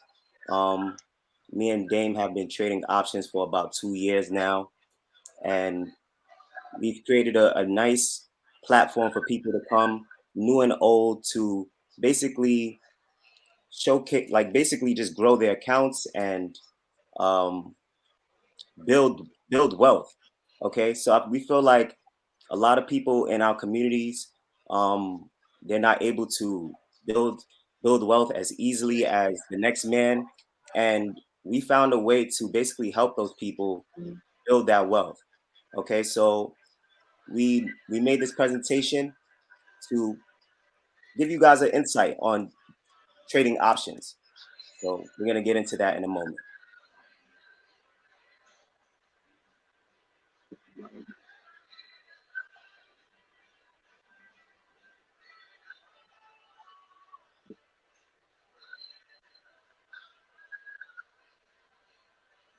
Okay. All right. So it looks like the presentation is up. We just need to.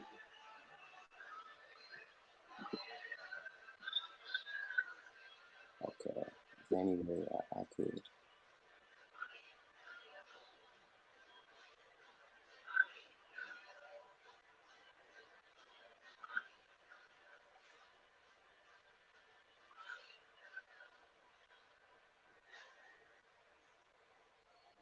Right. It looks like we may be having a little bit of difficulty right now, but we are going to get it together. So this looks to be the middle of the presentation. We're going to start this from the beginning. Tola, is that you sharing your screen? I want to say so, but I'm not sure because I'm not. All right, here we go. Here we go. So welcome to the Money Printers Experience, Introduction to Options Trading. I'm your co-host Tola. I'm here with my billionaire brother Dame. All right, and you can follow us. I'm gonna go to the next slide. You can follow us on Instagram. Our business page is the Money Printers TMP. You can follow Dame at DameBond TM, and you can follow me at Live Life with Tola. Okay, so who are we? The Money Printers is a movement dedicated to building generational wealth. We focus on printing money through trading options, stocks, real estate, investing, and so much more. So our ultimate goal is financial freedom for everyone in the community. So just a disclaimer, this is not financial advice. All right, let's get started. So, what is your why? Okay. Now, every day you wake up, you have to ask yourself, what is your why? Right? Why do you want to print money? Okay. Who wants to be a millionaire? Right? If you want to be a millionaire, let me see a show of hands. Let me see some ones. Okay. Let me see if you want to be a millionaire. Okay. And if you want to be a millionaire, you are thinking too small. right? With the money printers, $1 million is your floor. Okay, you have no ceilings. $1 million is your floor, right? So we can move on to the next slide. So this is our table of contents. This is what we're going to be going over today. What is a stock? What is the stock market? What are options, calls, and puts? The Greeks, strike prices, option chain, trading stocks versus trading options, trading identities, understanding your risk tolerance, different brokerages, cash versus margin account, and how to print money in options.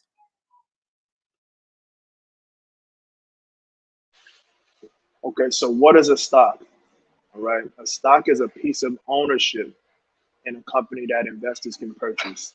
So when you think of companies like Apple, Amazon, Google, those are all publicly traded companies that you can take some money, you can park it in that company, okay, invest in that company. Now you essentially have a piece of ownership in that company. So as that company grows, so does your wallet, so does your account.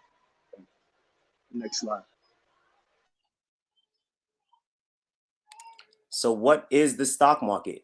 A lot of people don't know what the stock market is, but the stock market is where investors connect to buy and sell investments, most commonly stocks, which are shares of ownership in a public company. There are many exchanges and brokerages on which investors can buy and sell stock.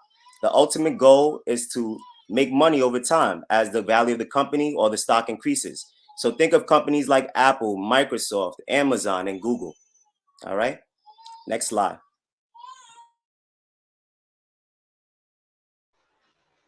Okay, now options are different than stocks. Okay, so what are options? Options are contracts that allow traders, you and I, to control 100 shares of stock at a time. Okay, so you don't own the stock, but you control it for a certain period of time. Right, so each option contract has an expiration. Okay, so you want to think of if you purchase an option contract, it has an expiration date. All right, and expiration dates range from same day expiration. So if you bought an options contract today, it can expire today, or you can buy some time on it and it can expire up to 2 years. Right. So continue. Next slide. Okay. So you have control over these options until you sell it or until it expires. Okay. So you can keep it the whole expiration. You can sell it before. All right. But you have control until it expires. All right. Now, the further out the expiration date, the more you pay for the contract. So think about renting a car. Okay, if you rent a car for 1 day, you're gonna pay a lot less than if you rent a car for a whole month. Okay, so um, the longer the expiration, the more you'll pay, and that price that you pay is called a premium, right? So after you buy these contracts, you can sell them at any time for a profit or a loss. We like profit, so let's make sure that we make a lot of profit. Next slide. Okay, so calls and puts. These are two type of option contracts that you could buy, okay? So you have calls and puts. Think of when you call, you pick up the phone when you want to call somebody, and when you're done with that call, you put down the phone, right? So calls gives you the right to buy underlying stock at a preset price, aka the strike price in the future.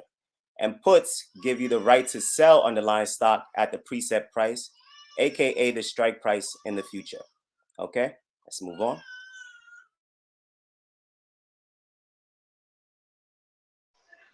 Okay, so when it comes to buying a stock option, right, when you purchase a call, that means that you believe the underlying stock price will increase, and that's going to make your contract increase. Okay, so if you purchase a call on something like Amazon, Apple, or Google, you believe that that company, right, the underlying stock will increase, and the more that price of the company increases, the more your value of your contract increases. Okay, so think of when calling someone up.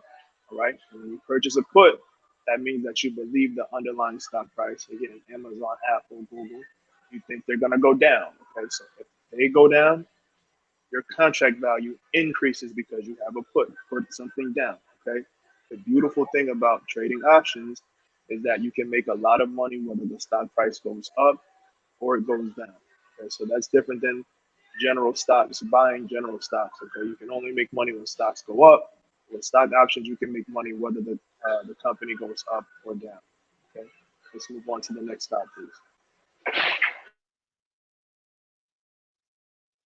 All right, so you got a strike price, okay? The strike price is the price you think the stock can reach by expiration. So earlier we spoke about the different expirations that you have. You can have a 0-day expiration, something that expires today. You can have something that expires in 2 weeks, a month, and a few years, okay? Now the strike price, let's say, for instance, you're trading Apple and it's trading at $100 and you buy an option contract that expires in, let's say, 2 years, but that option contract has a strike price of $105. That means that you believe that that Apple will expire at 105 or higher by the time it reaches the expiration of your contract. Okay? We're going to move on to the next slide.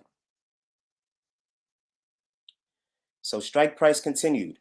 We have in the money, at the money, and out the money contracts. Okay? So in the money is basically when, I'm going to give you the same analogy again. You have Apple is trading at 100, and let's say the strike price that you have is $100 strike price. That means that it's in the money. So let's say if it's at 105, right? Let's say Apple is now at 105, the stock. Your $100 contract is now deep in the money, or it's in the money. Okay, at the money is basically stock options that are trading around that price. So 101, 102, 103. Okay, and then you have out the money. Those are contracts that the price has not reached yet.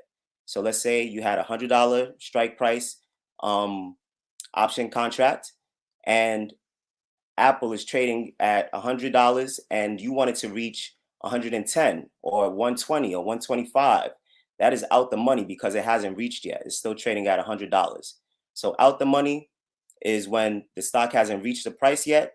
In the money is when the stock has reached that price yet, that the stock has reached that price. And at the money is where it's trading around.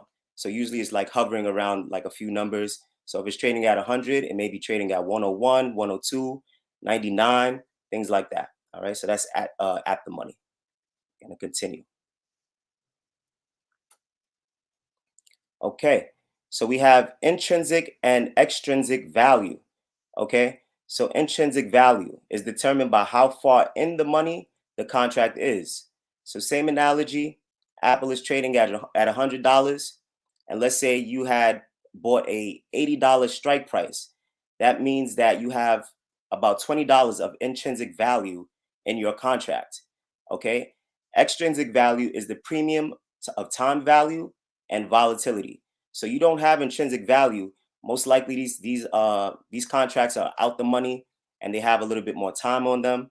Okay, so think of time value, right? The best thing for in options is your time. When you have a lot of time on your options, that gives you a lot more leeway if you have made a mistake or what have you. Okay, so you have time value and volatility. Volatility is basically how much the stock is able to move up and down on a day, and a monthly basis, on a weekly basis. So that is usually on your side. So you have time on your side and volatility on your side. We're gonna move on. So we got the Greeks. Has anybody been to Greece before? Yes, no? Well, these are some pictures that I took actually in Greece. Okay, and well, this is not why we're here, right? We're here for the Greeks of options. So you have delta, gamma, theta, and vega. But the two that I really want you guys to learn are delta and theta. Okay, we're gonna move on to the next slide. So delta is a change in price of the option contract as the underlying stocks move up or down. Okay, so this is basically what pays you. And it's in decimal points, right? So it's like 0.26. So let's say if you've seen a delta of 0.26, that means that you're getting paid $26 every time the contract moves up $1 or moves down $1, right? So this this could also hurt you. This is what gives you money and can take away money. Okay, so you have a delta, let's say again of 0.26. Let's say Apple went up at $1 from 100 to 101. You would get paid $26 on that contract per contract. So let's say if you buy 10 contracts, right? You just now got paid $260. So this is what pays you. But if Apple was to go from 100 to 99, guess what? You just lost $26. So you have to be right, and you have to make sure that your analysis is always correct. Okay. Now we have theta. Theta is what's burning your money every day that you're holding the premium. Okay. So theta is the decay in the option price as the contract gets closer to the expiration date. Okay. So these two kind of work against each other, and sometimes they work with each other. So you just have to make sure that you're on the right side of the spectrum, and you can always print money. Okay. Gonna move on. So this is an options chain. Okay. So the green is the delta. Okay. If you look on the green, there's going to be two columns with green, right? So you have the calls on the left side, and you have the puts on the right side. I circled those in yellow. Okay. So you have calls on the left side and puts on the right side. I mean, calls on the left side, puts on the right side. So again, if you believe that the stock is going to keep on going up, you will buy calls. So that will be on your left side. If you believe that the stock is going to go down, like currently right now, you will buy puts. That's on the right side. Okay. So we have a delta column. Remember, that's what pays you. Okay. And they range. So the purple is in the money. On the left side, we're looking on the left, right? The purple is in the money. The black on the bottom left, that's out the money contracts. And it's the opposite for the puts. So if you look on the right side, the purple is in the money and the black is out the money. Okay. The red is the theta. The red column, that is the theta. So you have theta on calls and puts. Okay, remember that's what's eating away at your contract. Okay, the blue column that I had highlighted is the date. That's the expiration date. So you have multiple expiration dates. This one was December 17th of 2021. Okay, and you have the strike price, which is highlighted in white. So as you see, this is the Apple options chain, and it ranged from 65 to 70, 75, and it kept on going all the way to about 240. Okay, so Apple at this time was trading at 148. Okay, so 145 was in the money. It had $3 of intrinsic value. Okay, and 150 was out the money, or you could say at the money, because it was about $2 off. But if you look at 240, that's completely out the money, completely out the money. Okay, so that's how you got to look at this. All right, I'm gonna move on. So trading stocks versus trading options. So there's a huge difference between the two. When you're trading stocks, you purchase and own the shares until you sell them. You are basically an owner of the company, and once you sell them, you are now not the owner of the company. Okay, and it's a little bit different. So let me explain. When you're trading stocks, and let's say if you bought Apple again at $100, and Apple moved up, let's say it moved up $2.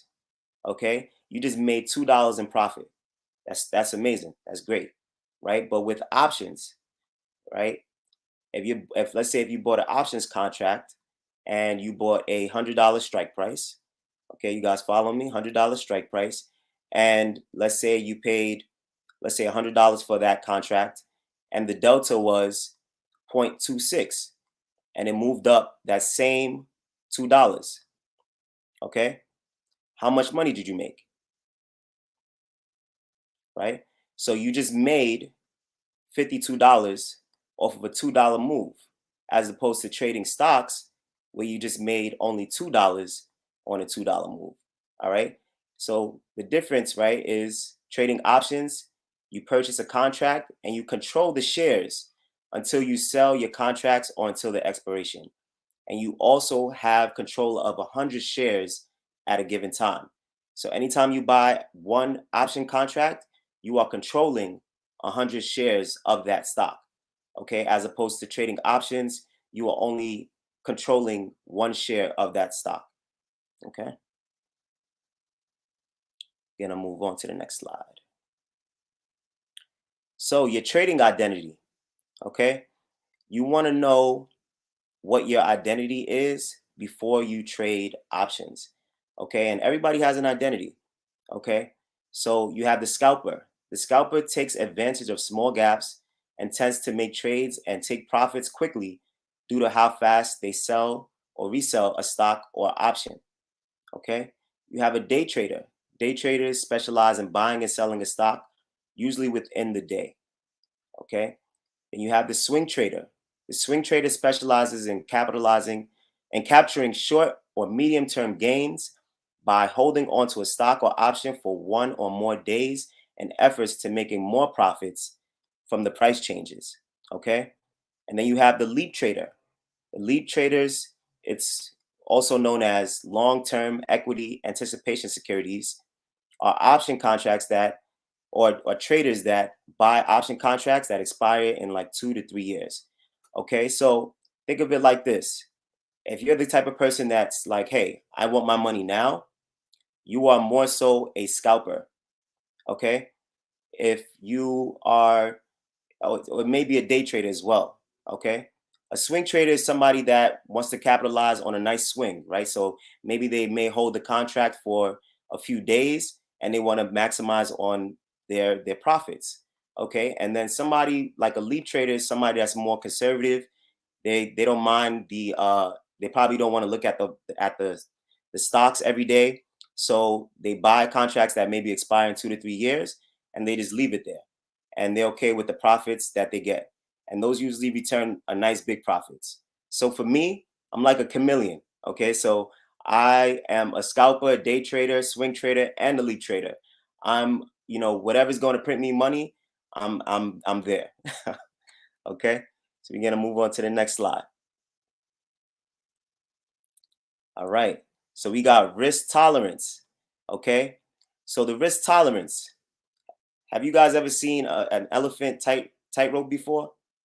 Okay, it's scary sight, right? So risk tolerance is the level of risk an investor is willing to take. So since risk tolerance is determined by your comfort level with uncertainty, you may not be aware of your appetite for loss or the risk until you're faced with that potential loss, right? So everybody's account is different, everybody's wallet is different, and everybody's risk tolerance is totally different. Okay, so like I may not be okay with losing $100, and Dame may be okay with losing $100. It may be, you know, small for him. Everybody's different. Okay, so that's your risk tolerance. All right, I'm gonna move on to the next slide. Dame, you want to take it? Okay, so we have a few different types of risk tolerance. Okay, we have conservative, moderate, and aggressive. Okay, so conservative, you want to put your money in, all right? You don't want to take too much risk. Okay? And those are typically like, you know, people who are near retirement or close to retirement or already retired. They want to be as conservative as possible with their money because they may be on fixed income or limited income, right? Now, moderate is the middle between conservative and aggressive, right? You may be able to take some calculated risk, you know, at some different places, and you may want to be a little bit more conservative in other places. Right? So that's the moderate risk tolerance, and then aggressive. Aggressive is, you know, for typically reserved for younger investors and younger traders. You want to make as much money as possible. You want to be as aggressive as possible to grow your accounts and build your wealth. So those are 3 different types of risk tolerance. We're gonna move on to the next slide.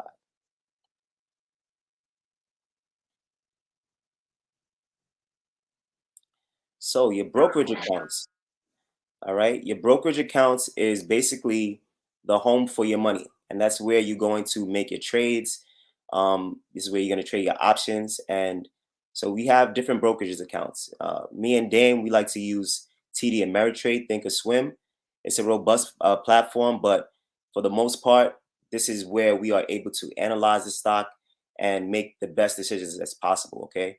You also have E-Trade, you have Fidelity, you have Tastyworks, you have Webull, and you have Robinhood. I know a lot of people are probably familiar with Robinhood, but we like to use Thinkorswim and the sister app, well, it's TD Ameritrade with the sister app Thinkorswim. All right, we're gonna move on to the next slide. So, cash versus margin accounts. Okay, so a cash account requires all transactions be made with settled cash. Right, so you're using your own cash to trade, and then you have margin account. Think of trading on credit. Okay, so the brokerages will allow you to borrow money. Okay, so a margin account allows investors or traders to borrow against the buyer securities in their account. Right, so you want to use a cash account. Right? You don't want to owe anyone.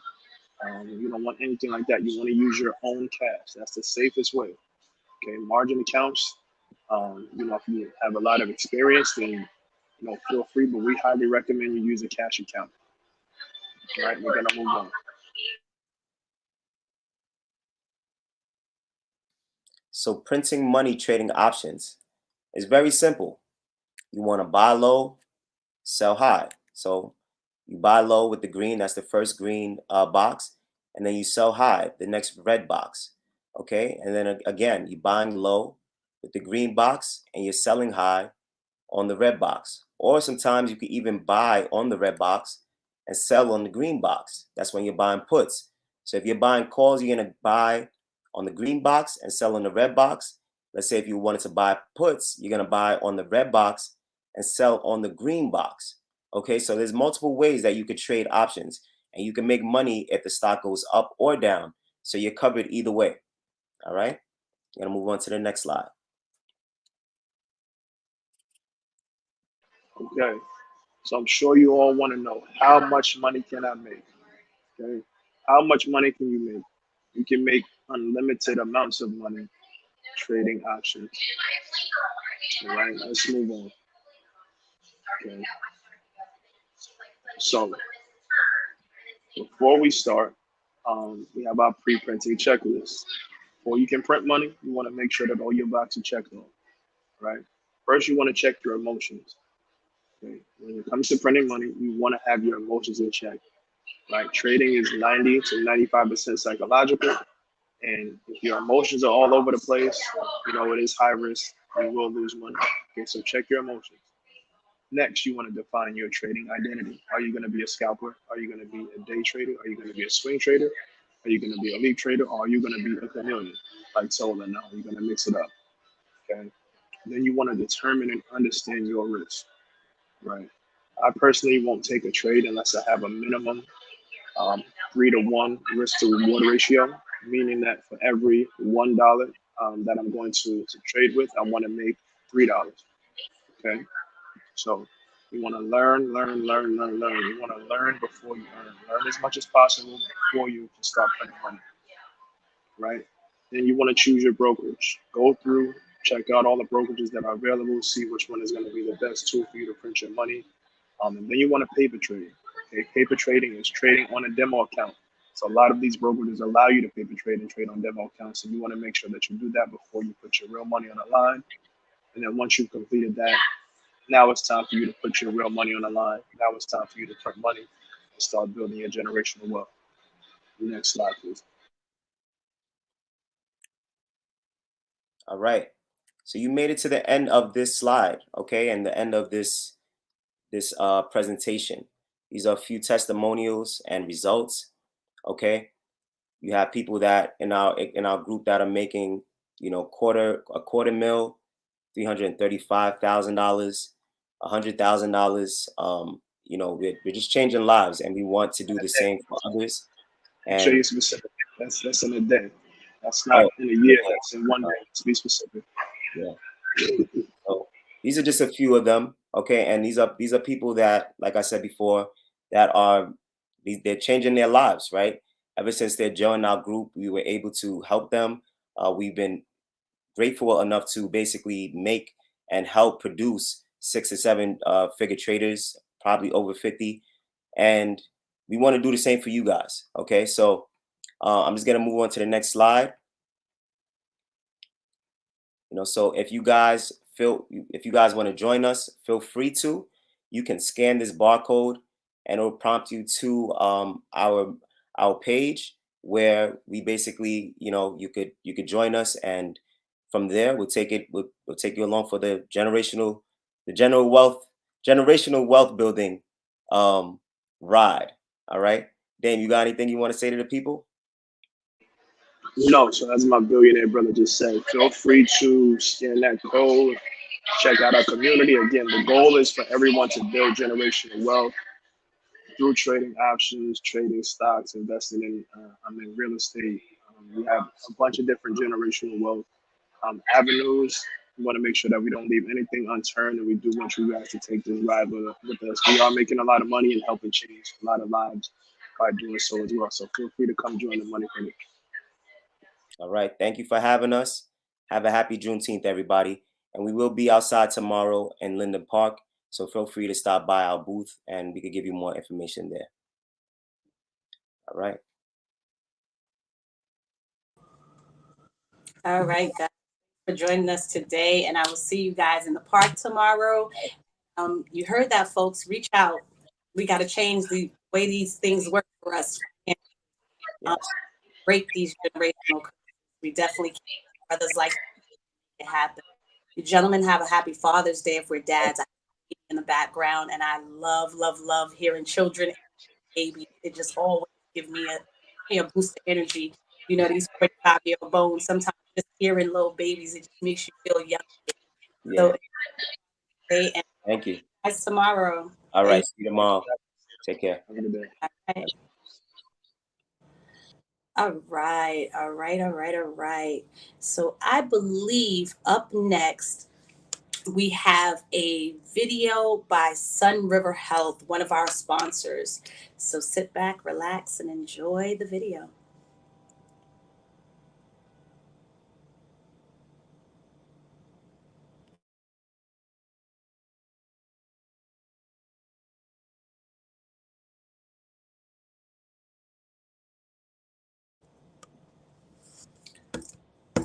Brooklyn, we go hard,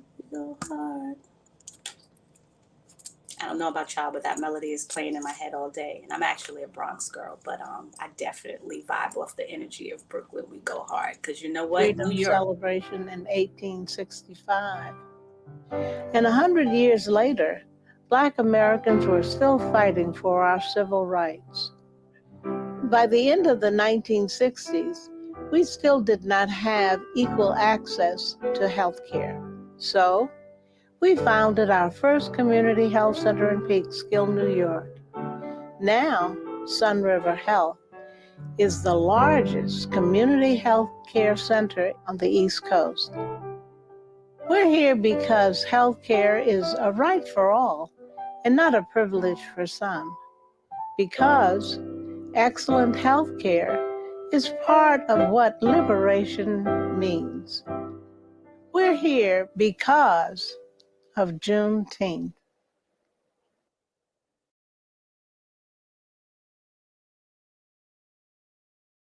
I see it as a journey, this whole emancipation process and the right for the fight for civil rights as a journey. So that was one juncture in the journey, the emancipation. However, if someone is emancipated and then they're not given the tools in order for them to survive in the larger society, there is still work to do.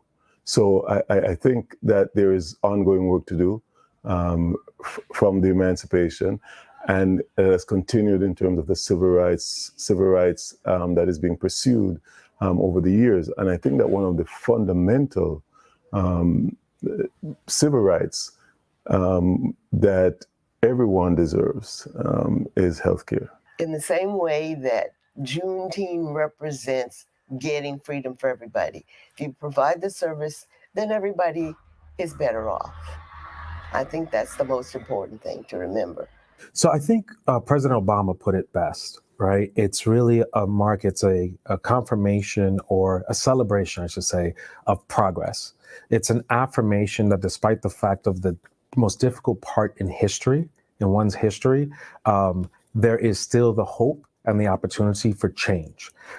So I think that's what it means for me. And there's still more work to be done. In a lot of ways, I often feel like I'm treating patients that really remind me of my family.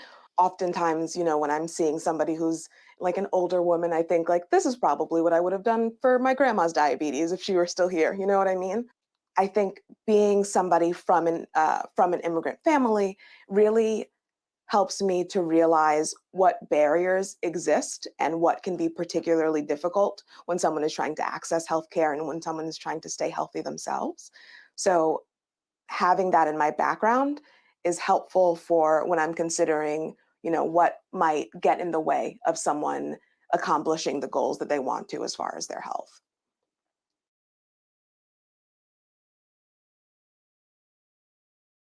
I think one of the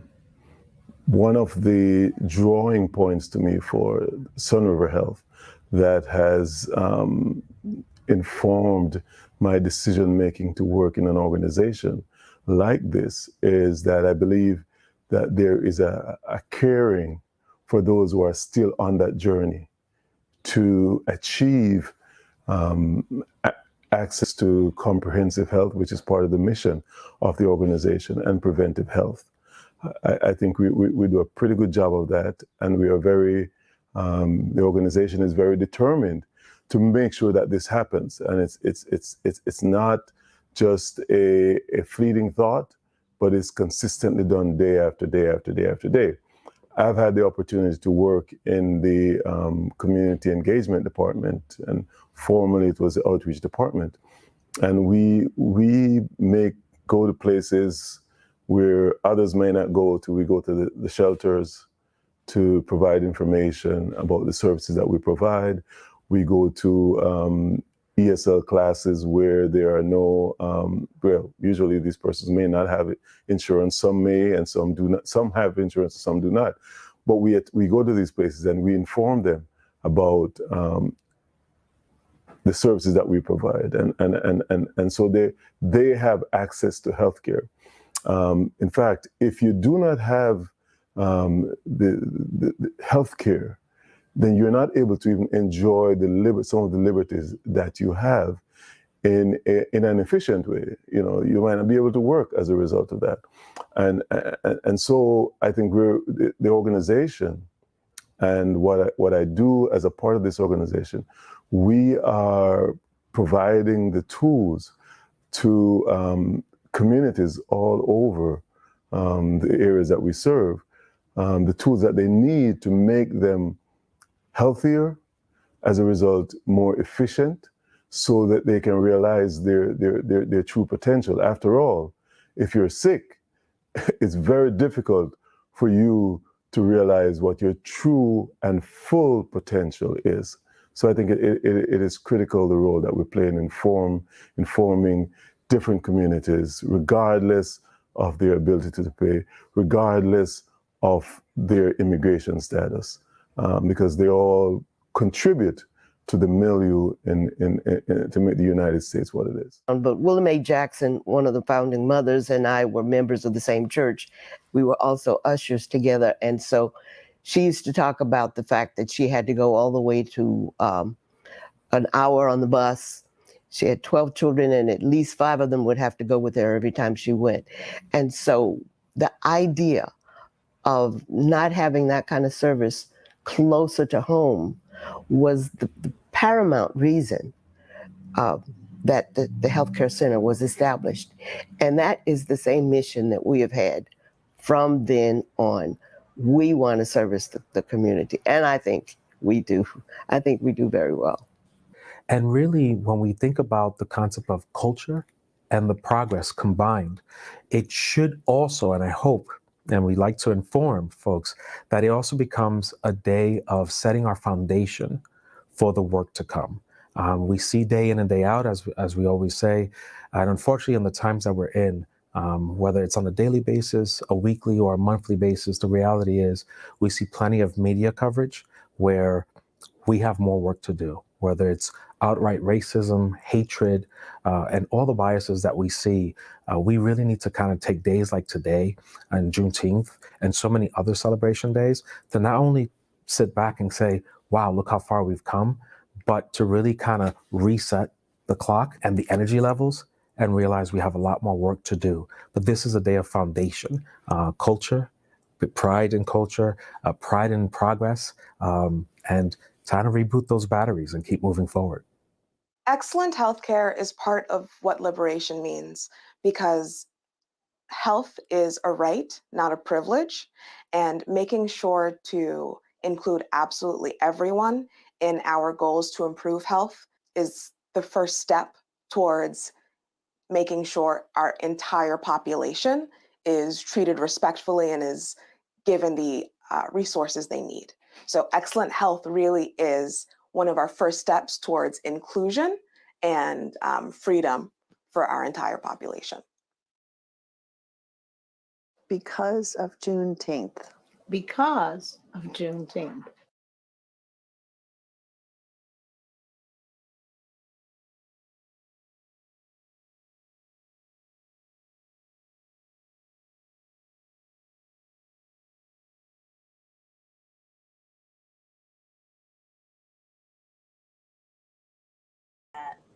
I absolutely love that, because of Juneteenth. That's an amazing tagline.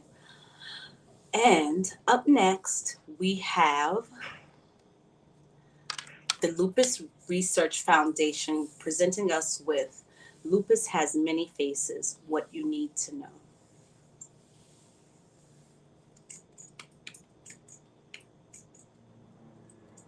Let's take us to the video.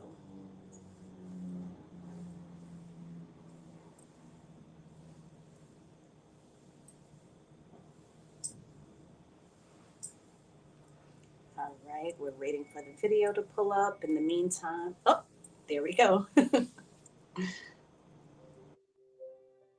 Lupus Research Alliance is so pleased to be a part of this extraordinary Juneteenth New York Festival. The goal of this festival is to celebrate our community through empowerment, health and wellness, education, and entertainment.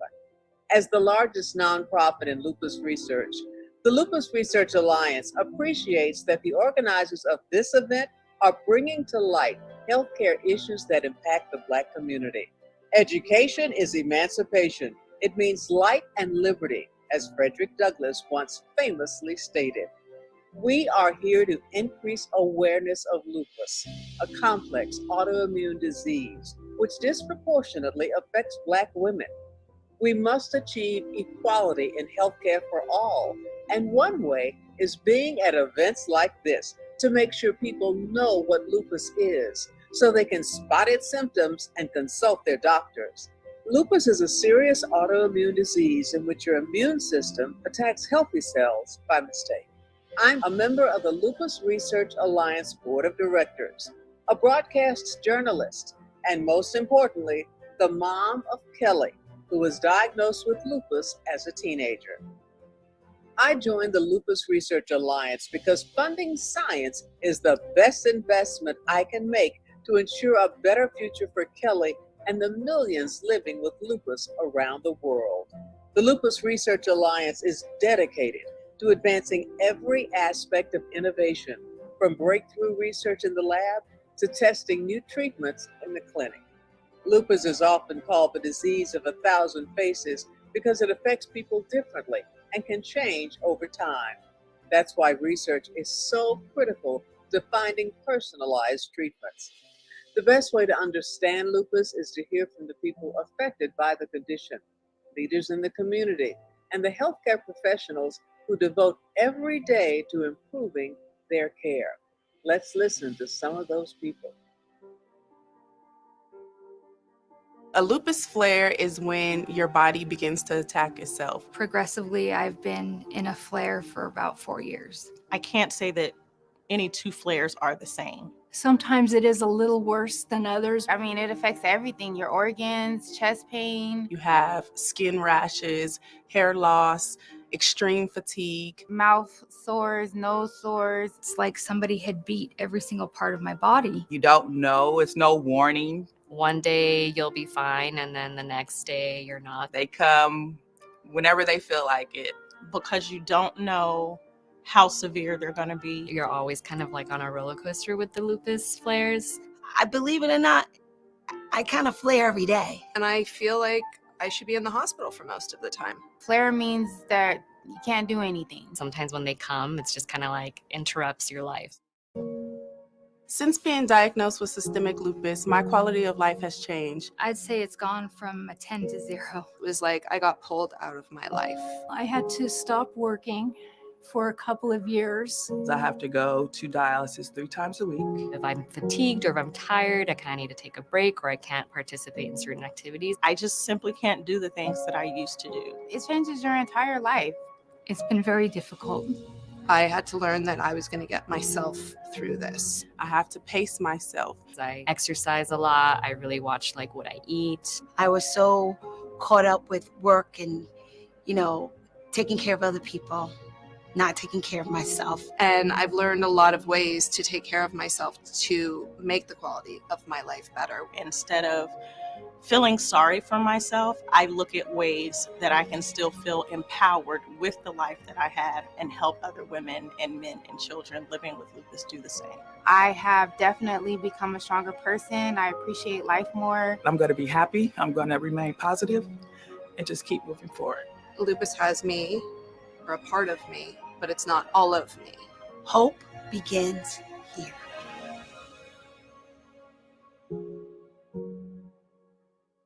It is important for my work to be able to know from the patient's perspective what's important and how they're feeling. The lupus patients do inspire me. I've been fascinated by scientific discovery from a very young age. When I was a medical student, I saw a patient that she developed lupus during the treatment. She felt so bad that she was hiding under her covers when I walked into the hospital room. It was really fascinating to see lupus get a lot better under treatment. Why should anybody be miserable, right, if we can do something about it? Life as a scientist is truly fascinating. Life in the laboratory is exciting. Because I feel like we're doing important things. They're there for a mission, and that's really what makes it so much fun. We also believe very strongly in what we're doing and why we're doing it. We have recently made a fundamental discovery. And it actually led to some of the very important insights about how everything was working. There's so much optimism in lupus research today. It's a really exciting time in lupus research. There has been extraordinary technological advances. We're looking at personalized medicine. We have accelerated the pace of research.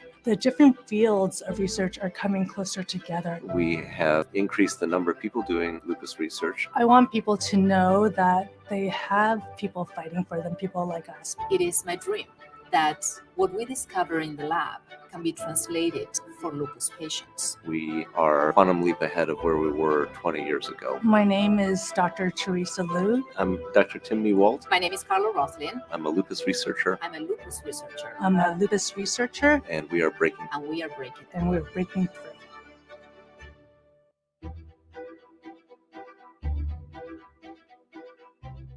Preaching has helped me so much with lupus because it does give me those few moments of not feeling sick. My name is Cheryl Ward, and this is my lupus story. When I was 12 years old, I've had a dream that I was standing in a pulpit preaching. I had never seen a woman in a pulpit preaching before, but I just knew that that's what I was going to do. I've been a preacher in Oakland for 40 years now. Absolutely love this city.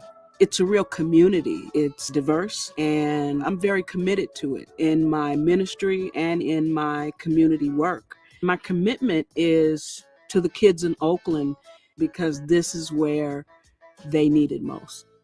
One Sunday morning, I felt some pain in my finger, and it hurt just to fold my hands, and my hair was coming out in clumps. And I was just wondering, like, what in the world is going on? I called the doctor back. They said, you need to come in and we're going to get you an appointment with a rheumatologist. Never heard of a rheumatologist. and he said, I think you have lupus. I had heard of lupus, but I didn't know too much about it. I was just kind of taken aback. So I started getting depressed. And the doctor said to me, you like to write. Go home and write. And even if I'm feeling kind of down about having to be in the bed, there's something about writing that sermon that does wonders for me. When I preach, I can feel badly physically, and it becomes an experience that almost separates me from my body. It really is cathartic. I'm not in pain when I am preaching. It's a real balm for my body. It's a healing, nurturing, wonderful time for me. And it's why I'm here on this earth. Hope waits for faith, because faith is belief. Are you with me? And you need belief in order to hold on to hope. Hold on to your hope. Don't let go, because God will make a way. The message of hope, for me, it's viscerally important to have an organization like Lupus Research Alliance that really pushes the message of hope, that is actively seeking a cure, is vitally important.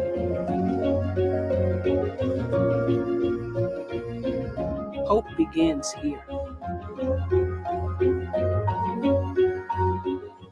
Having lupus has really shown me how strong I am, how I didn't know what I had inside of me. I'm Marla Philpott, and this is my lupus story. I love Chicago. I was born and raised here. My mom put me in ballet classes when I was 5 years old. Danced all the way through high school, danced in college, and I found this modern dance company in Chicago. That was where it all started for me. This is what I love, and you should try to do what you love.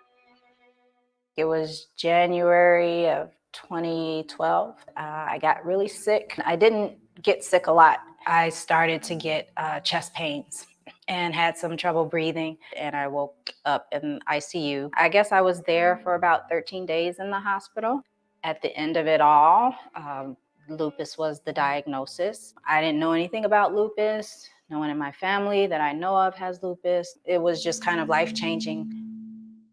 I first heard about the Lupus Research Alliance on the radio, was looking for something to connect to, and I thought that that would be a good way to start. It was really important to meet some other people that could really relate to what I was going through.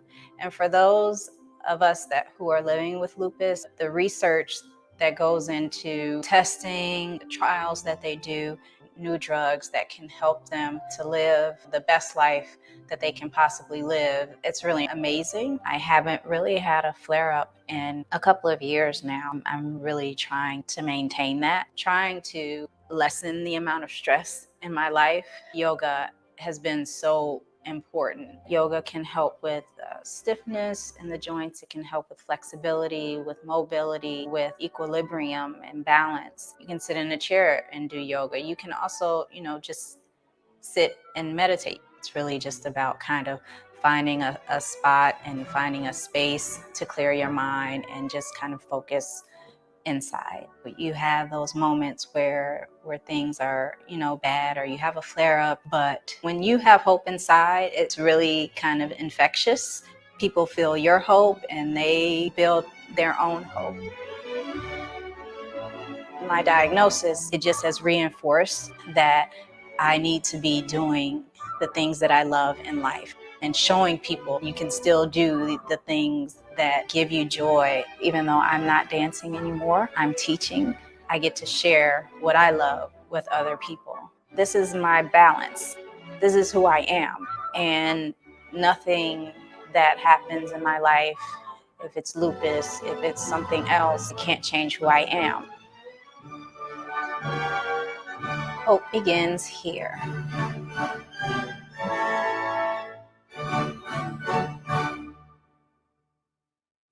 There's a sense of pride I take in knowing that my participation is helping not only myself, but other members of this lupus family. Hearing the words clinical trials may be scary to some people, but it doesn't have to be. My name is Martin K. Lewis. I was diagnosed with lupus in 2005. My name is Christelle Felix. I was diagnosed in 2007.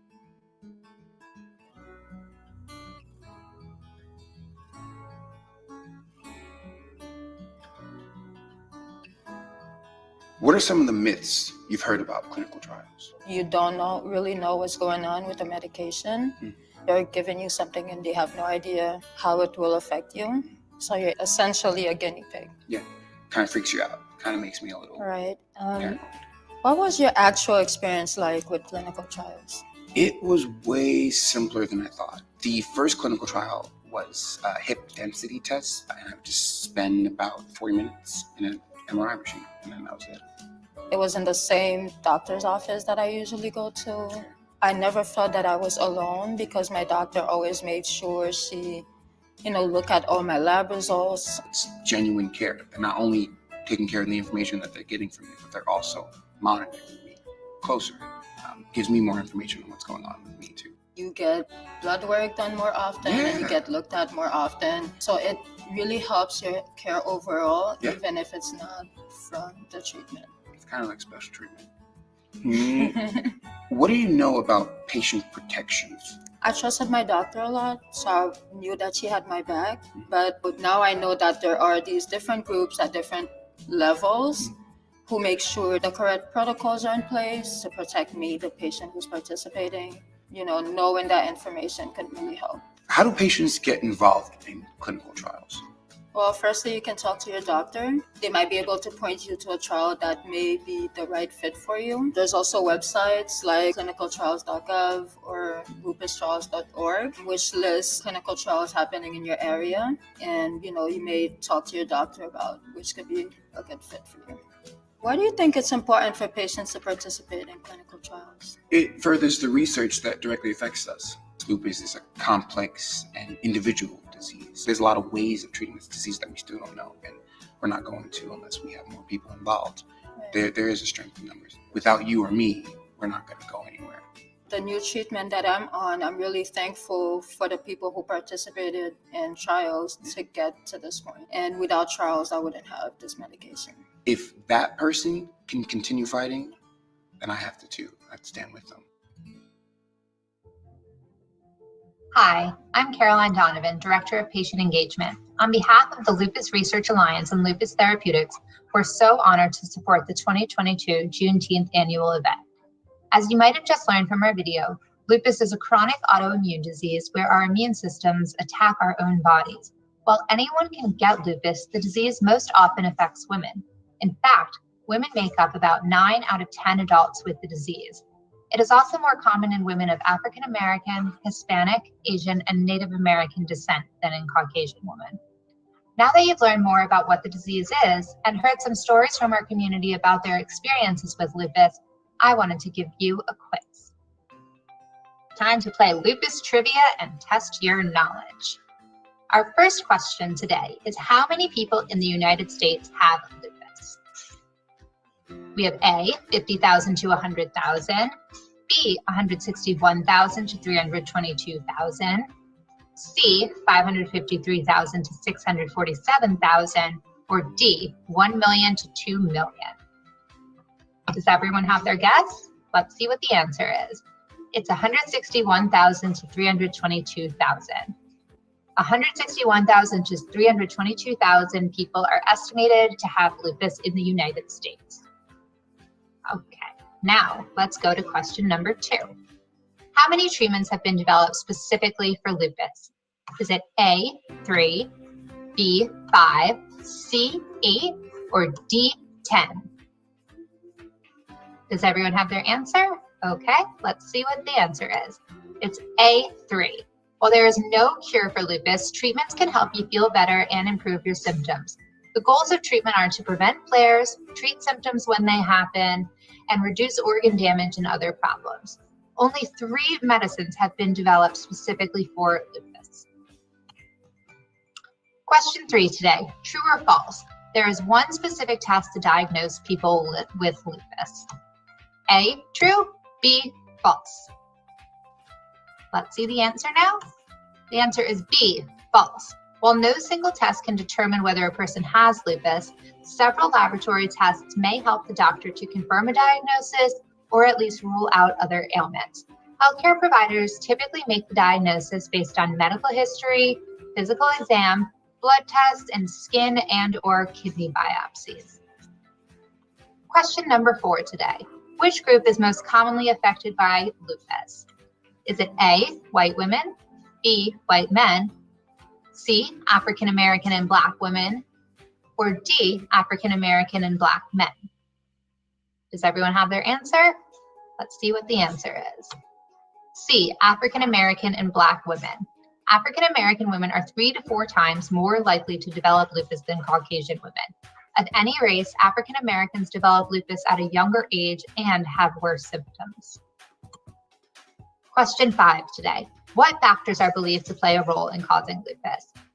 Is it A, genetics, B, environment, C, hormones, or D, all of the above? All right, let's see what the answer is. D, all of the above. While the cause of lupus is unknown, genetics, environment, and hormones are all believed to play a role. Question 6.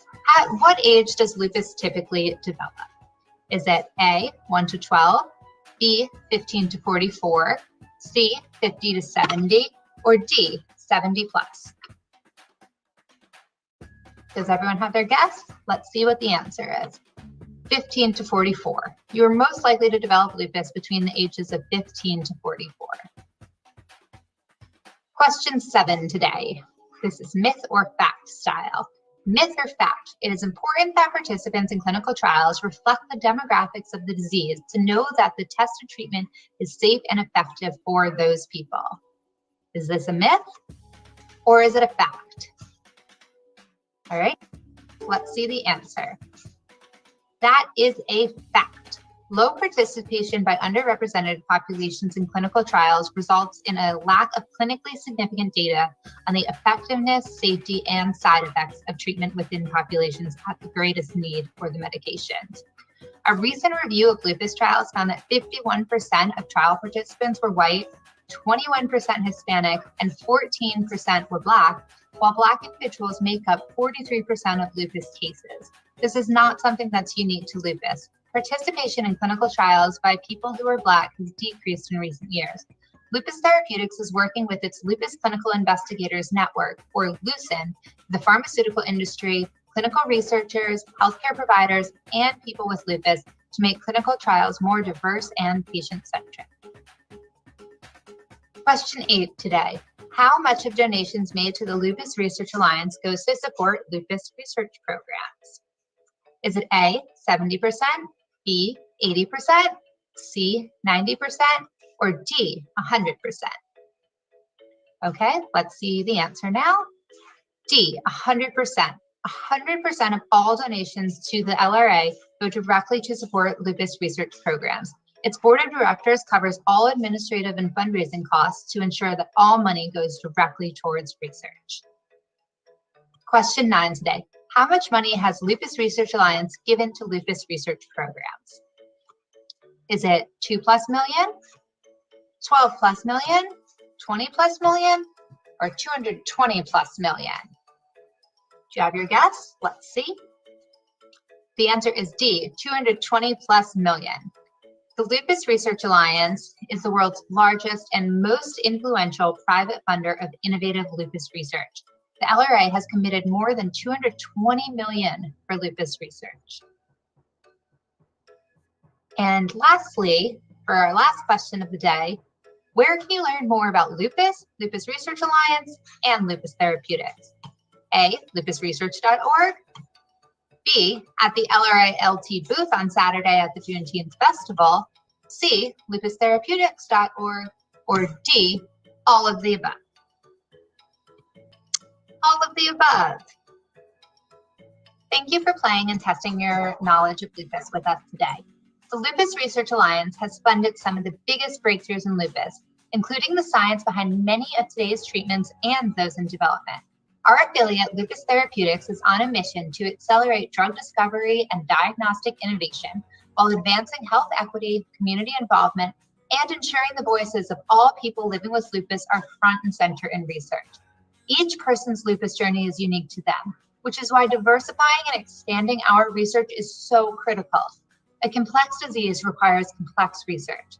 The next phase of our scientific strategy centers around discovering many more individualized treatments and ultimately a cure. And we need your help. The voices of the entire lupus community are central to everything we do, from your participation in the clinical research process and advancing disease education to raising funds for research and advocating for better lupus treatment. To learn more about lupus and how you can get involved, visit our booth here at the event where we have more information and some fun giveaways. You can also scan the QR code or visit our websites at lupusresearch.org and lupustherapeutics.org. Enjoy the day, and thank you.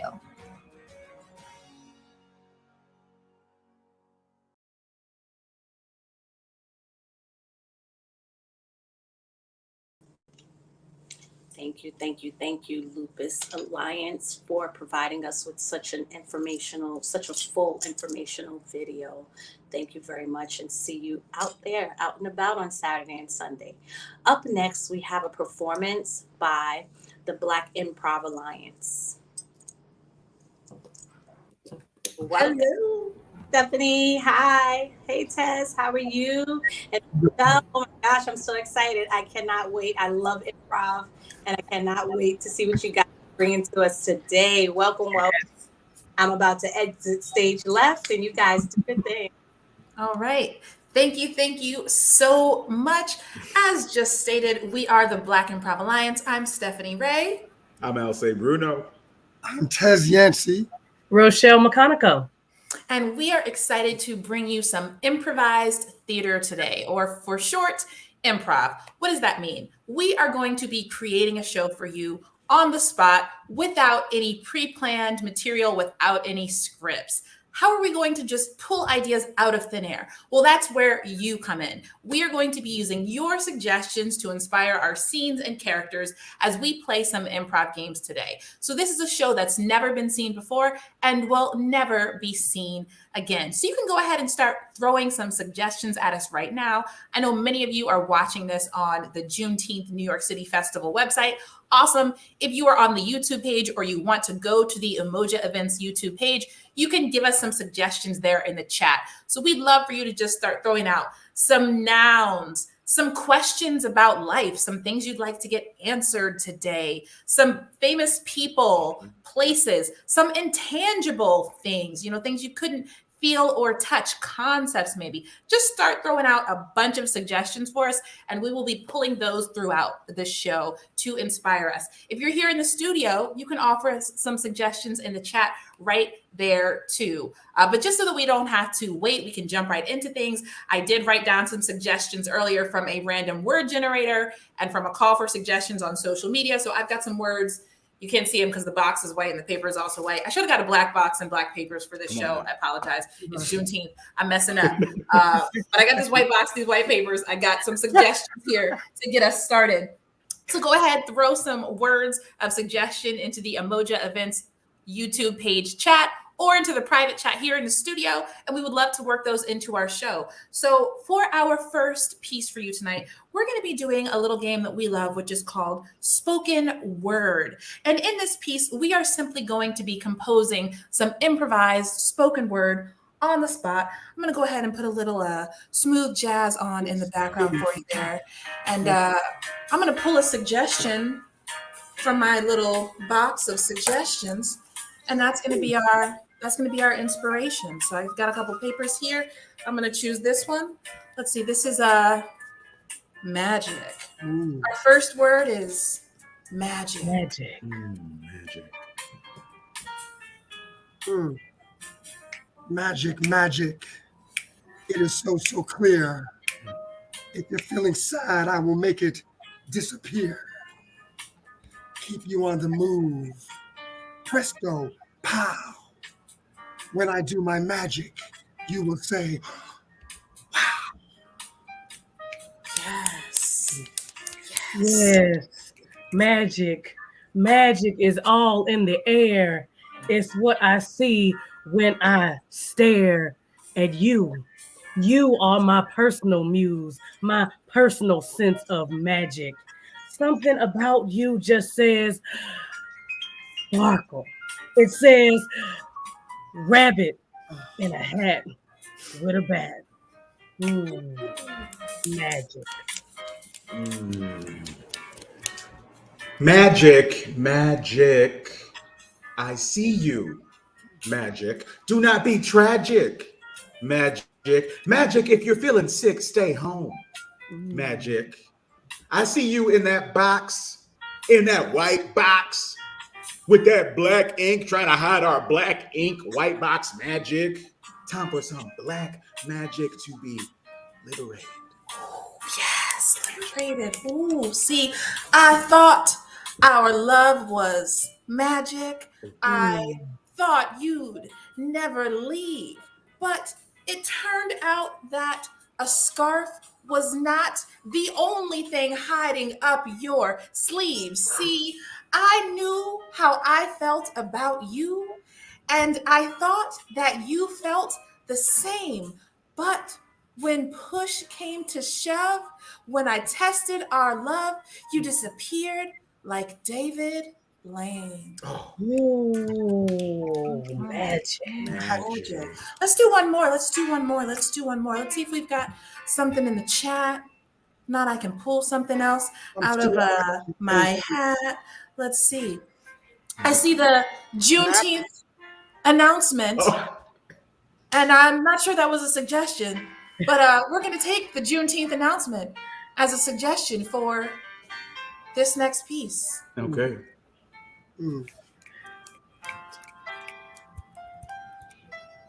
There was a Juneteenth announcement on my block. And at first I was confused because the block is always hot. And so I walked past and didn't even give it a second glance.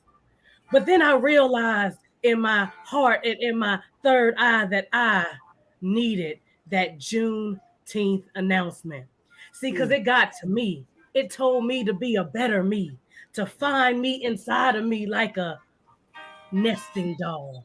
See, nesting doll of my heart and my emotions is all in Juneteenth. Yes. June 19th, 1865. What a fine year to be alive. If your livelihood was about ending liberation, that was your last chance. You missed it. It's Juneteenth now. It's time for all our brown cows to get lifted. It's time for our how now the black spots on the black and white cow to get lifted. I'm talking about just this part of the Dalmatian. I'm talking about just this part of the zebra. I said just here on the tiger, when we go far like some fighters to punch through the wall and get our liberation.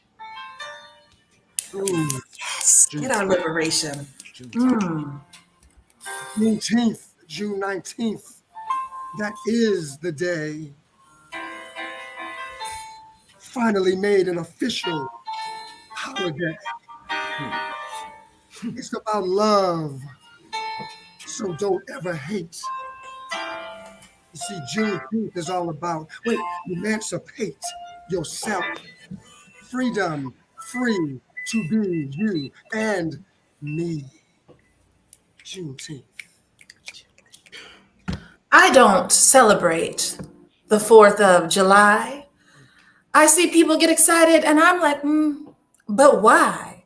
Okay, my people were not free on that day that makes you all feel so happy. So you see, a little bit earlier in the summer, that's when I start to feel the love. When Juneteenth comes around, I just feel it from above, the ancestors smiling down and saying, yes, child, you got the news. Now you know what it is. And so that's why I celebrate Juneteenth, because that's where my Blackness lives.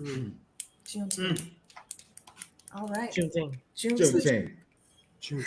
That was some improvised spoken word for you. Thank you very much for that wonderful suggestion of the Juneteenth General Order announcement. Very, very on topic for today.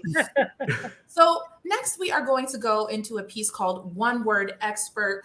In case you did not know, it happens that Tez, Rochelle, and Alce are actually world-renowned advice experts, and they're prepared to answer any questions that you might have about anything. So go ahead and drop those questions into the chat, and they are going to answer your big questions and help you to solve your problems.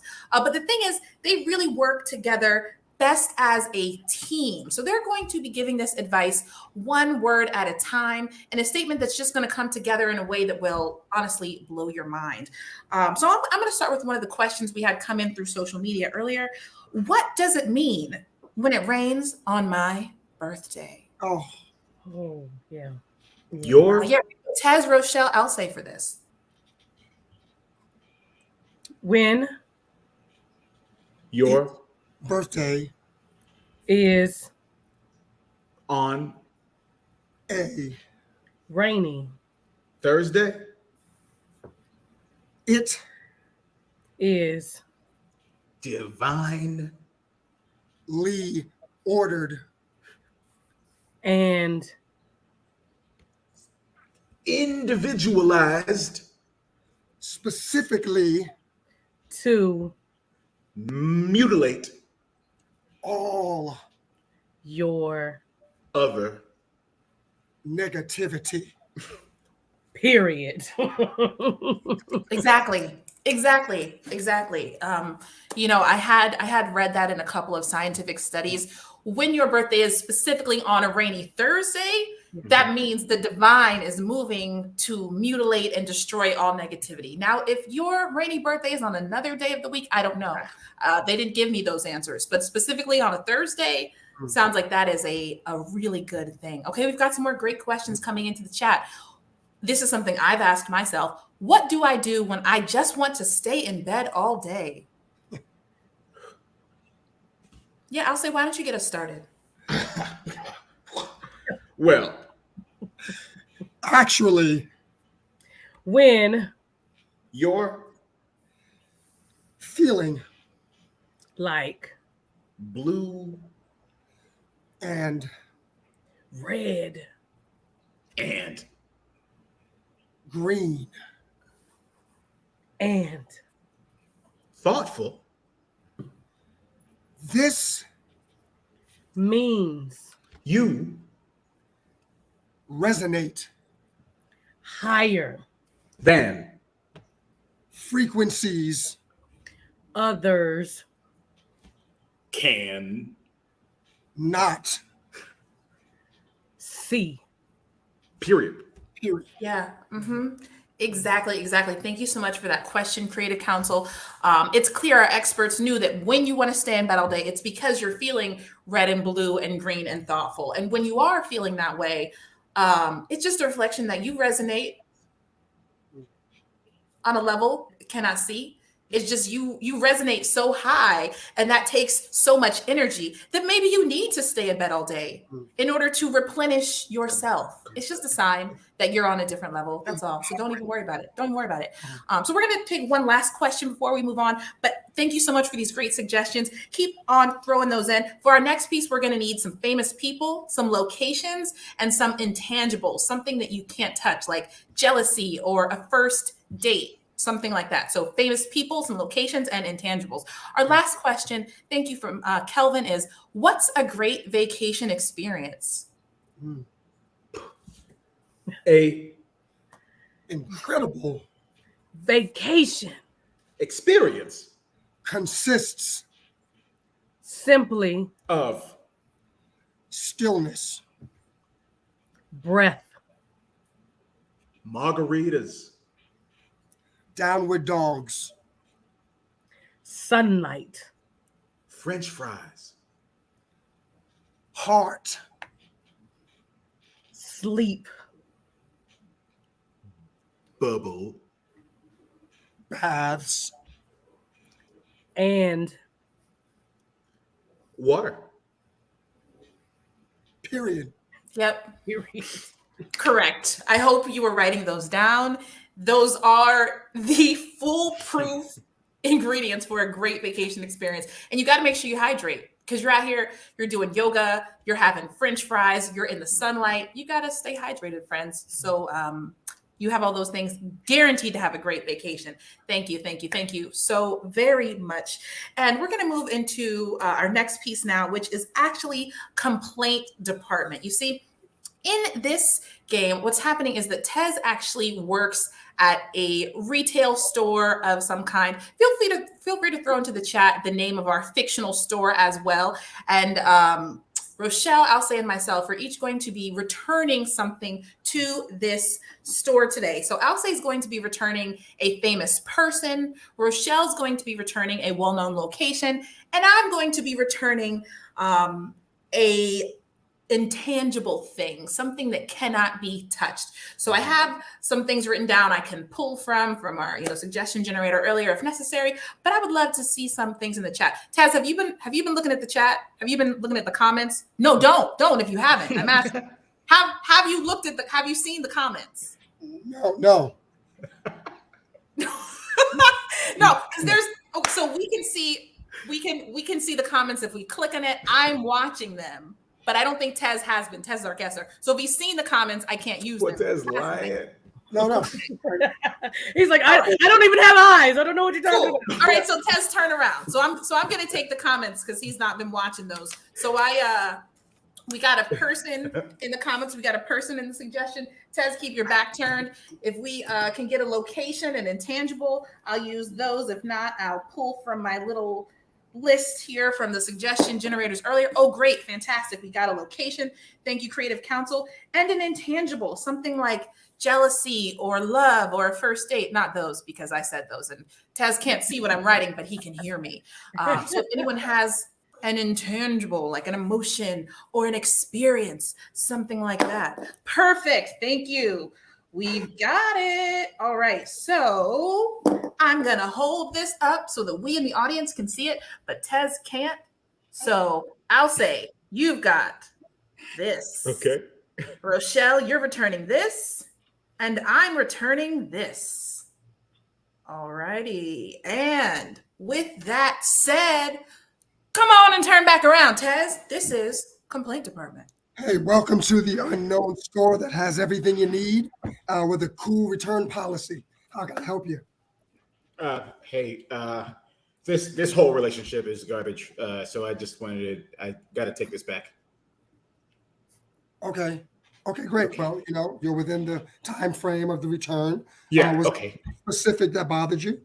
Yeah, I mean, there's a whole lot, I guess. And the thing is, it all seems like a subterfuge that's supposed to make me not trust Black relationships anymore. Like, why is it? I keep hearing about it. Like, we start talking about the war, inevitably somebody, boom, brings up this exact relationship. Every time I want to do something different, I feel like I'm entangled in a brand new, unnecessary situation. It's like, are the kids a part of this? Like, why we keep talking about?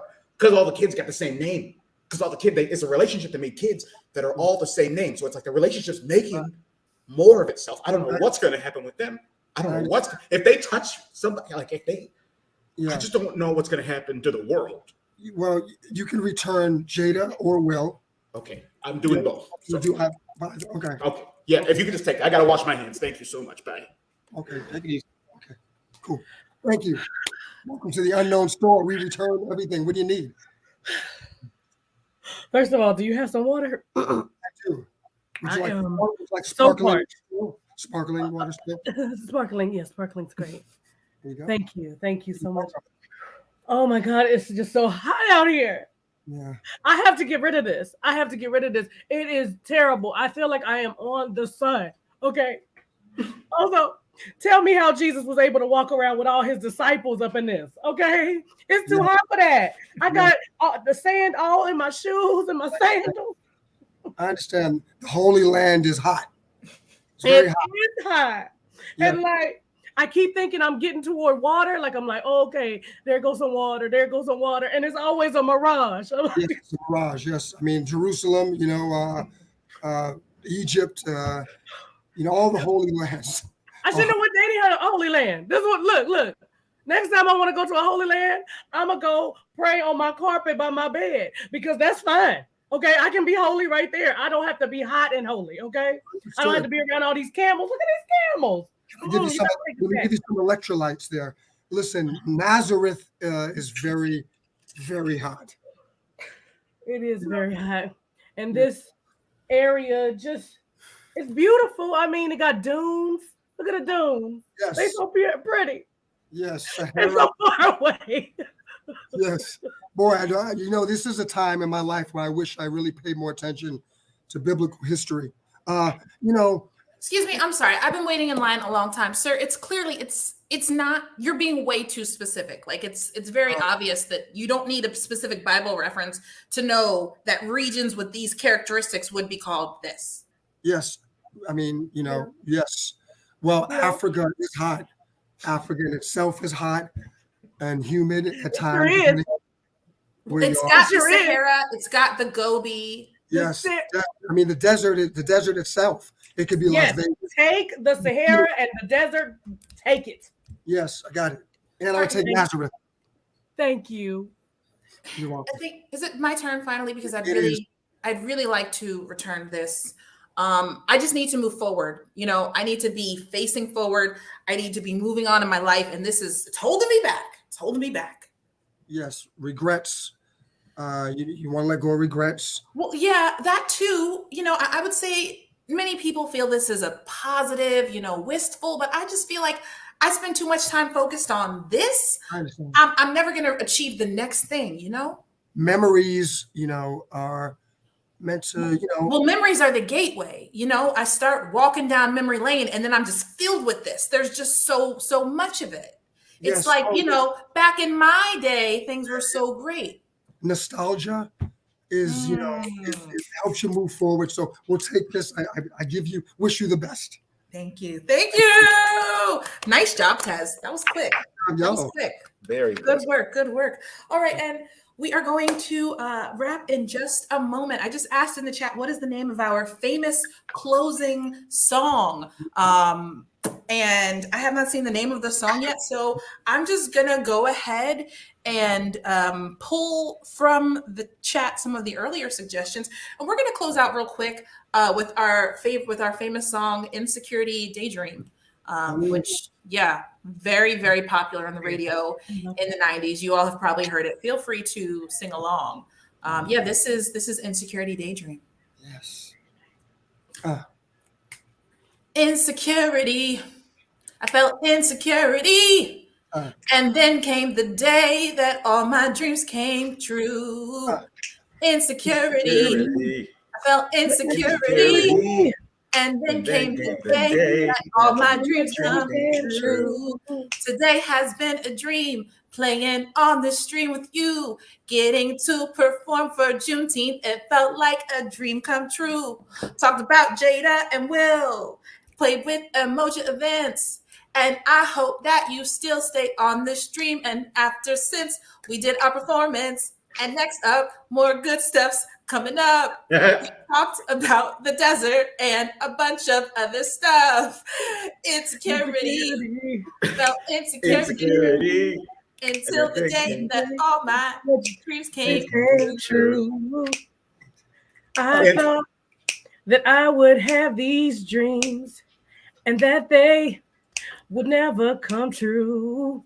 But now I know that maybe I can get rich quick if I find the best pet to have on this. I'm telling you, insecurity.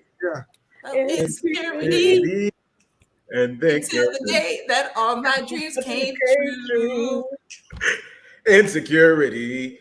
I have no security. My car got broken into like 4 days ago. And then 3 days ago, somebody stole my car. And then they drove it not very far. They found about a dump truck down the road.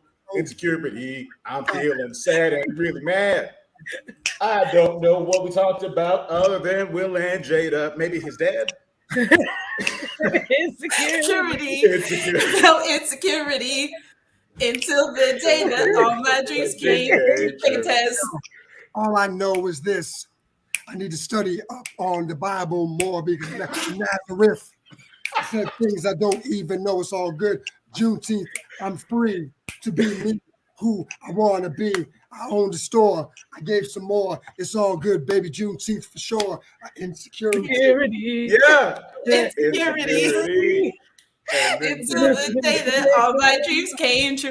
Thank you so much. You've been an incredible audience. We are the Black Improv Alliance. You can find us online on all the socials, Facebook, Instagram at Black Improv Alliance, and www.blackimprovalliance.com. We have scholarships and all kinds of cool free programs. So if you like this, check us out and we'll try to hook you up with a class. Thank you. Yes, thank you. I definitely will be taking you guys up on that. This is right up my alley. Thank you guys. That was amazing. Great job, great job, great job. Because insecurities.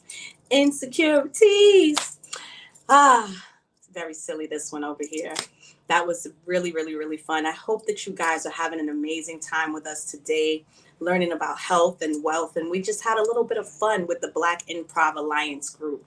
And like they said, check them out. Look them up. They have scholarships. You can join them and get down with their playtime. That was so fun. And thank you guys for using the Will and Jada piece. That made my day.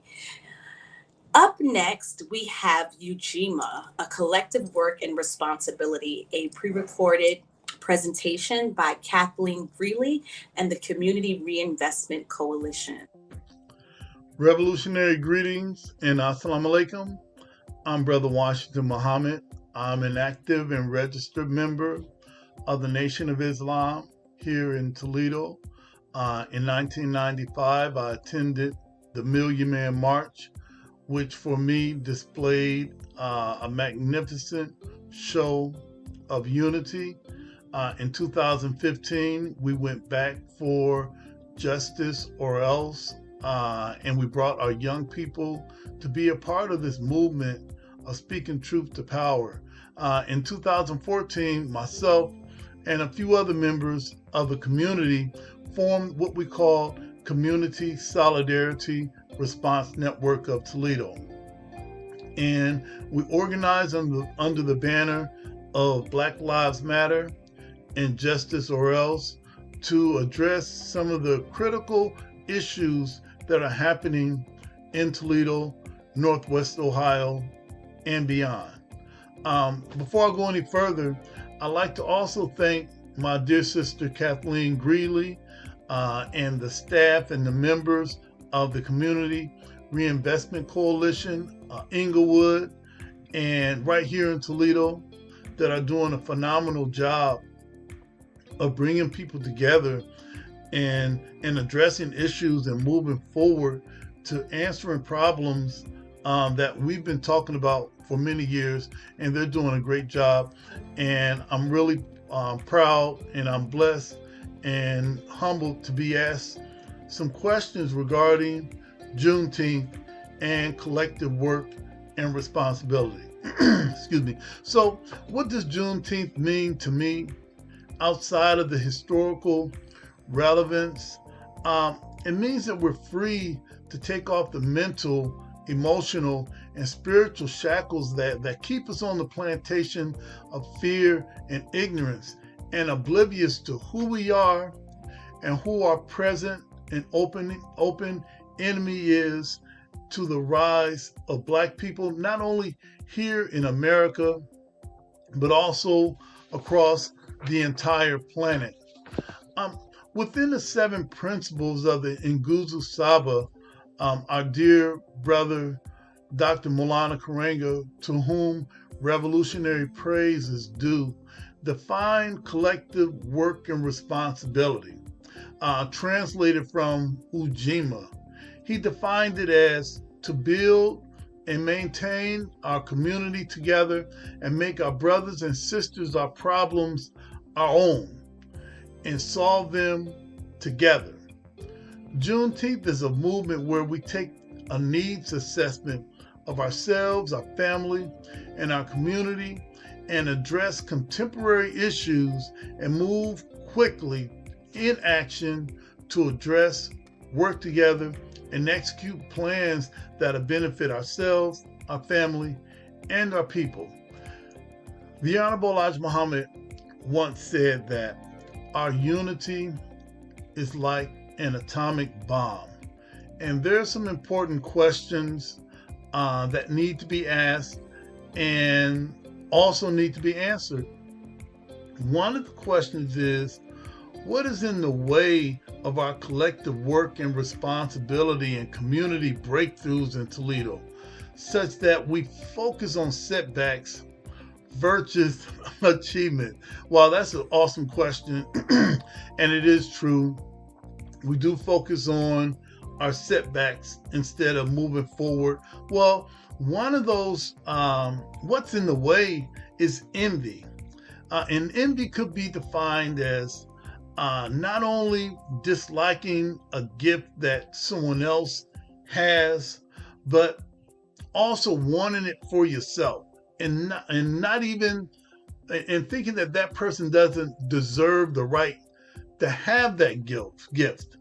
The next is jealousy, whereas no matter how well our brothers or sisters do, some of us continue to think that they're undeserving and it should be them.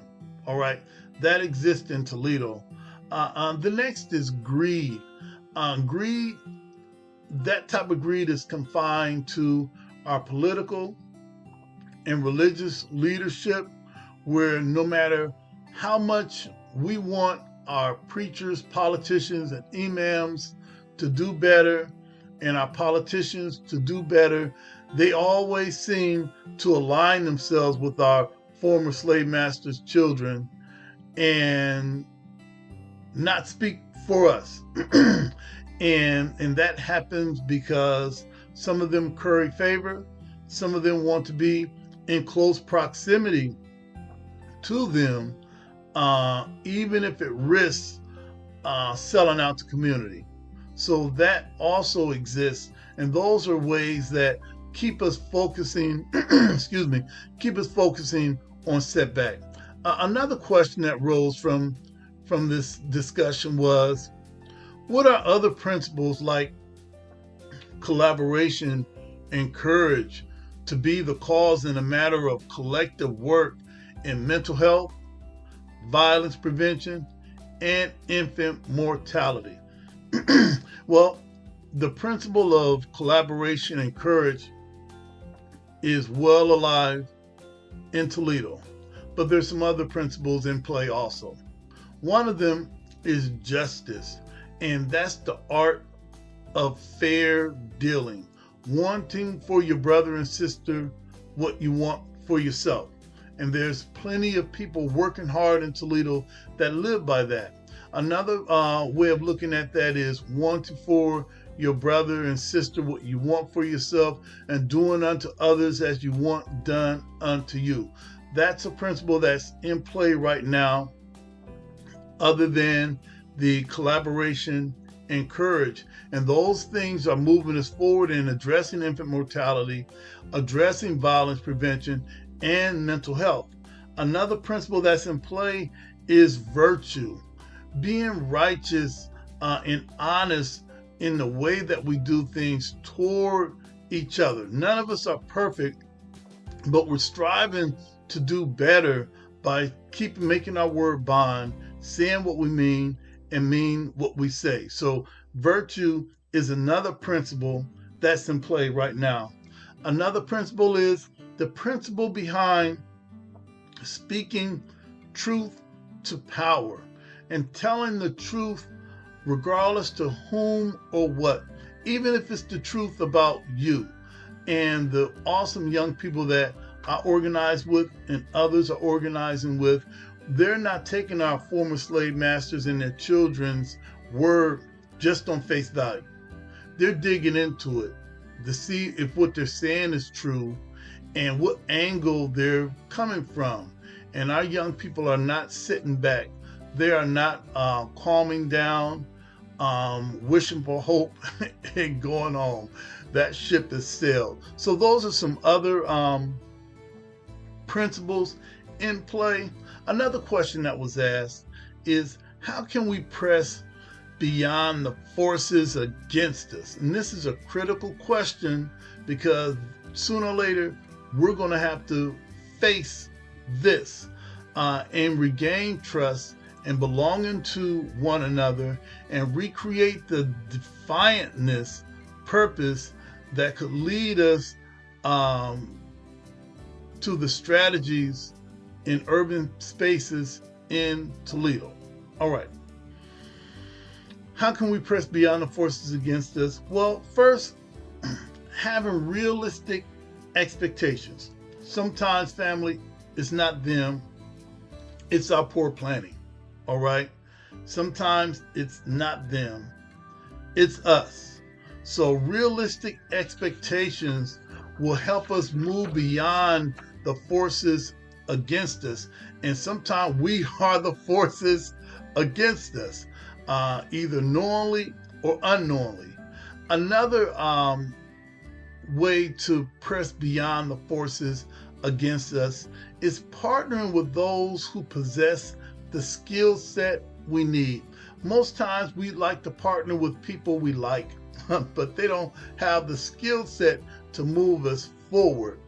Another thing that we can use to press forward beyond the forces against us is not allowing religion and political affiliation to cloud our judgment of who's best qualified to lead for a particular cause.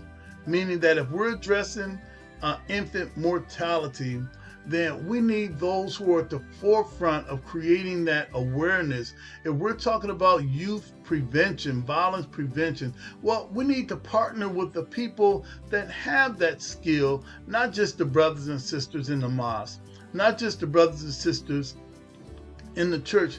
There are people that have actually invented the wheel and doing the will so that we don't have to create another.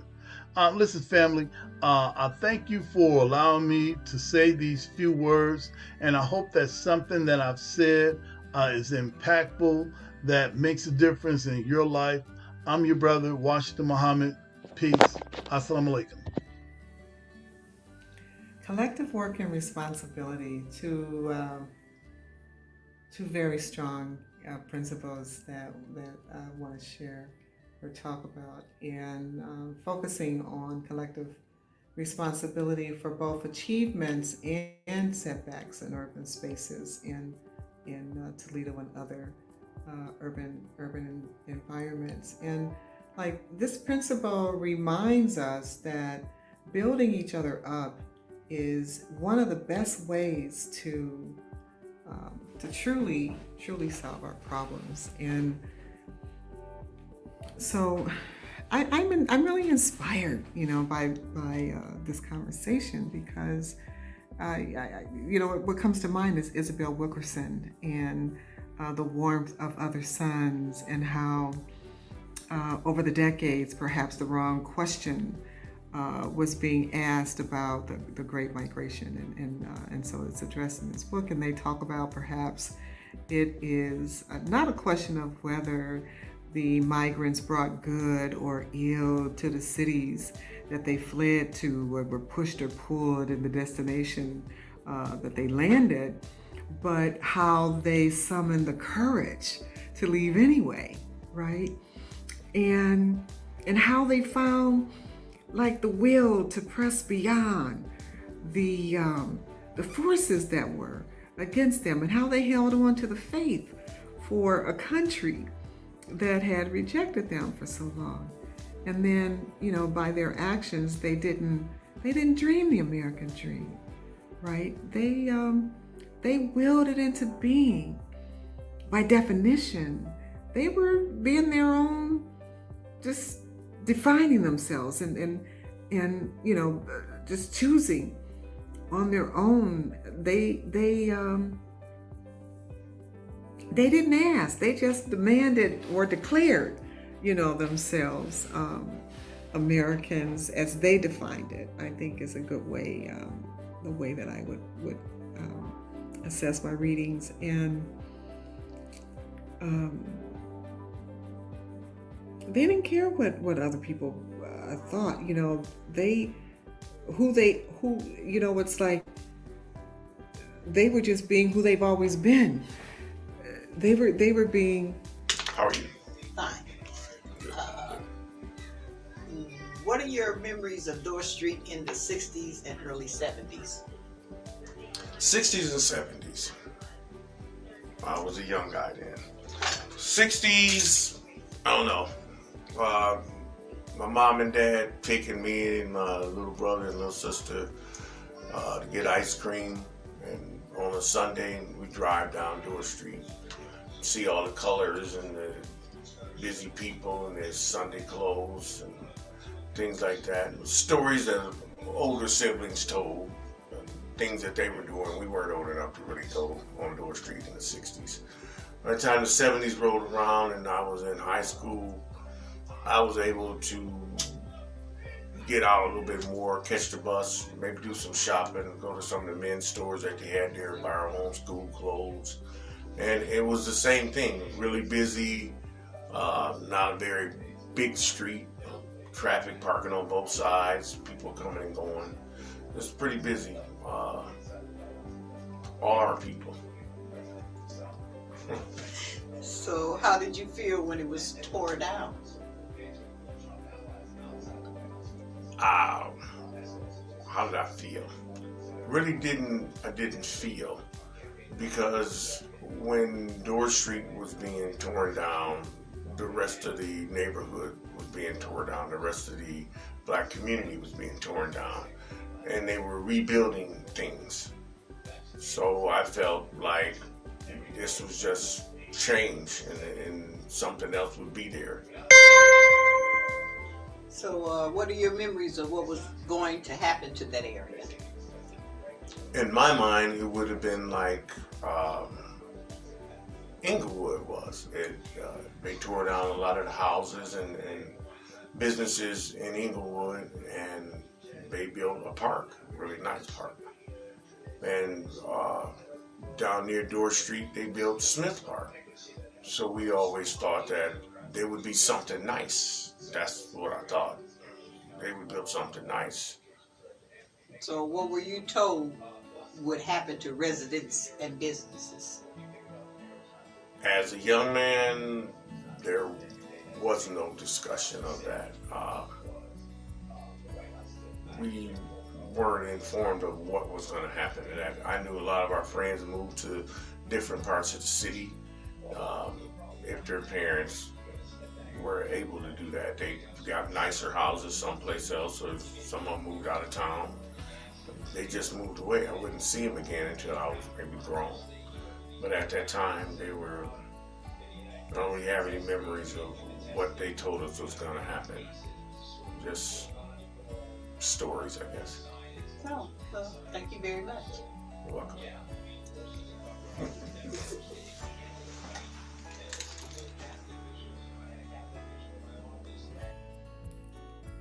So we're talking about the third principle of Kwanzaa, which is collective work and responsibility. And we're talking about that because Toledo was recommitting to actively inform and to inform others on matters of common interest. And some of those matters of common interest for us that keep showing up in our space is around mental health and violence prevention, infant mortality.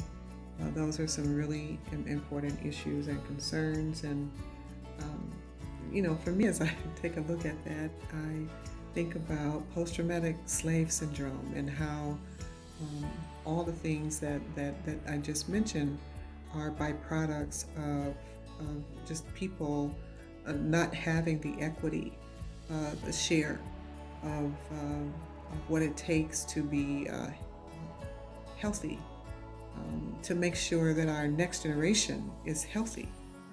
And the question becomes, what are we doing to be the cause in the matter of making sure that health equity is not a continuous concern? I think,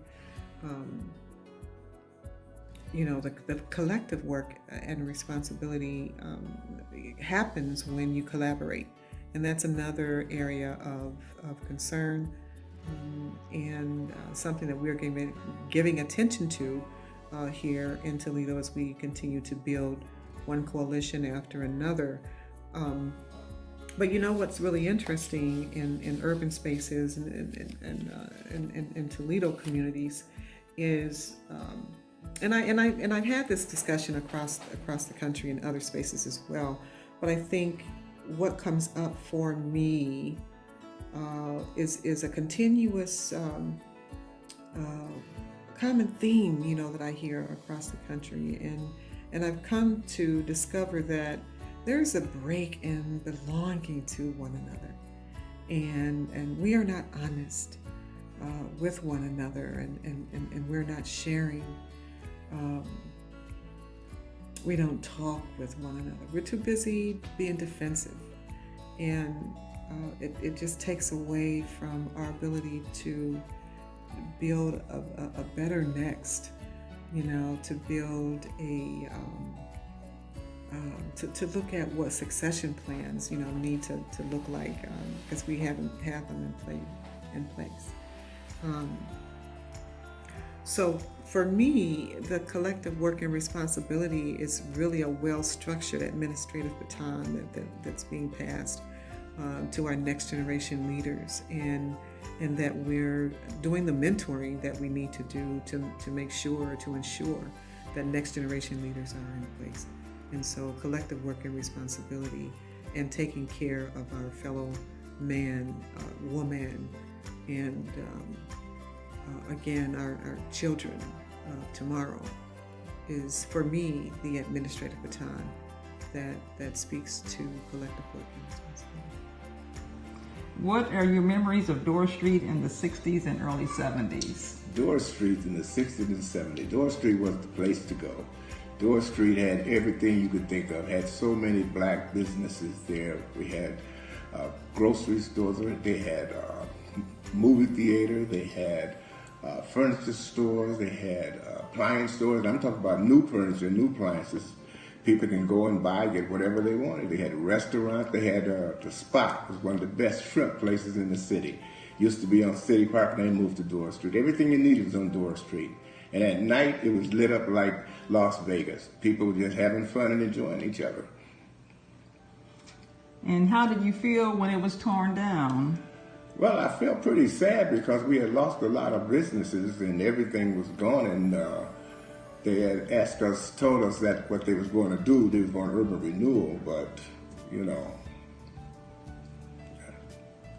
And what are your memories of what was going to happen in that area? And what were you told would happen to the residents and the businesses? Well, see, that was the thing what I was just going to say, is that they said that they was going to tear all the stuff down and rebuild businesses, rebuild new homes so that people could have a place to stay. But instead, what they did, they tore everything down, and one side of the street, you got nothing but grass and lots down there. Another one, they, instead of building regular homes, they built projects. They built low-income housing and never did build up the businesses back. And I think that was just a way of getting rid of people, blacks who was really coming together and taking care of themselves. It was like the Black Wall Street in Oklahoma.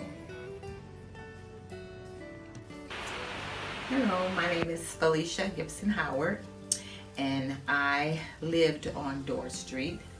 Actually, I lived on Dorr Street, and some of my most memorable things were about Dorr Street was probably, I remember all the music playing from Clark's record shop, and they had music playing out the window, and I believe it was the radio station was there where WKLR might have started there. And I also remember the chicken wings. I think it was Thomas Temple. They had the 10-cent delicious chicken wings. Then you could go further down the street and you could get shrimp from the Spot. Then you had Anderson's Grill. You had Clayton Umble's Pharmacy, where you can get delicious hamburgers and milkshakes, and everything was just really a fun time. If you go further down the street, we always got to remember that we had the movie theater, we had the World, and then it turned into the Sepia, so that was good times going down there to the movies right there smack in the neighborhood, which was awesome for us growing up. We had the park and the library, and oh, we can't forget about Soul City. My dad was Curtis Gibson, and it was his vision to start Soul City. And I believe it was under Mayor Ensign where he pitched the idea to. And so we had Soul City, but a lot of people talk about Soul City, they always talk about the gym, but it was a lot more than just the gym.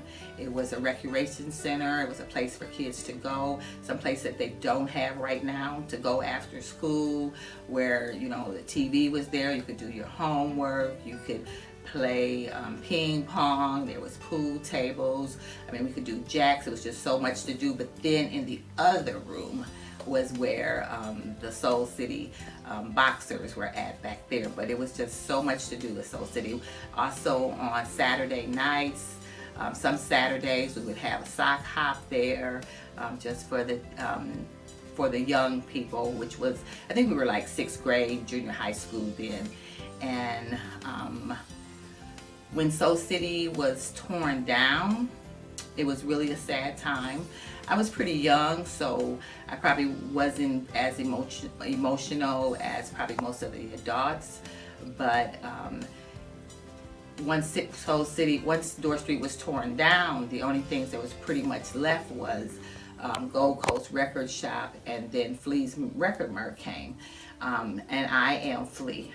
So Flea's Record Mart was there, but there wasn't much else on the street. When they tore Door Street down, they had told us, or what I remember was that I thought it was just going to be a beautiful neighborhood with beautiful homes and still some black businesses. But it ended up just building more projects. But from my memory, it should have been houses. And I would love to see it restored and have black businesses come back there, and homes, and just restore it. I think it would be a beautiful thing, because it was known as the block, and there was just so much going on there. There was music, there were all the clubs were there, we had Dora Hall, it was just so much going on there. So it would be great if we could bring some of those things back, have a movie theater again, have homes, have black businesses, there were grocery stores there. I mean, everything was right there just for us. So I would love to see something like that come back. But thanks for taking me back down memory lane. It was really nice thinking about how the block was, and just the fun, and it was just awesome growing up. Thank you. Why is community politics important? I have so many mixed emotions about that. I mean, I've seen community politics work positively, and I've definitely seen it work negatively. There are communities that I am a part of that they have continued to hold on to a cyclical legacy of being in power, which has stunted the growth of the community, because they refuse to grow.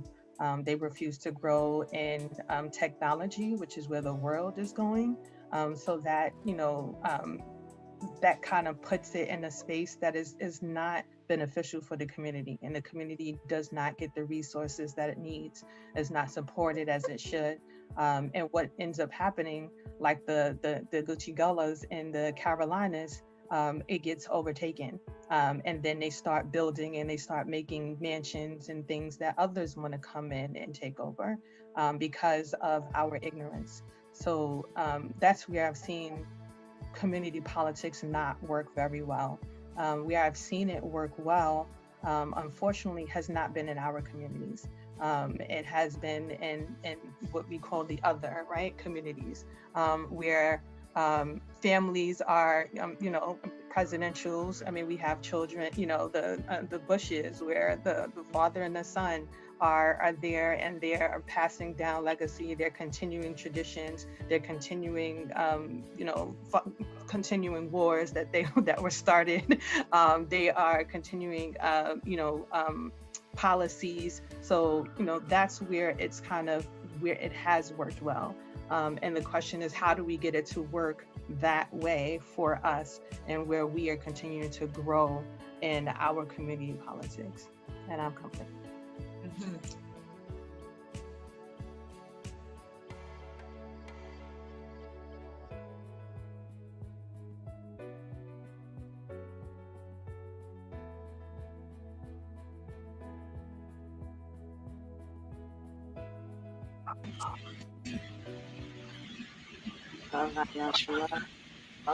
Welcome. So, I was about to say hello. So up next, we will have a discussion, a Friendship Matters books discussion with the author Ronna Dinkert. She will be joined by Latrita Hillman, Hashim Drinkard, and Aubrey Marshall. I hope I'm getting everyone's names correctly.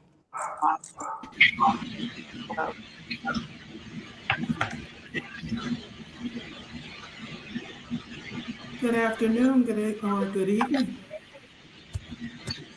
I am Ronna Drinkard, author of my award-winning novel, Friendship Matters, and I'm excited to be able to present you the journey, the story, and just the culture, the community, family, and friends.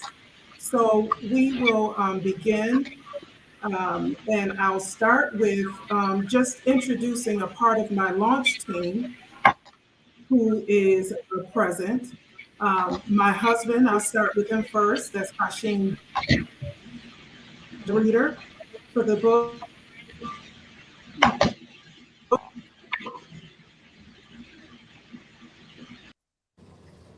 Get going.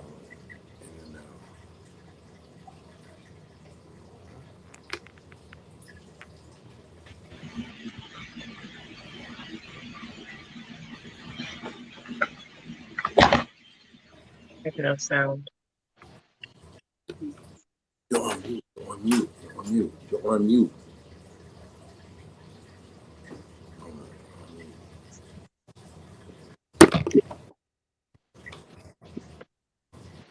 Mama, we can't hear you. All right, I'm off. I see you. I hear you. Okay. Sorry about that. So I was on mute.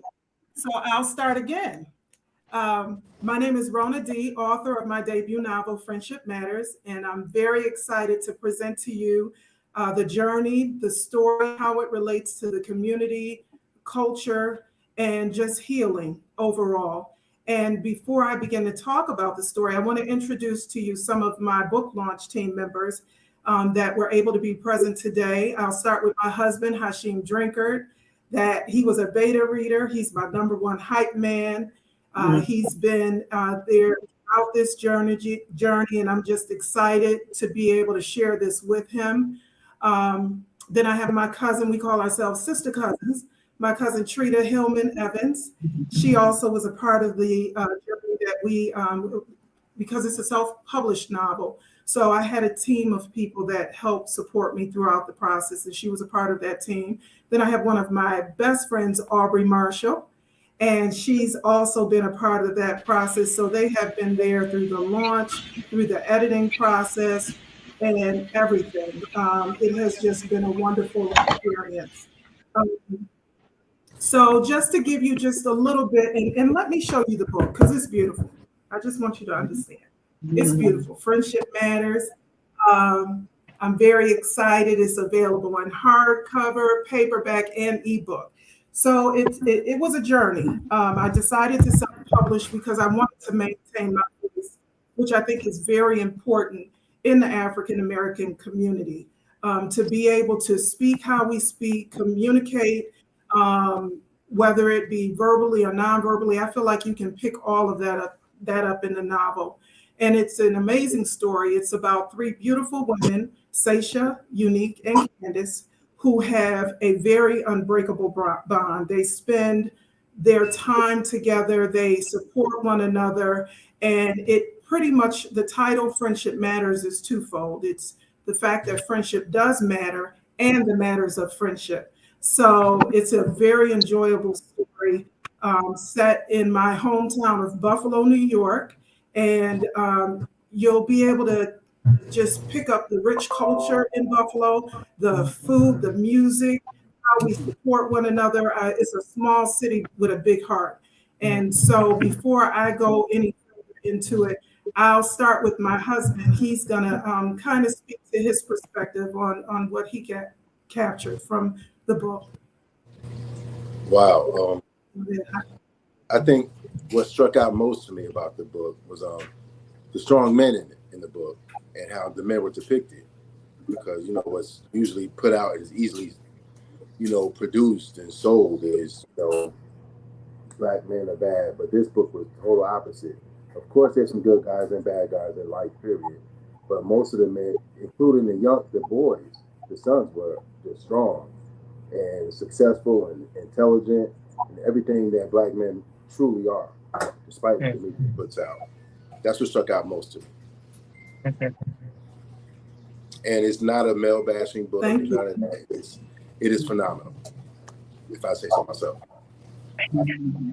Thank you, my hype man. I appreciate that. Trita? Well, one of the things that I think, first of all, I agree, of course, that it was a phenomenal book. I don't know what I expected other than excellence from my sister cousin, because that's just who she is. But in reading the book, I found myself many times actually just stopping and looking up and saying, this is an amazing story of healing, much like the healing that we have to do in our community. And what I think was amazing about that healing process is that, for example, one of the friends went through a life-changing event. And in that, it was a very vulnerable position for her to be in.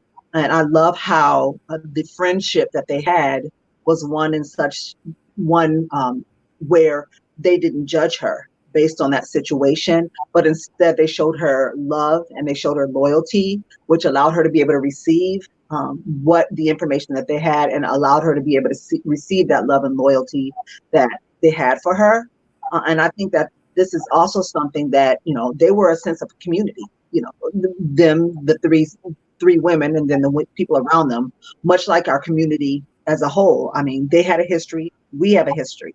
And so in that, I think that one of the things that we can take away from it as a community, much like they did as friends, is to display that sense of love and loyalty towards one another and allow each other to be vulnerable and not to judge one another. And I think that's going to be hugely pivotal to our community healing process, just like it was for them as friends. Yes, definitely. And Aubrey? I just wanted to touch on really the impact of the support system. So we have in the book 3 women, 3 friends, 3 sisters. However, you know, you want to apply it. They meet, and I think like most of us, you have those encounters in the bathroom, encounters at college orientations that you don't really know that this friendship is then going to lead to godparents. It's going to lead to, you know, wine glasses and tissues when you don't get the promotion. You know, it's going to lead to family. So I think that that really hit home to me, and anyone who's experienced that in their life or has it in their life and still holding on to it will really, really enjoy the book the way that I did. Thank you. And I agree. Everything that you all said, that was my intent. And let me just say, I forgot to mention the rest of my team that are not present, but I have Sean Evans, my cousin. He was also a part of the team. So we had 2 men on the team, although this is considered in the category of women's fiction. as Hashim mentioned, it does highlight the value and the substance that men provide in our lives. We also have Donna Willis, another cousin of ours. We had Dana Ransom, one of my very good friends from Maryland, and Patricia Chisholm, we call her Trish, from the hometown of Buffalo, New York. So we all got together. We read through the book, went through the process of just talking about it. I remember we had a session, our first session, after everyone finished. Everyone was all excited. Let's get together. And I set it for just an hour and a half. That went 4 hours. 4 hours, and literally, I had to tell them, I gotta go. We can't talk anymore. But it was so rich in conversation. People were able to feel very. They related to the story so much that I think it just was organic. It was authentic, and I loved everything about that. So these three ladies, what I'll do is I'll give you, just a little background on them. Seisha, she's a single real estate agent who longs for her first love, but he's out of town. He's not available, and so she's on a search to find a suitable replacement. She starts the book out. Then you have Unique, who's a widowed single mother, she's like the foundation of the friendship. She is conservative. She is very rigid in how she does things. She's a psychotherapist, so she analyzes everything, and you'll find that all through the book.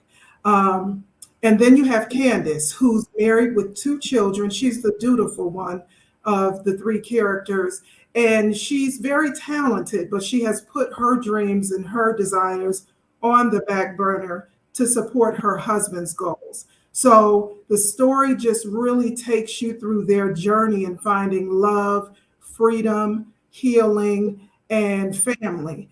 These women, they go to church every Sunday. That's the foundation. They support one another. You'll see that Seisha, in supporting her friend Unique, Unique can't cook. And it's very clear that she can't cook and she does not want to cook.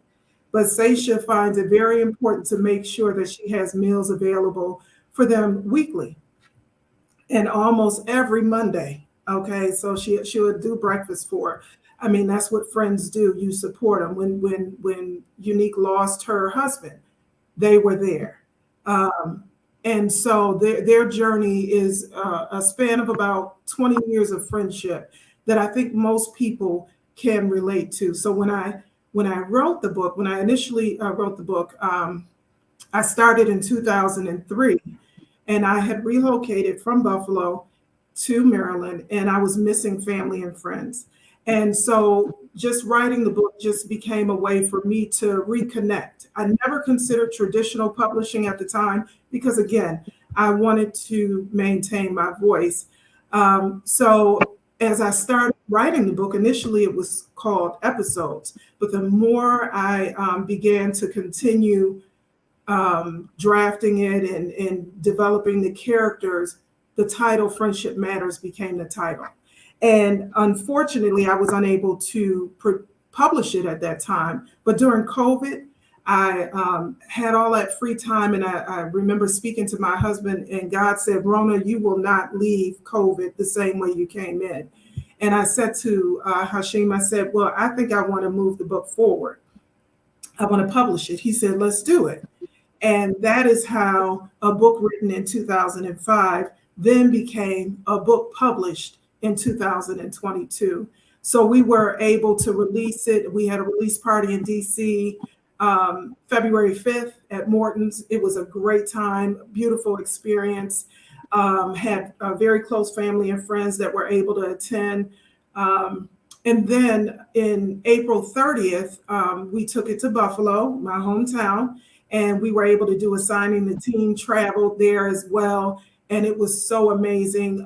My city, I'm gonna tell you, just Juneteenth as a whole, very, very, very much celebrated in Buffalo. I mean, since I was little, I can remember on Jefferson or on Fillmore, that is where we celebrated Juneteenth, and at Humboldt Park. And it's still that way. And so just getting together like that, and then coming back home in 2022, releasing, being able to have a talk and a social event discussing the book and the overwhelming support. I mean, even to the point where city and Erie County declared April 30th Rona D. Drinkard Day. I mean, I was amazed. I was so amazed. I appreciate my city. I love my city. We're hurting right now, but we're still together. If you've ever been there, you will find this book. When I tell you, it captures the food in Buffalo, the people, the quality of character that we have. It's just, it just gives you a taste of it all. So the journey has been amazing. It's an amazing story. And the reviews have been overwhelming. I mean, I've won 6 awards thus far for women's fiction, African American fiction. I was identified as one of the top 6 books to read on International Women's Day this year by the Chrysalis Brew Project. So that was very exciting. Just recently, I was a part of an interview in the Sheen magazine. So I also shared that. So this has been a great journey. I appreciate Juneteenth NY for the opportunity. Thank you, Athenia, Mel, Kim, Tori, and Trudy Ann for your support. You can follow me at Rona D. Writes. I have a promo, 15% off if you follow me, whether it's IG, Facebook, or Twitter. And you'll also get a free excerpt of chapter 1. And so look me up, www.ronadwrites.com. And I hope to be able to hear from you all soon. Thank you again for this opportunity. Bye. See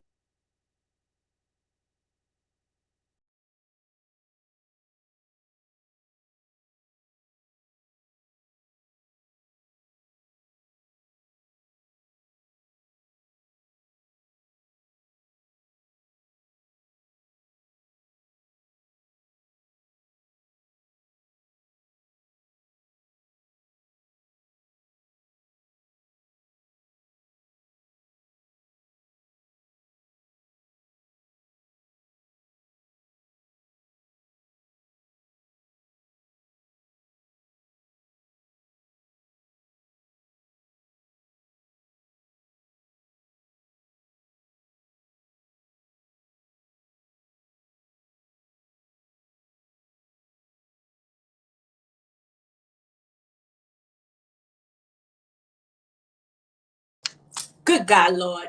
Good God, Lord. I'm over here talking with so much excitement. Let's rewind that. So I was saying that I've been excited to introduce every person that came up today, but I have really been looking forward to be in the same space and to meet this sister that is about to come up, this amazing goddess and queen, Sister Alquencia Salawane. And I was saying that she's going to come up here and let me know if I'm pronouncing her name wrong, and she'll give it to you right if I am. This sister is the founder and CEO of the Black Virtual Mall and founder of and CEO of First Generation App Development Company. She is now creating an emerging industry as the first virtual commercial property developer with the newly formed company Interim Immersive LLC. They are the developer of the Black Virtual Mall and most recently the Black Virtual Convention Center. Can you guys imagine? Can you see that? I can't wait until she comes up and blows your mind. Alquencia is most known for providing free, useful business advice to her 177,000 plus Instagram followers aimed at advancing women and minority entrepreneurs. Her efforts were recently recognized by senior contributor Dr. Janice Gassam and earned her a feature in Forbes magazine. Sis, please come up to this stage. Hi, thank you. Oh, thank you so very much. Welcome. I am honored to pass the stage off to you. I hope that I get to meet you in person out and about this weekend. And I'm going to leave you here to share with the world who you are. Yes. I was here on the side and I was like, you're muted. And so, yes, you pronounced that. You pronounced everything beautifully. Yes, my husband is from Malawi, so it is, you actually pronounced it correctly. But you know, here in the States, we say Selawayne, but you actually did pronounce it correctly. So thank you very much. That's nothing but spirit. I allowed spirit to lead me and read me through it. Mhm. Not only that, just the energy. I saw your interview last week with when you and Athenia were on together, and I just trust that the ancestors got me, and they give me tongues I didn't even know I had. Yes. So, pleasure. Yeah. So thank you so very much. I'm absolutely honored to be here. And as she said, yes, my name is Alquencia Selawani, and I am really such an advocate for us. And so seeing this event and all of the work that goes into it, everything that goes on in the background that so many of you guys have no idea on, putting together something of this magnitude. I just wanted to give Athenia her flowers. This is such an extraordinary opportunity for us. And I just thank her for allowing me to also hold space here. So Juneteenth, right? That is why we're all here. And we're here celebrating. And so I am probably like a lot of people, and I'm going to be 100% transparent with you guys. I didn't know about Juneteenth until I was an adult. It is not something that I learned in school. And so to find out the story behind Juneteenth was enormous. I couldn't imagine what they endured knowing that they actually had access to freedom that was being withheld from them for so very long. And so as a student of history, I wanted to kind of dive into 1863. And I know that you guys have all been told the story, and most of you guys have researched the story, that, you know, they were there in Texas until 1865, not knowing. But I wanted to go back to 1863 because 1863 is a very significant year on the topic that I want to discuss, and that is right now our state of emergency. My primary goal has been to educate us on all matters that will lead to financial autonomy, because it is my belief that that is how we do obtain our freedom here in this country, is by being financially autonomous. And so being a student of history in terms of business in America, one of the things that a lot of people don't know that also took place in 1863 is something I want to share with you that was extremely significant. So in 1863, there was Oliver Bird Jennings, Stephen V. Harkness, Samuel Adams, Henry Flaggerby, and two brothers, William and John D. Rockefeller. And they formed a partnership that was later known as Standard Oil. And if you guys know about American history, even in the slightest, you know who John D. Rockefeller is. By today's standards, his wealth at its height would be worth $418 billion today, making him definitely one of the richest men to ever walk the planet, one of the richest men, definitely here in America. And so I think that that's very significant that we address that if you think about what was going on with us in 1863, and to understand that Standard Oil, one of the richest companies to ever be built, was also being birthed. That gives you an idea of the level of disparity and how far ranging the overall head start. A lot of times we amplify the 400-year, but I think that when you look at it in those terms, that we were literally just even obtaining any sense of freedom, and a company of that magnitude was being built, we can see how very far we are here in America when it comes to business. I spend an enormous amount of time with Black business owners and Black consumers. And I hear a lot of the woes, and I hear a lot of the complaints that, Blacks lack professionalism, they don't have their stuff together, and, a lot. And I think that it's simply because we're not really understanding the nature of business. that business is not just something that you learn and you go to school or you take a few classes and then you start a business. We are in competition with people who have legacy businesses. We are in competition with people who have been in business for 8 generations. And we are oftentimes the first in our family. People who have in their everyday language acronyms like ROI, when we have no idea what those terms mean. So there is a large and wide-ranging discrepancy between us and the majority of European Americans that are in business here in America. And we can see why. Because while they were actually practicing business, we were the product. And so in that, I want us to also hone in on a few other numbers. When I started the Black Virtual Mall, I got a lot of pushback from non-Blacks. And the overarching question is always, well, why does it have to be the Black Virtual Mall?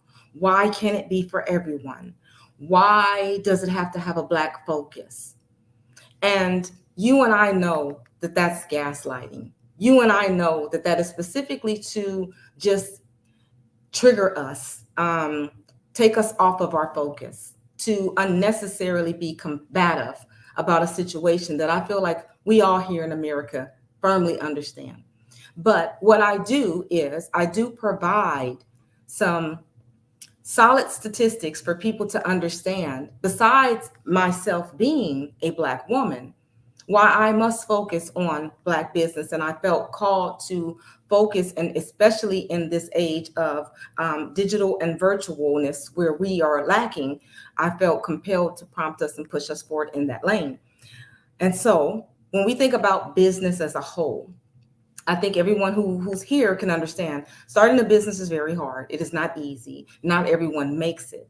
But out of all of the businesses who do, or business owners across racial whites that start, 20% fail within 1 year.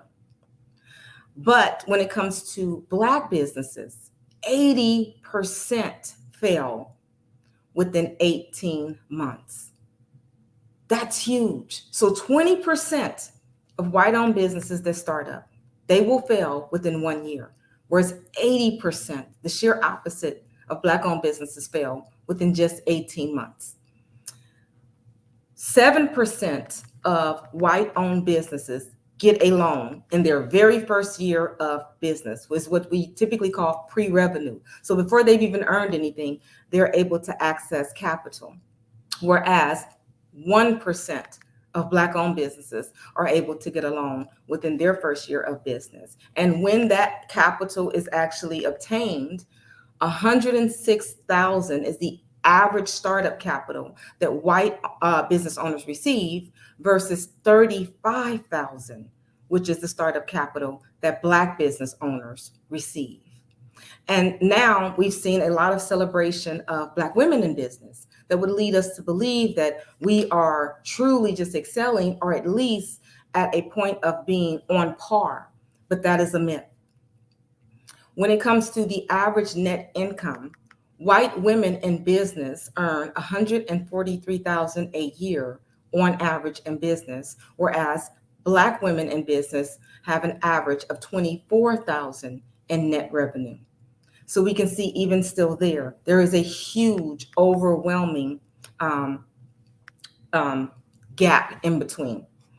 And these are numbers derived when things are going well. That's when people do have capital to spend and, they have excess money to spend. And as we all know, when things get bad and they get rough, it gets hard. As they say, if America catches a cold, Black people catch pneumonia.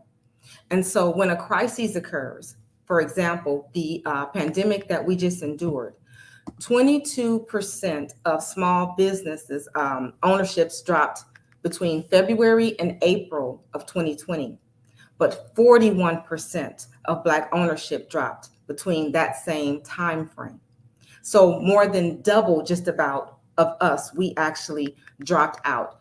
And then when the help arrived for businesses during the pandemic, 83% of the PPP loans went to white-owned businesses, but only 2% of Black-owned businesses obtained that money.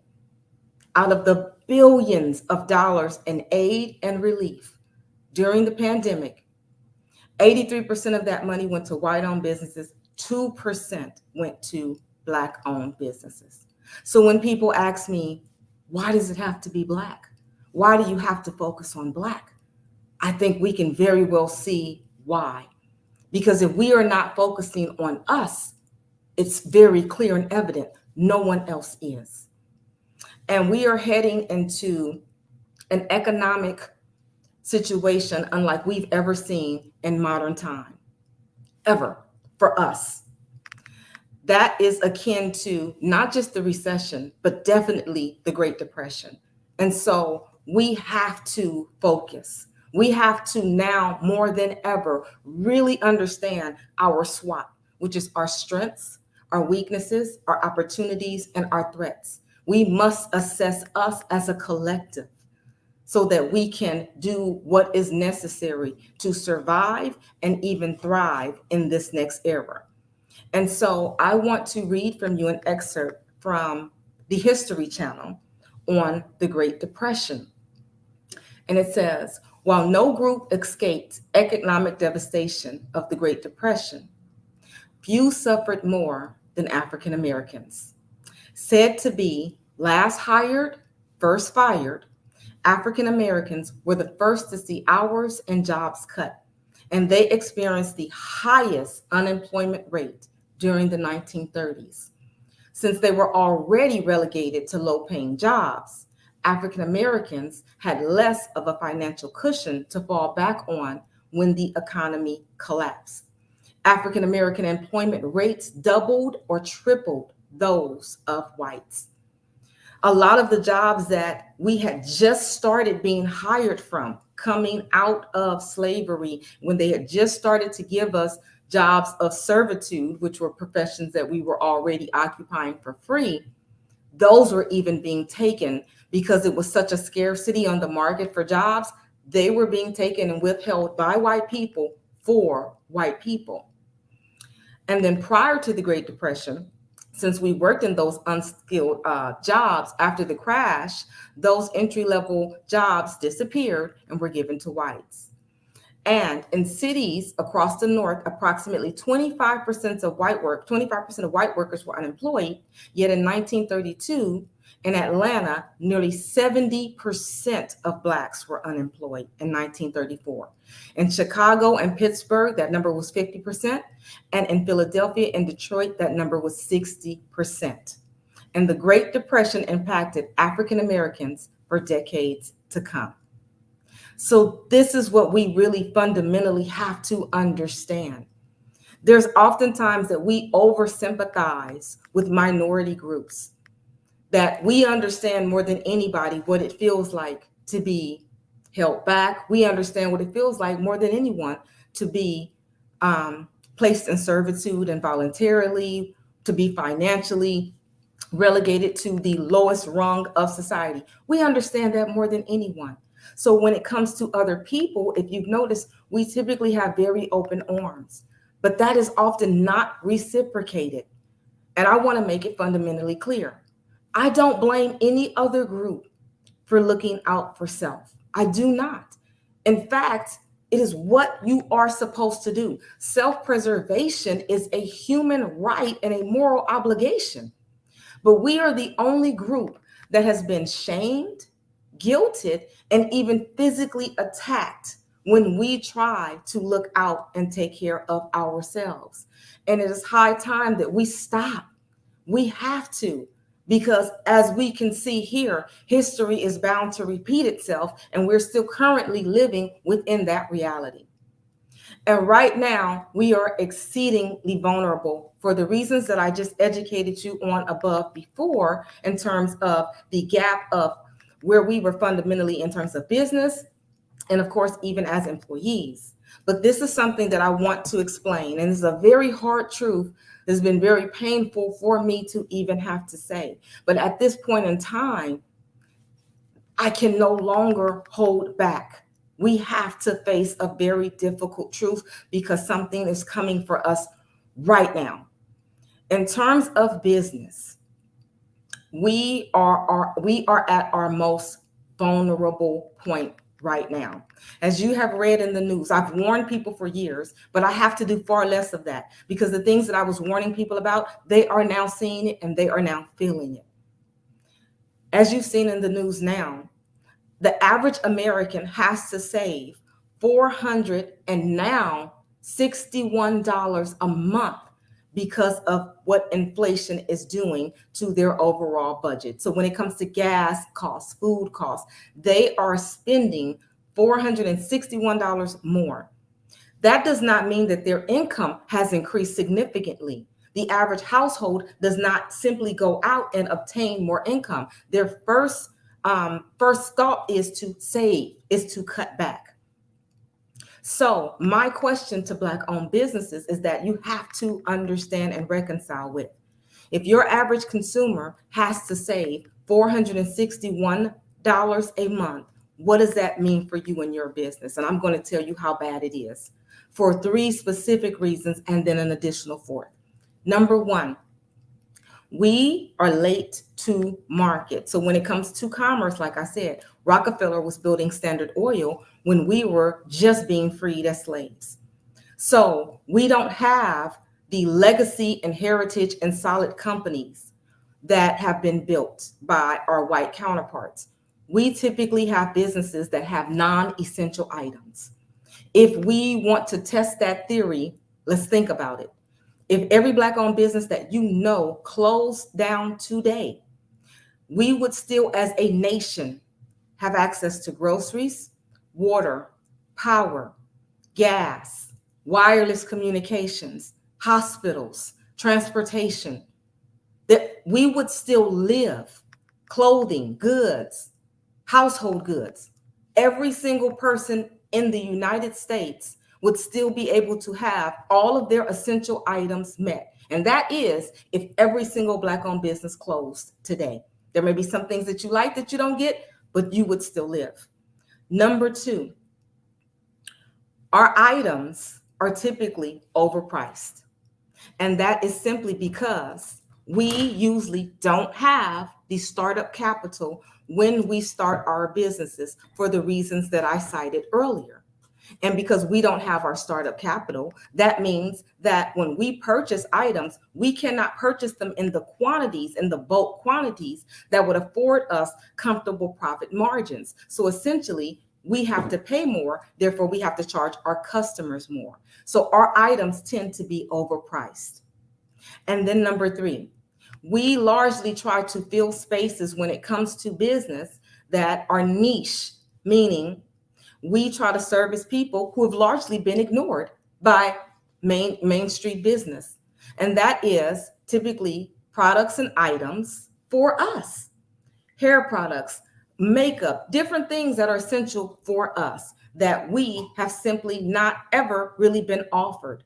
So we tend to have products that we create and we sell that are for us. So the majority of our customers are Black people, meaning we're typically selling to people who have the least disposable income. So for these 3 reasons, our businesses are in a very, very vulnerable position. Again, let me restate that. Number 1, we typically sell non-essential items. Number 2, the items tend to be overpriced. And number 3, we are largely selling to people who have the least disposable income. And we are doing that right now at a time when money is tighter than it has been in decades. And the 4th is we tend to have a poor reputation when it comes to customer service. Black-owned business are stereotyped as having poor customer service, having poor quality products often. And so we largely have people who shop with us emotionally, meaning there are people who want to just support us. But when they are cutting back $461 a month, now we have to ask ourselves for the items I just listed. Is your product and your service going to be on the chopping block when your customers are cutting back? And ultimately, all of the entrepreneurs that I've talked to, out of all of them, 99% have expressed fear and concern and said yes.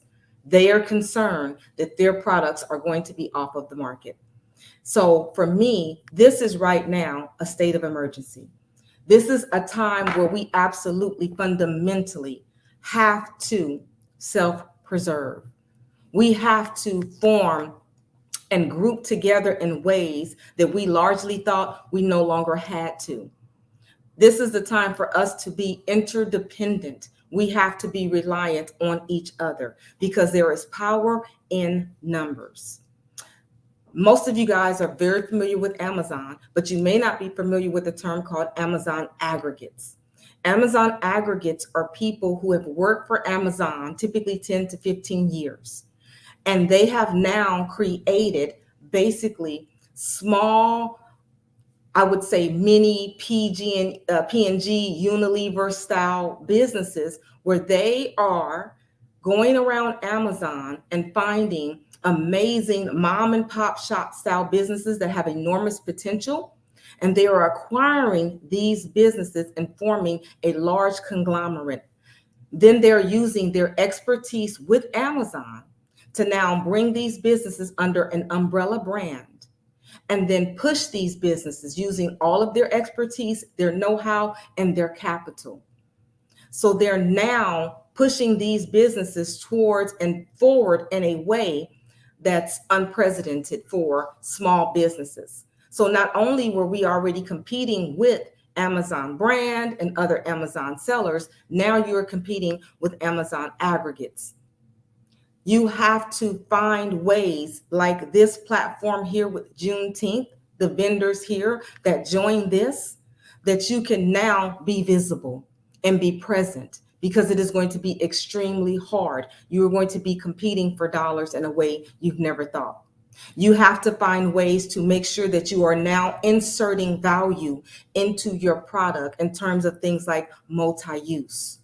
You have to make sure that you are now communicating your brand and sometimes reselecting a new audience for your brand, meaning sometimes you have to go up and sometimes you have to go down. And so what I'm offering here for you guys, one, are solutions. I have created the Black Virtual Mall, and that is us joining forces. So using the history that we've learned from malls, which was the convenience factor that helped so many small businesses who never would have been seen before, be seen and be trafficked because they were in a one-stop shop facility. So I have created the Black Virtual Mall. That is now a resource for you. And I've done that at an extremely low cost. And of course, the barrier to entry is all but nothing. We do everything for you. That's one solution. Secondly, I'm hosting a strategy session called Inflation and Your Customer's New Budget: How to Keep Yourself on Their Shopping List. And I'm hosting that webinar this month in the Black Virtual Convention Center. This is a state of emergency, but for those who are listening, I want to offer to you a discount and access to these things that I have not offered to the public at all. You will be able to access everything for half, meaning if you apply and you're accepted into the mall, you will get half on your deposit and half on your first month's rent. If you sign up for the event, you will get half off. But you must sign up at Join the Black Virtual Mall, and I'll put the link in here. You will see at the top where it says Juneteenth, and you will see an image of me. And you'll also see where it says SOE, State of Emergency. If you click that link and you provide your phone number, you provide your email address. Phone number is optional, but it allows me to SMS you. If you provide the address, your your email, your phone number, your business website address, if you have one, then I will send you a direct link to access the specials because I'm not making these public. So you will not find these discounts on any link made public. These will be private links that I'm sending directly to anyone who signs up there. We are in a crisis, and I think that you guys all see it, and I think that you all feel it. But most importantly, I want to leave you with something. In the Great Depression, millionaires were made. Millionaires were made. And we have a key advantage. As an entrepreneur, you have one job, that is to solve a problem. And I personally believe that we are more fit in terms of entrepreneurship than anyone else. Why? Because entrepreneurs, one, have to solve problems, but two, they have to be resourceful. Entrepreneurs who are able to do the most with the least fare far better than anyone else. As an entrepreneur, you have to work very hard. So when you see venture capitalists who often give money to minority and women-owned businesses, it is not because they're just philanthropists at heart, because they know it's a smart decision. They know that minorities tend to work harder than anyone else when given an opportunity. They're the most resourceful. And again, we solve problems unlike anyone else. So right now, you're about to see people with more problems than you've seen. And there's a common term that we know, more money, more problems. But as an entrepreneur, you have to understand more problems, more money.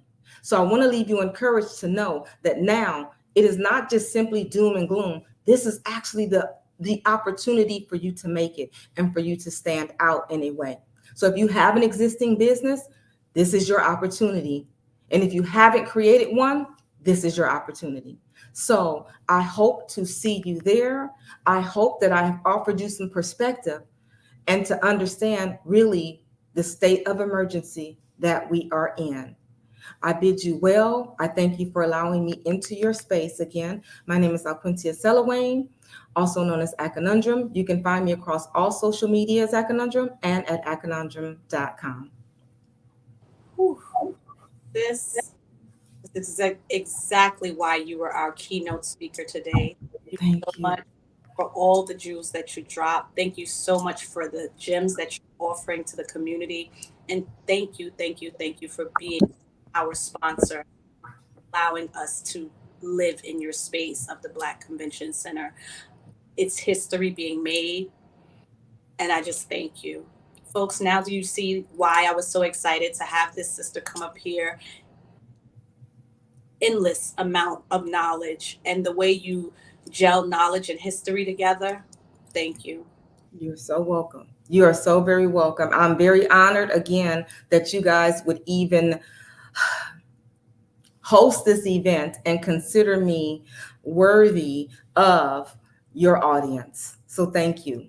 Ashe, listen, I look forward, sis, to see what else you and Athenia partner and power with, because I can only imagine. I saw your synergy together, and I know that there's a lot more to come. You have a great day and a beautiful weekend, and happy Father's Day to your husband.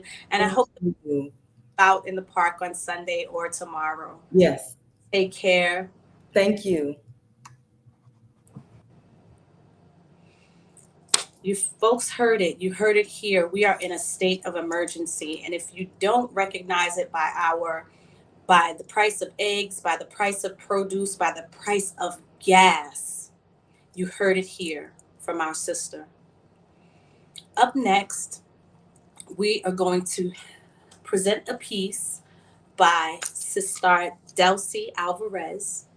She has a spoken word piece called Black Kings, which she'll be performing in person tomorrow at our brunch for our Black Kings, who will be presented with awards in the 7 principles of Kwanzaa. This sis is a life and health coach. And there she is. She's a life and health coach. She is a real estate agent. She is a spoken word artist and an author. And here she is. And her contact information will be dropped in the chat. So please do follow her. We're coming up to the very end of our show. Please do enjoy. Black Kings.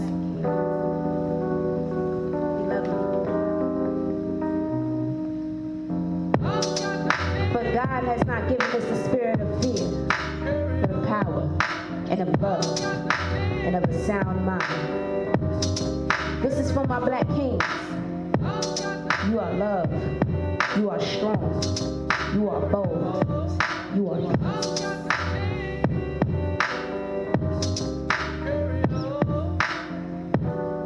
My heart is heavy. I can't breathe.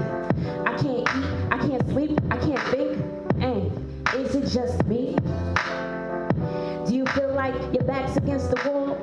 And the harder you fight, the harder you fall? Do you feel like we're fighting hard enough? Or the cops just like to bother us? How do you stay warm in a world so cold? Why the young always die in a world so old? Waking up so lost, the norm is gone. I need the Most High to weather this storm. These last days are getting real. No words can explain how we really feel. In a world full of hate, we need love. And I'm just trusting on the one above. Just breathe, trust God, that a change gon' come, that your will be done. Just breathe, trust God, that a change gon' come, that your will be done. Just breathe, trust God, that a change gon' come, that your will be done. Just breathe, trust God, that a change gon' come, that your will be done. And life goes round and round, and I'm just waiting for God up in that cloud. Drop to my knees, yeah, my prayers getting loud, but nothing is louder than a mother crying for her child. Listen here, reality check. People dying, others scared, where that stimulus check? God, we want answers, we want time to call and collect. Black King, he order your steps. We here to fight, the world ain't seen nothing yet. The battle ain't over, it just begun. The Most High got you covered, so just know you just won. Cause the violence won't stop, and the laws are getting real. But brighter days are right ahead, cause you serve a God that's real, yeah. Tupac said, keep your head up. Biggie said, sky's the limit. I know we tired of running, but we have to, cause we ain't finished. Just breathe, trust God, that a change gon' come, that your will be done. Yeah, just breathe, trust God, that a change gon' come, that your will be done. Yeah, just breathe, trust God, that a change gon' come, that your will be done.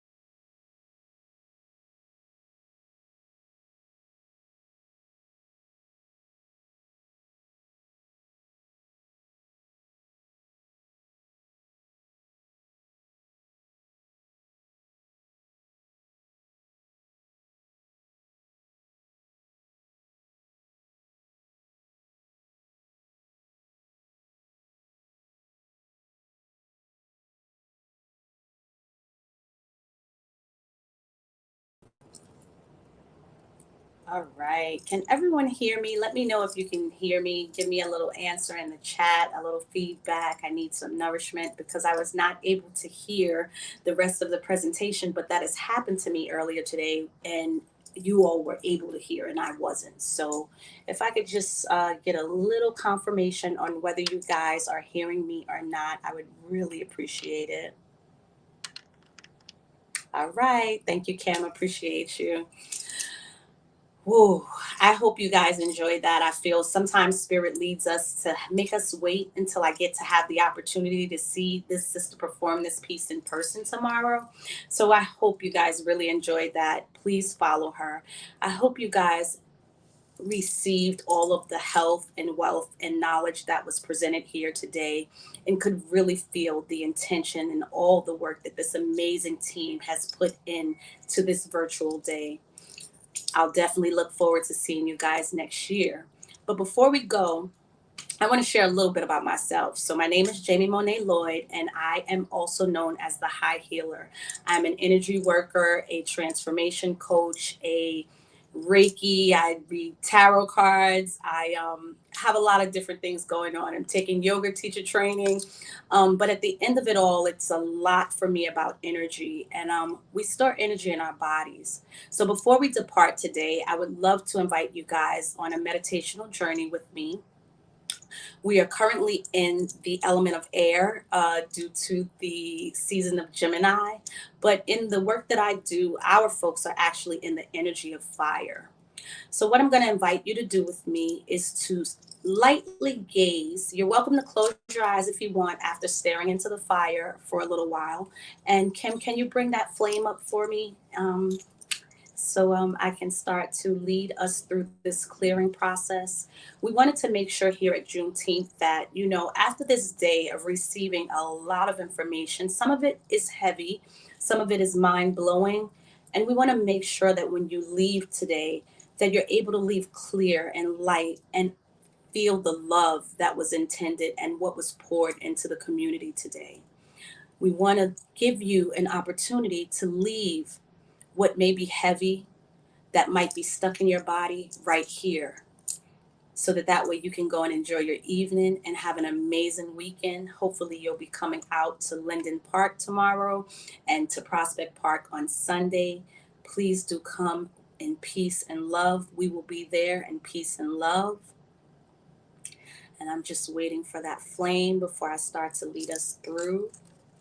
And I'll also so Palo Santo is one of my tools that I use to clear myself, along with sage and crystals. So you guys can't see, but on the table in front of me are a bunch of crystals and a beautiful incense holder.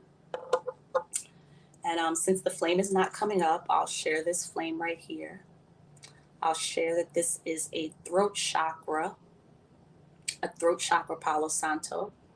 I brought this with me to assist me today and tomorrow in my hosting abilities, making sure that my throat chakra is clear and clean and not blocked. So if you're not familiar with how to use this, you would burn it a bit till you get a nice little flame going, and the smoke is what you want to use. You could circle it around your crown. You're welcome to cleanse your limbs, down the sides of your body, all the way down to your feet. It's something that I use to clear self. Thank you. There's that flame. All right. And I'm also going to clear you guys out there in the virtual world. I'm circling my phone with the intention of sending you guys love and light and release. So I offer you to close your eyes, or you're also welcome to just get a really kind of squinty eye, so that way your focus is really on that flame. I want you to think of everything that you took in today. I want you to think of everything you want to take away with you today.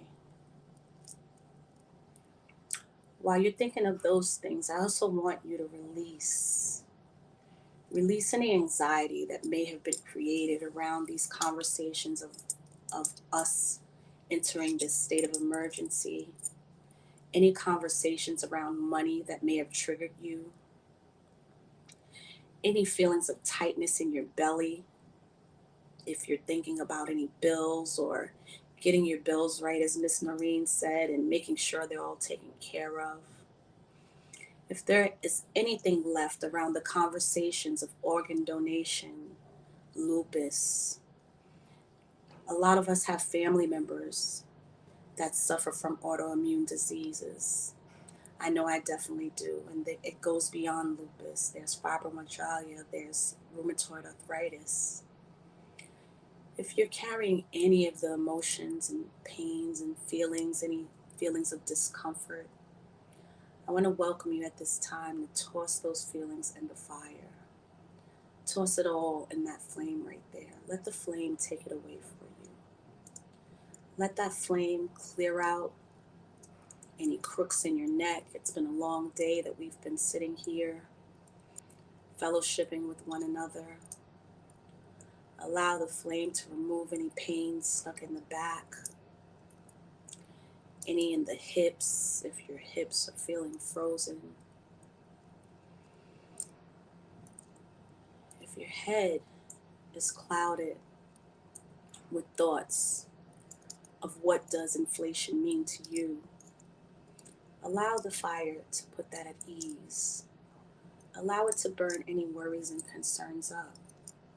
We are a community. We are a community that can stick together, that can support one another. And like we've gotten through so much in our history, we will get through this as well. Take away with you all these jewels and gems that were dropped today. If there was anything that you missed, feel free to rewind, replay, and go back. Take notes. Put things in action. Take up the offers that were presented here today. Let them fire you up. Let them keep you moving. Let them help you create the businesses that will sustain you, us, our community. Join us tomorrow and Sunday for festivities that will replace any of those feelings. Come out, have the conversations. Those brothers will be at the table. Join their money group. Get things going. Have the conversations that need to be had. Partner in power with your sisters and brothers and create things that must be had. You can play with the things that, are not needed as well. But be sure that we leverage ourselves and we balance ourselves out. If you have one business that is all about things that are not necessary to live, add another business. We can create anything we want. We are a mighty people. We are a mighty community. We are mighty folks that have made it through some of the worst horrific things. We can do anything. We can be anything.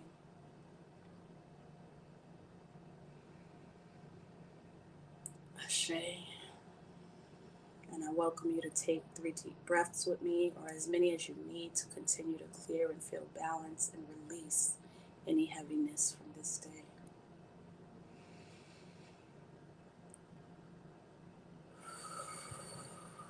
Ashe. Ashe.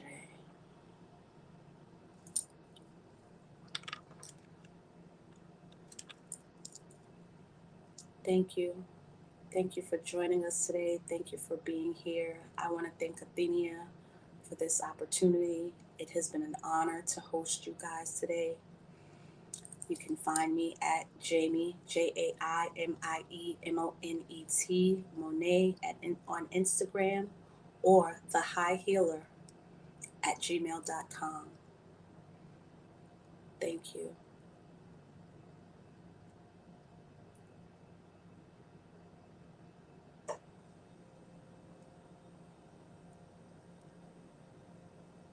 Kim, you can drop that. And Did Athenia have time to join us today? Was she going to come close us out, or should I just close us out here? I'll wait for your answer in the chat. I know our sis is out and about doing major things, getting us ready for tomorrow. All right, yes, I'll close us out. So folks, thank you again for joining us on our virtual Health and Education Day. Remember, family first. We are family. We are family. We are family. And we will see you next year on this Friday. Again, same time, hopefully same time, and definitely same place. And don't forget to follow up. Look at these recordings and follow up with the people that had offers and opportunities for you. We are complete.